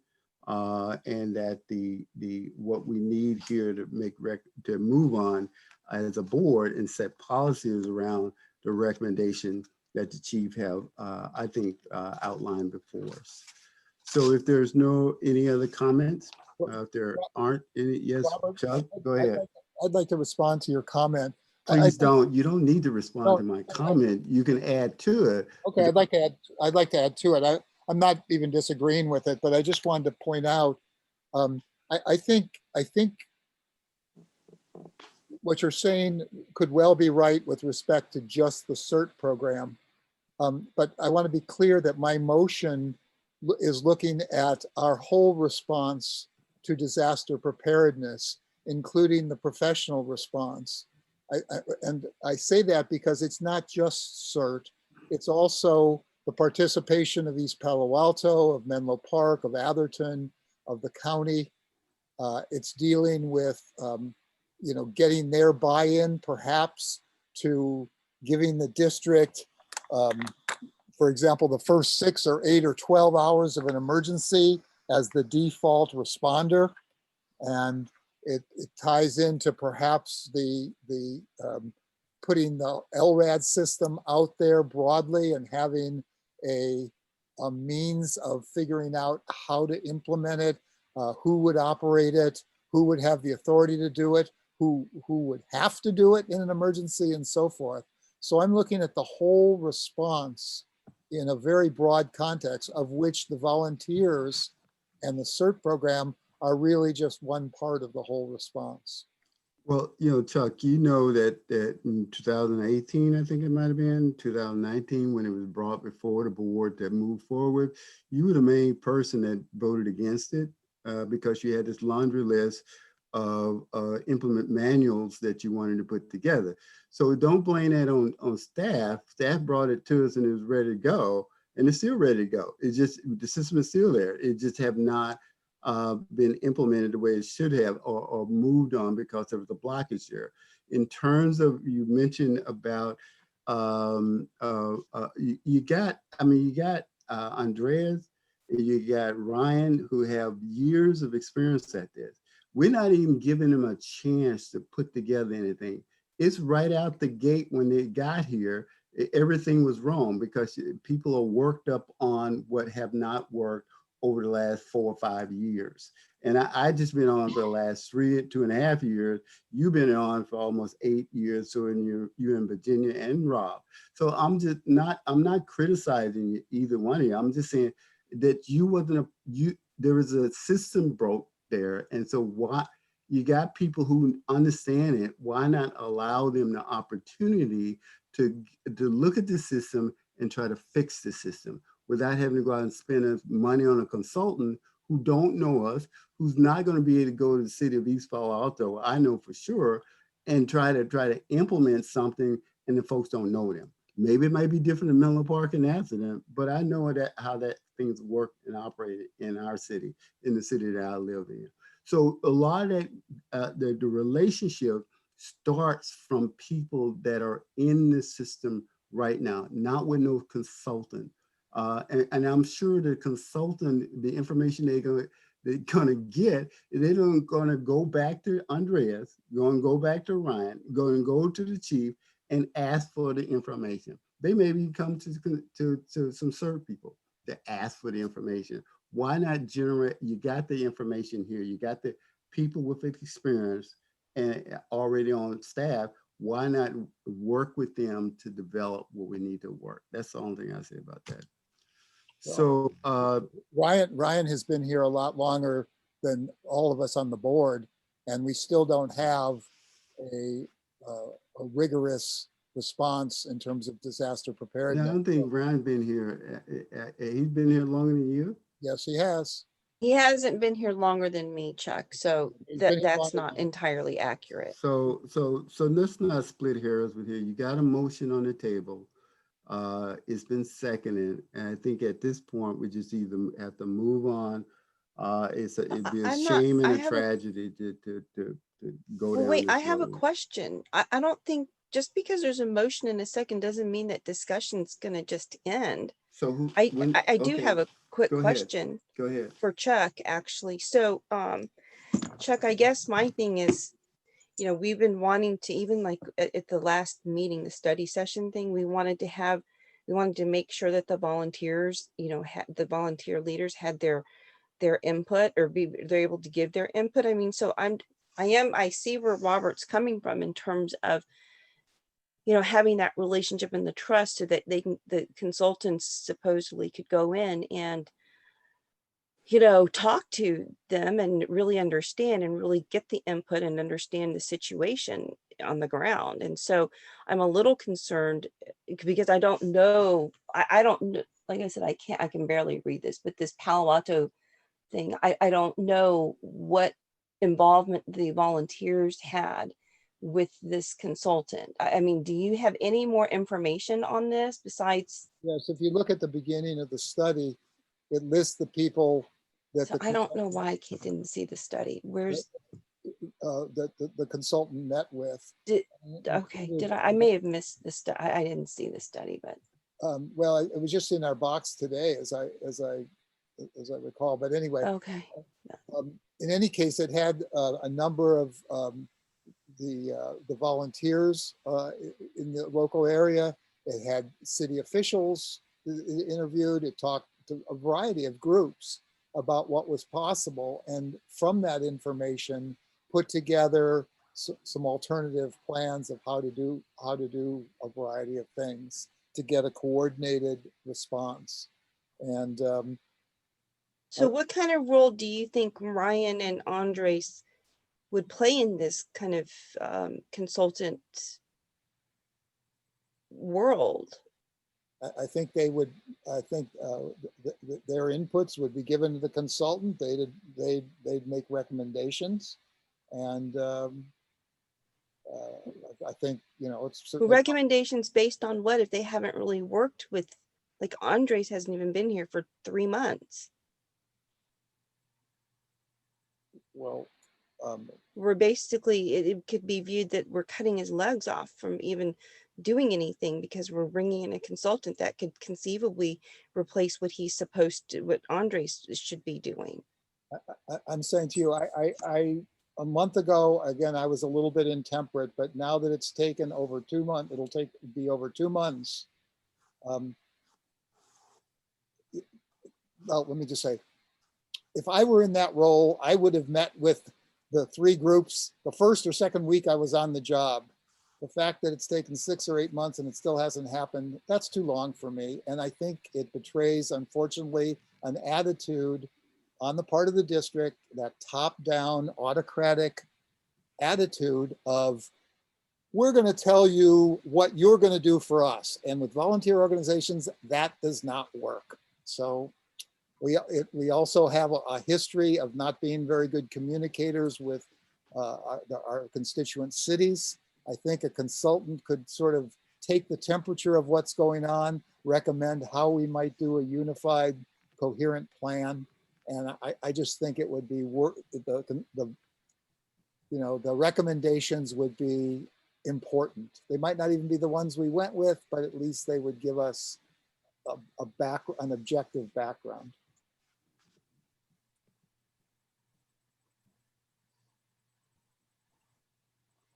I don't want to wait anymore. I've waited, okay, you know, at least as long as I've been here, Ryan's been here, and nothing has happened. So I don't want to wait any longer. It's too long. The earthquake's coming, and I don't want to be the one who didn't take an action. And so I'm trying to get some information so that at the beginning of next year, the new year, we can have a plan, we can put it into effect and get going on this whole thing. I just have a different opinion. I think, you know, depending on what plan, whose plan that you want, if you know, everyone has an idea, everybody contribute to the idea.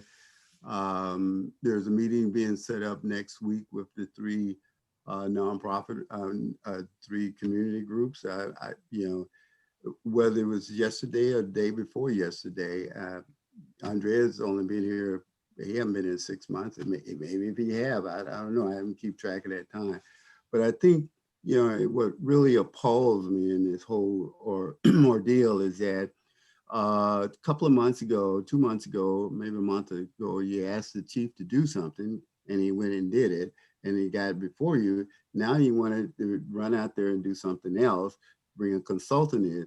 The people that who are running, Ryan have not been at the helm of Michael Ralston was, and before Michael Ralston, there was somebody else. And so Ryan took this on this after Michael Ralston left, and this OEM got created, or is part of what was being brought to the forefront. And then Andreas come in trying to fulfill that role. And I think he's been working very hard, because I've been had several communication with him around these issues. And I'm sure he's been trying to reach out to the other CERT group as well. So it's really appalling that we quick to, if it's not going our way, we quick to want to change it rather than trying to understand it a little bit more from the people that are given that charge. You haven't even waited a whole 6 months to allow them to put whatever they want to put together forth and bring it back to the board. Because I think if you be patient enough, I think that most of what the information, things that you want or looking for will surface. I mean, you've seen the information, you following the track of things. So, that's why it's just kind of annoying to me that we are at this point as a board, not really understanding what we really want, other than get rid of it because we don't understand it, bring in a consultant, and let's just let the consultant tell us what the staff done told them what needs to be done. I mean, what sense does that make? So anyway, that's any other comments on this? Because it's obviously. Yes, Robert, I'd like to say something. Sure. Yeah, Rob. Yeah. Statement I have is, what harm can it do? I mean, as with the chief staff report, it's a great beginning. We've been doing this since 2016. That's 4 years. And I think you saw with that study session that we had involving volunteer groups, that I think the volunteer groups feel that they need a fair shake. And I think we owe it to the 3 major volunteer groups to have a separate group come in and do some type of evaluation and make some recommendations. We don't have to take their recommendations, but I think an outside influence, as Chuck recommended, would be something good that could come about. This organization, since I've been on the board, has never had an outside entity come in and do any type of a review or evaluation of any operational or any type of programs. And I think it's healthy for an organization to have an objective point of view and to have someone come in and make that objective point of view. So I think it's a good idea, and that's the reason why I second it. Thank you, Robert. Welcome. Any other comments? Director, I'm sorry, I just wanted to clarify that Director Crawley had already seconded. I seconded it. I don't think so, but it's okay. Oh, I did. Before you vote, I'd like to just offer a question, a clarifying question that may require a clarification to the motion, or you may want to follow up after the motion with some further motions. But the beginning of your motion, which is hire a consultant, just from a procurement process perspective, it's not clear to me whether the board is directing the chief to go out and hire someone, or whether you are authorizing the issuance of a competitive RFP, but you want the award decision to be brought back to the board to engage the particular consultant. Do you want to use a competitive process or not? There's a host of just procurement process questions that I think would be helpful to resolve so that staff can implement the decision that you may make. That's a good point. Thank you. Let me first say, I'd like to see the process be shepherded in a manner similar to the way that we've done another study earlier this year, where we have one of the board group participate in that. So it could either be the strategic planning committee, or if at the board's preference, an ad hoc committee. I don't have a preference. But I would like to see it managed that way. The chief, of course, would do it like we did it before, but in consultation with the group that was shepherding the process. And you're discussing the actual engagement of the consultant, not the management of the consultant's work after the consultant is engaged. I'm talking about both, really. Okay. Thank And, you. and again, I'm not familiar enough with the procurement rules to know whether we sole source this or whether we do it on a competitive bid basis or whatever. Well, I mean, that is in many respects a decision for the board as well. Then the other decision of the board is whether you're authorizing the chief to go out and hire someone or whether you want an award recommendation brought back to the board so that the board authorizes the hiring of the consultant. I would like to see this, the committee that's going to manage the project be the one to decide that. As we've done that previously. And is that acceptable? So maybe is that a friendly, perhaps you could add that to your motion and see if the seconder will accept that as a friendly amendment to your motion? Okay, well, I'll add that as an amendment or a clarification of my motion, but that, yes. What, can you please say exactly what you're adding, Chuck, so I can figure out? Well, that this would be managed by a board committee, and then we could decide momentarily, if this passes, we could decide how we want to do that. But it would be not the board members going and engaging someone. The chief would do it, but would do it in consultation with this Committee. Yes. Okay, so if you're gonna make that amendment, I will second that amendment.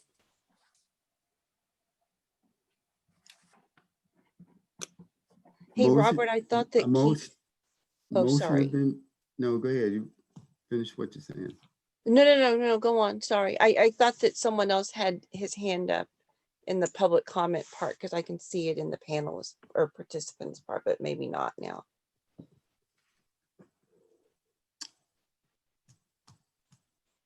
Yes, Keith Fuller has his, anyway.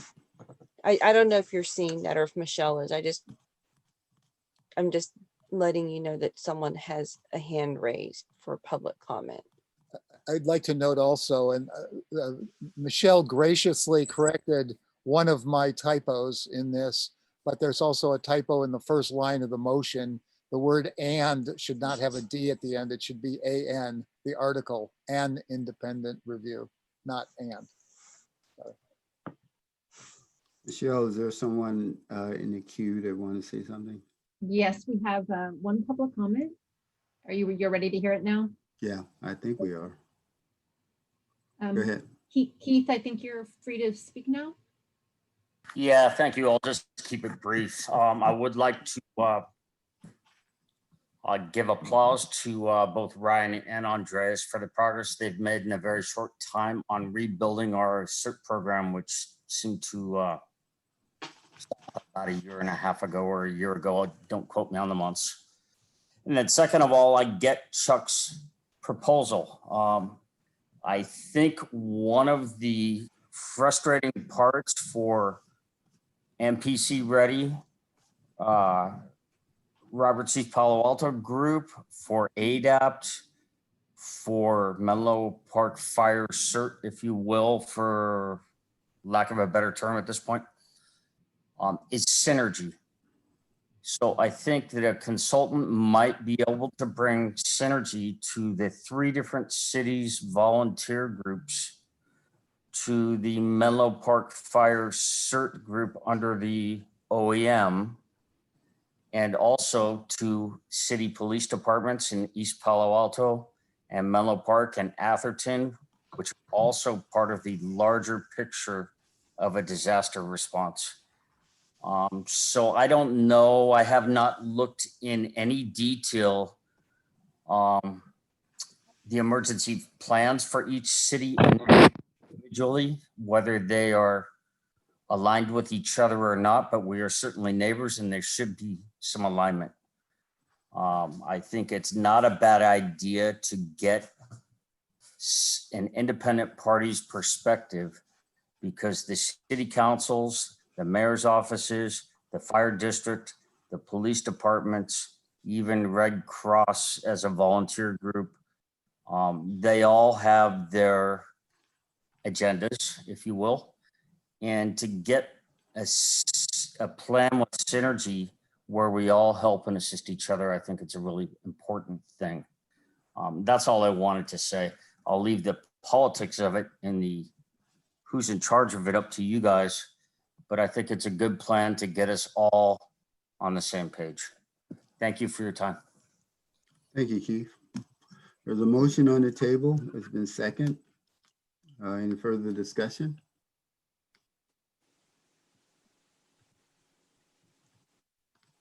No further discussion? I have a quick question for Chuck. Chuck, in terms of the timeline, what were you thinking? Again, I would put that in the hands of the group that was trying to get this done, but I'd like to see this be completed in the next 3 or 4 months. And so do you agree, do you think that the staff report is a good starting point? Of today's staff report? Yeah. I think these recommendations are an interesting starting point. Yes, I think that's right. I was looking through them, and some of them I have opinions about. Some of them I've never even heard about. This San Mateo group, for example. Yeah, the JPA. Yeah, and so I think it's a good start. I think everybody can have a role in this, but I think we need kind of some glue bringing it together. I don't think doing it in a hierarchical fashion in the fire district alone is the right way to proceed. With that said, Chuck, it seems as if that the board and the fire district need to get out of the CERT business. Well, because you're not, let me finish, because obviously there's a mistrust that's going on here with the current staffing to get the job done. And everybody entitled to their opinion. That's one of the arguments I first heard when I first got here. You was on the CERT, you was on the E-Prep committee, well, you and I, and that was one of your main arguments then. And that was 3 years ago, about, that we should get out of that business, get as a district, because of, and leaving it up to other folks to do it. So I'll make a proposal that the fire district get out of that business. So that it can lend its way to whomever out here in the community can manage it much better than the district can. So that's my proposal. But I know we got a proposal on the table right now. So we need to finish that off first. I think there's another public comment, Robert. Michelle? Yes. Give me Okay. a moment.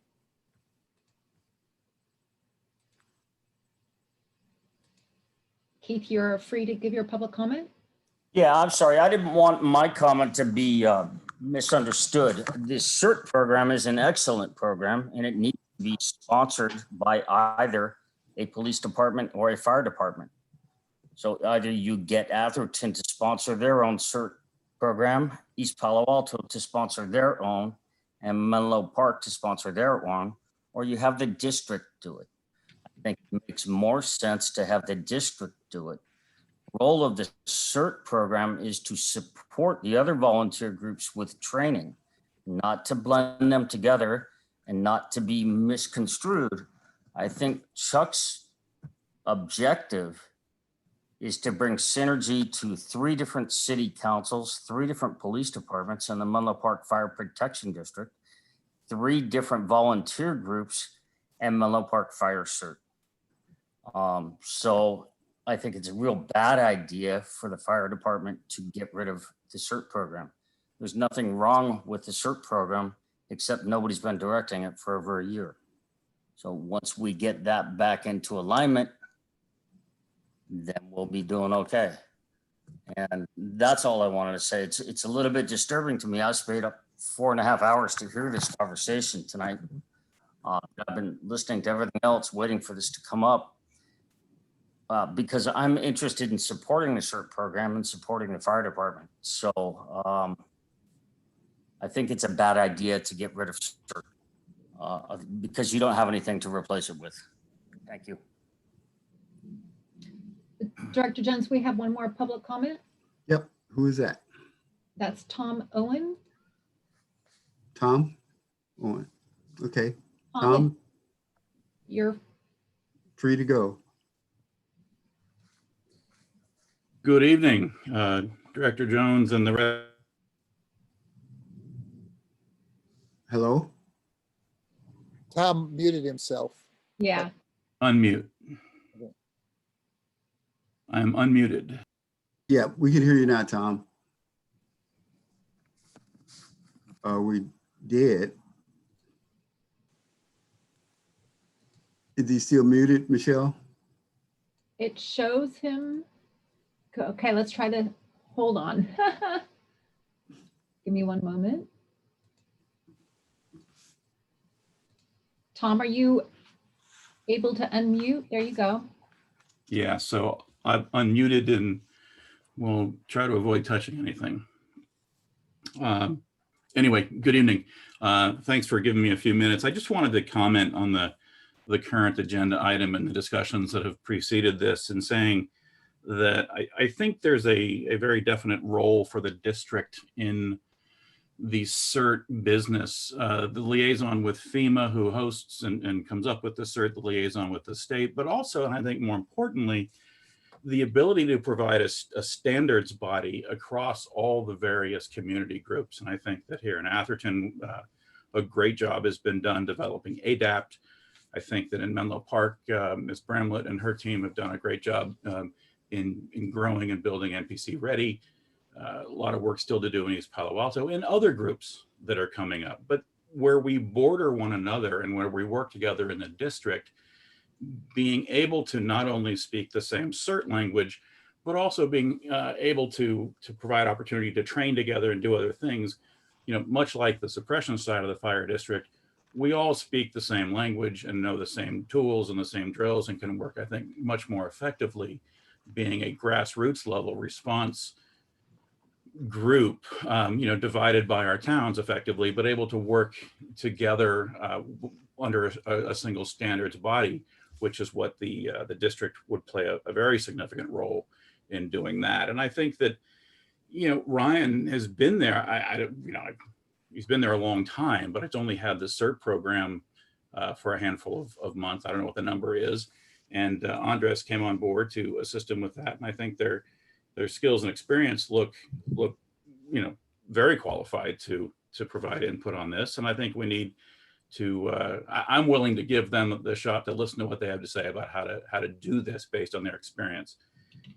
Director Bernstein, if you think that a consultant to look holistically at the role of Ryan and Andre's CERT organization in an otherwise larger professional combined response to the community, I'm interested in hearing what they have to say, right? What will exactly the fire service be able to provide in the case of a large scale disaster, and what's left over, right? So I think that will provide clarity on what the community organizations are going to find that they're going to need to be responsible for. And that'll help guide our training. It'll guide our what we go to learn, where we get skills, and how we continue to practice to fill the needs that we anticipate will be on our shoulders.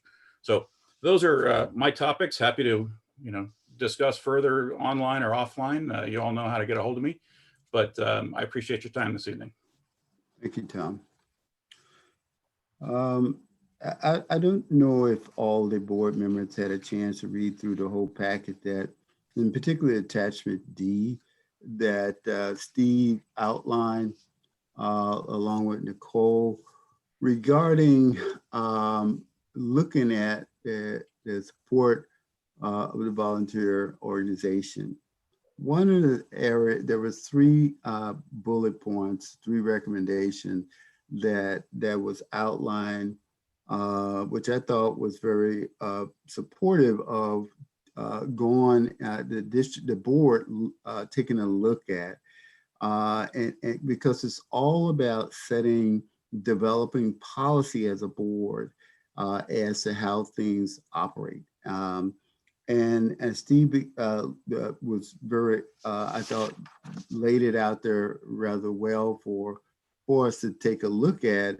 And you know, before we make these, make the decision to bring in a consultant and throw out both Ryan and Andrea's efforts thus far, that we really need to take a look at that section and take a look at what is being proposed by Steve and the recommendation that the chief had put together, as well as looking at the plan that both Ryan and Andreas have to try to bring this program into some type of compliance direction that we all could be proud of as board members. So again, that's my comments, and there's a motion on the table. It's been seconded. If there aren't any more comments, it's just time to vote. Director Bernstein? Aye. Thank you. Director Crawley? Aye. Director Solano? Aye. Director McLaughlin? Aye. Director Jones? No. So the motion carries. I would like to make another motion that the district, the board, the district terminate its relationship with CERT and pass that on to the cities and get out of the business of the CERT business as a lead sponsoring agent. That's my motion. Is there a second?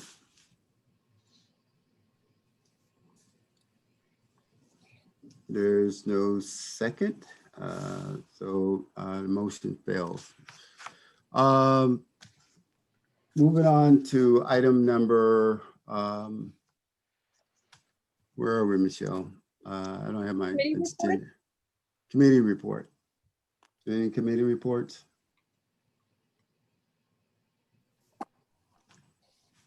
Hearing none. Yes, Robert, I will. Yes, sir. Go ahead. Yeah. The emergency prep, I don't think we need to talk anymore about emergency prep committee. What I ended up doing was I contacted the city manager in Menlo Park regarding our agreement to provide them with an emergency manager. And I made the suggestion, and I CC'd you, that we have some type of a joint meeting involving that agreement and to have some type of a study session with the council and her staff for Menlo Park and our staff with the fire district to involve regarding that agreement that we have with Menlo Park between the fire district and us.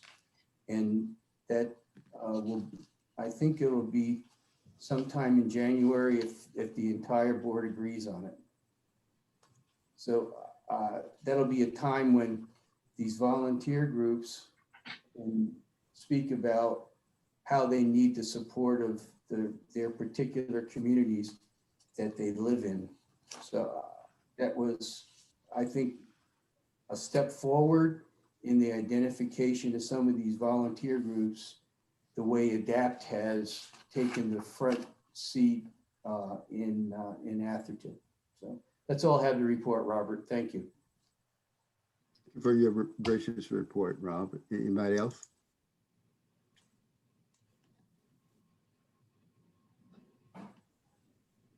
There's no report that I have for strategic planning at this point. Robert, the finance committee, pretty much what we did tonight is what happened, that is what came out of the finance committee. So thanks for the input from the board. Any other committee reports? I think that's it. Moving on to liaison reports, or are there any? I just had a quick report. I met with, I think, well, as the East Palo Alto liaison, I was able to meet with Antonio Lopez, I think the new council member, just to kind of get him, just to introduce myself to him. So I just wanted to let everyone know. I think that he's supportive of emergency response volunteer groups kind of working with us. So I think he's excited about hearing more about what we're doing.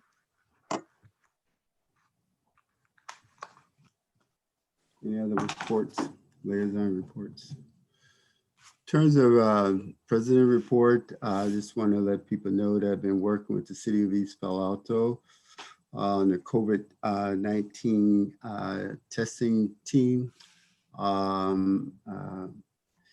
The group has taken on a responsibility to assist the, our CERT team in East Palo Alto, taking on assisting the city in marketing and generating community residents participation.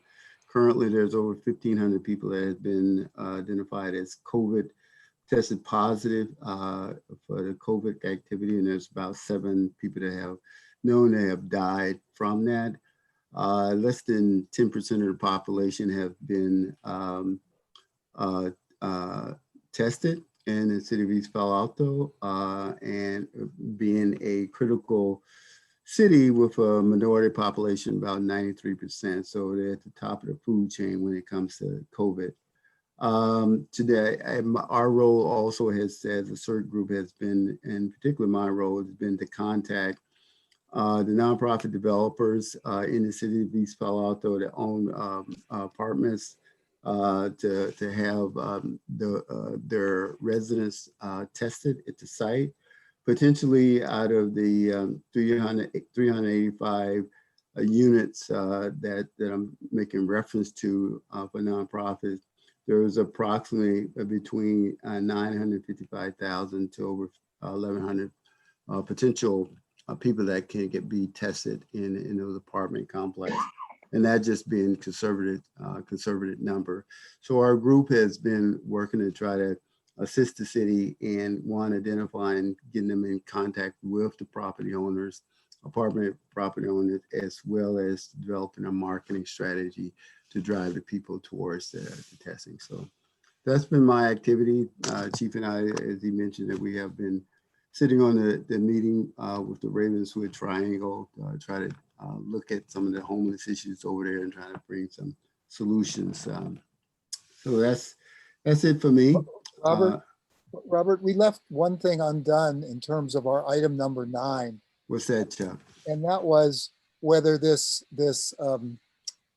study should be given to the Emergency Preparedness Committee, or whether we should have an ad hoc committee.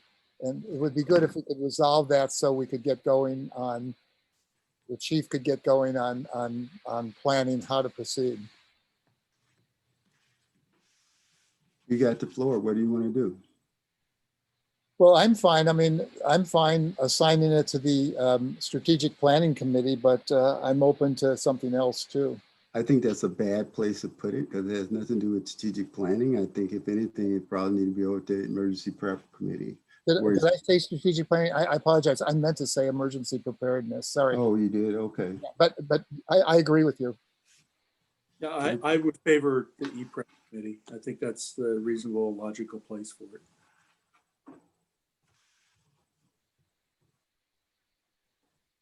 it. Can I then make a motion to just sort of finish that it be referred to the Emergency Preparedness Committee? You got the floor, Chuck. You do whatever you want to. I've just made a motion to refer it to the Strategic Planning. I'm sorry, I keep saying the same thing. Emergency Preparedness Committee. I'll second that.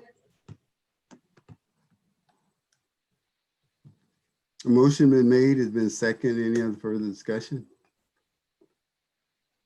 Michelle, call for the vote. Director Bernstein? Aye. Director Crawley? Aye. Director Solano? Aye. Director McLaughlin? Aye. Director Jones? No, and the rationale is that I think it's a bad idea to hire a consultant to do what we already know what to do here in the district with our professional personnel. So motion carries. Certificate, there are some, I guess, awards. Chief, you want to talk about the achievements in Wait, excellence? are we going to go to number 12, reports and requests of directors? Oh, I thought we just did that. Oh, I thought we did liaison reports. And then the president's report. We jumped over that one, Robert. Okay, well, is anybody, director, have anything, any reports to make? I have a possible request. And that is that I would like to, at some point, and maybe it's in the, I don't know if it's the next month meeting or even in January, whatever, I would like to review the policy of having public members on our standing committees. I think that in this election cycle, some of that was abused, and I did not appreciate that, because the purpose of having public members on these committees is to really help and actually serve instead of using it as a political weapon. And I did not appreciate that. And I don't think that was the intent of the board to do that. And so, I mean, I don't know what the rest of the board thinks, but it's just something that I would like to request that we review at a future meeting. Well, if that's a motion, I'll second it. I'll make a motion to put this, okay, then maybe I'll just make a motion to put this item on the future agenda. I don't care if it's December or January. Chuck, do you have a preference? No, I'll just second your motion. Does anyone else have a preference? Does anyone else care, or is it just Chuck and me? Well, let's leave it to the agenda setter to decide. Okay, that's fine. Motion been made and seconded. Any further discussion on it? Michelle? Director Bernstein, Aye. Director Crawley, Aye. Director Solano, Aye. Director McLaughlin, Aye. and Director Jones. No. Motion carries. We will move on to I have a report, also, further reports. Yes, So? just a very brief one. I'd like to congratulate Virginia and Rob on their reelection to the board. Thank you. Big hand. Thank you, Robert. Thank you, Chuck. Congratulations, Rob Solano. Thank you all. Thank you.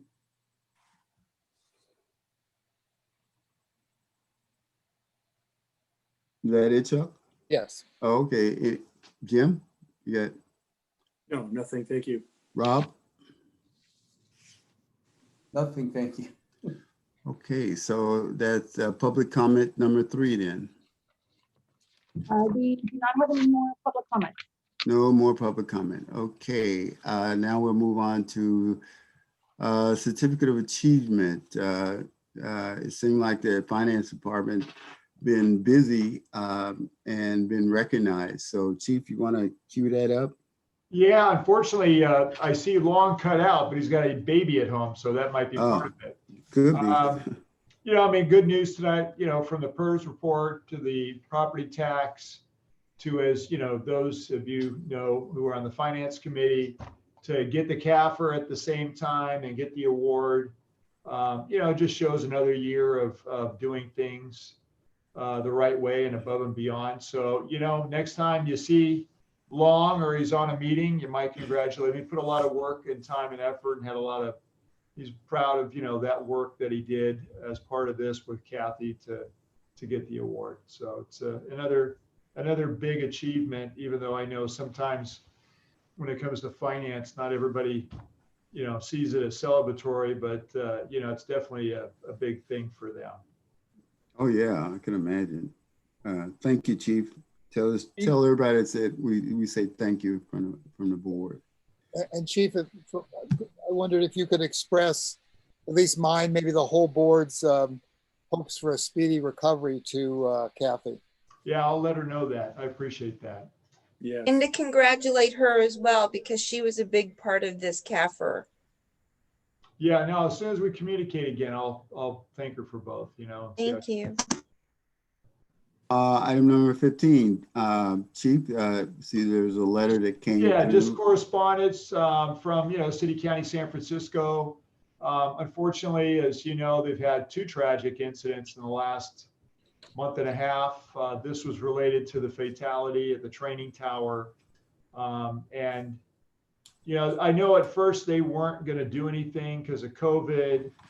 And then, you know, eventually they ended up calling for resources to come in and cover all their stations so they could actually go to, I think it was Giant Stadium, and have a ceremony for the firefighter that was tragically killed in a training accident. And then, you know, if you haven't heard, subsequently, they had a bus drive over a hose line at a second alarm fire. You know, that's never a good thing from a bursting standpoint, but apparently, you know, the weight of the vehicle, and this can happen, caused the hose line to jump and knocked him off his feet, put him on his head, and you know, pretty much knocked him out. And you know, I think he's recovering now. He's gained consciousness, but he's got a traumatic head injury, and you know, the span of 2 just kind of freak accidents within a month and a half, I think has kind of shook them all up. And,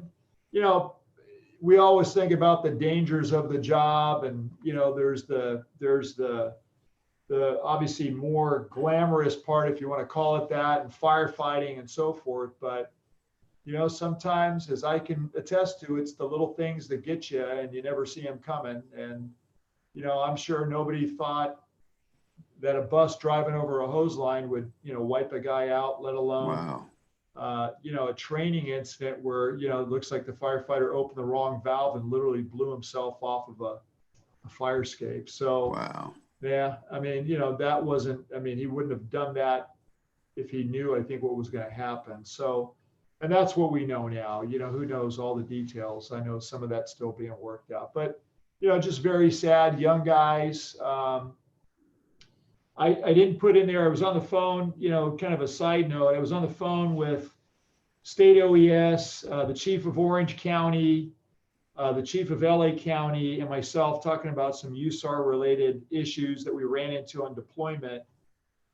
They kind of go to me as the old guy, so to speak, in the system to ask about how things have been done in the past. But, you know, remember Orange County just had the burnover of their 2 firefighters, and they're both alive. And, you know, talking to Chief Fennessy about that, you know, just very, very sad, you know. I mean, and then of course, even though it was LAC, not LA County, you had the Hollywood incident with the firefighters on the ladder in the building that pretty much took off and exploded on them. And that fireball, I mean, you know, it's, you can never forget, you know, how dangerous this job can be and how fast things can happen, number one. But, you know, I think Chief Fennessy and I were talking about, and, you know, knock on wood, you know, the possibility of those firefighters not making it, and just, you know, the level of burden that I know he felt if that occurred, and it, you know, whether they're going to ever return to work is probably a big question. They're certainly going to be scarred the rest of their life, but you know, it sounds like they're on the road to recovery. Modern medicine's pretty amazing at times, but you know, just a lot of weird tragedies in different fire agencies across the board. And certainly, again, San Francisco, I appreciate the letter. They didn't have to do it. You know, we just did that. I was glad to see that they were actually able to have a ceremony with all of their personnel in attendance. I know that's always a big deal. So, especially for the family, you know. But that's it. You know, I mean, it's appreciate the letter, but you know, the reason for it's a sad kind of side note. Yeah, Chief, yeah, you never know when these things going to happen. And, you know, it's always good to kind of thank the staff for continuing to do a good job, and continue to remind them to be safe as much as possible, because we never know. Yeah, that's right. Live for the day. So if there's no other comments for the chief or anybody, I call for a motion to adjourn. Also moved. Second. Been moved in second. I guess we are adjourned at. I have to do a roll call vote. I'm Yes. sorry. That's okay. I just, yeah, roll call. Thank you. Director Bernstein, Aye. Director Crawley, Aye. Director Solano, Aye. Director McLaughlin, Aye. Director Jones. Aye. Thank you. Have a good night. Good night, all. Aye. Good night. You know.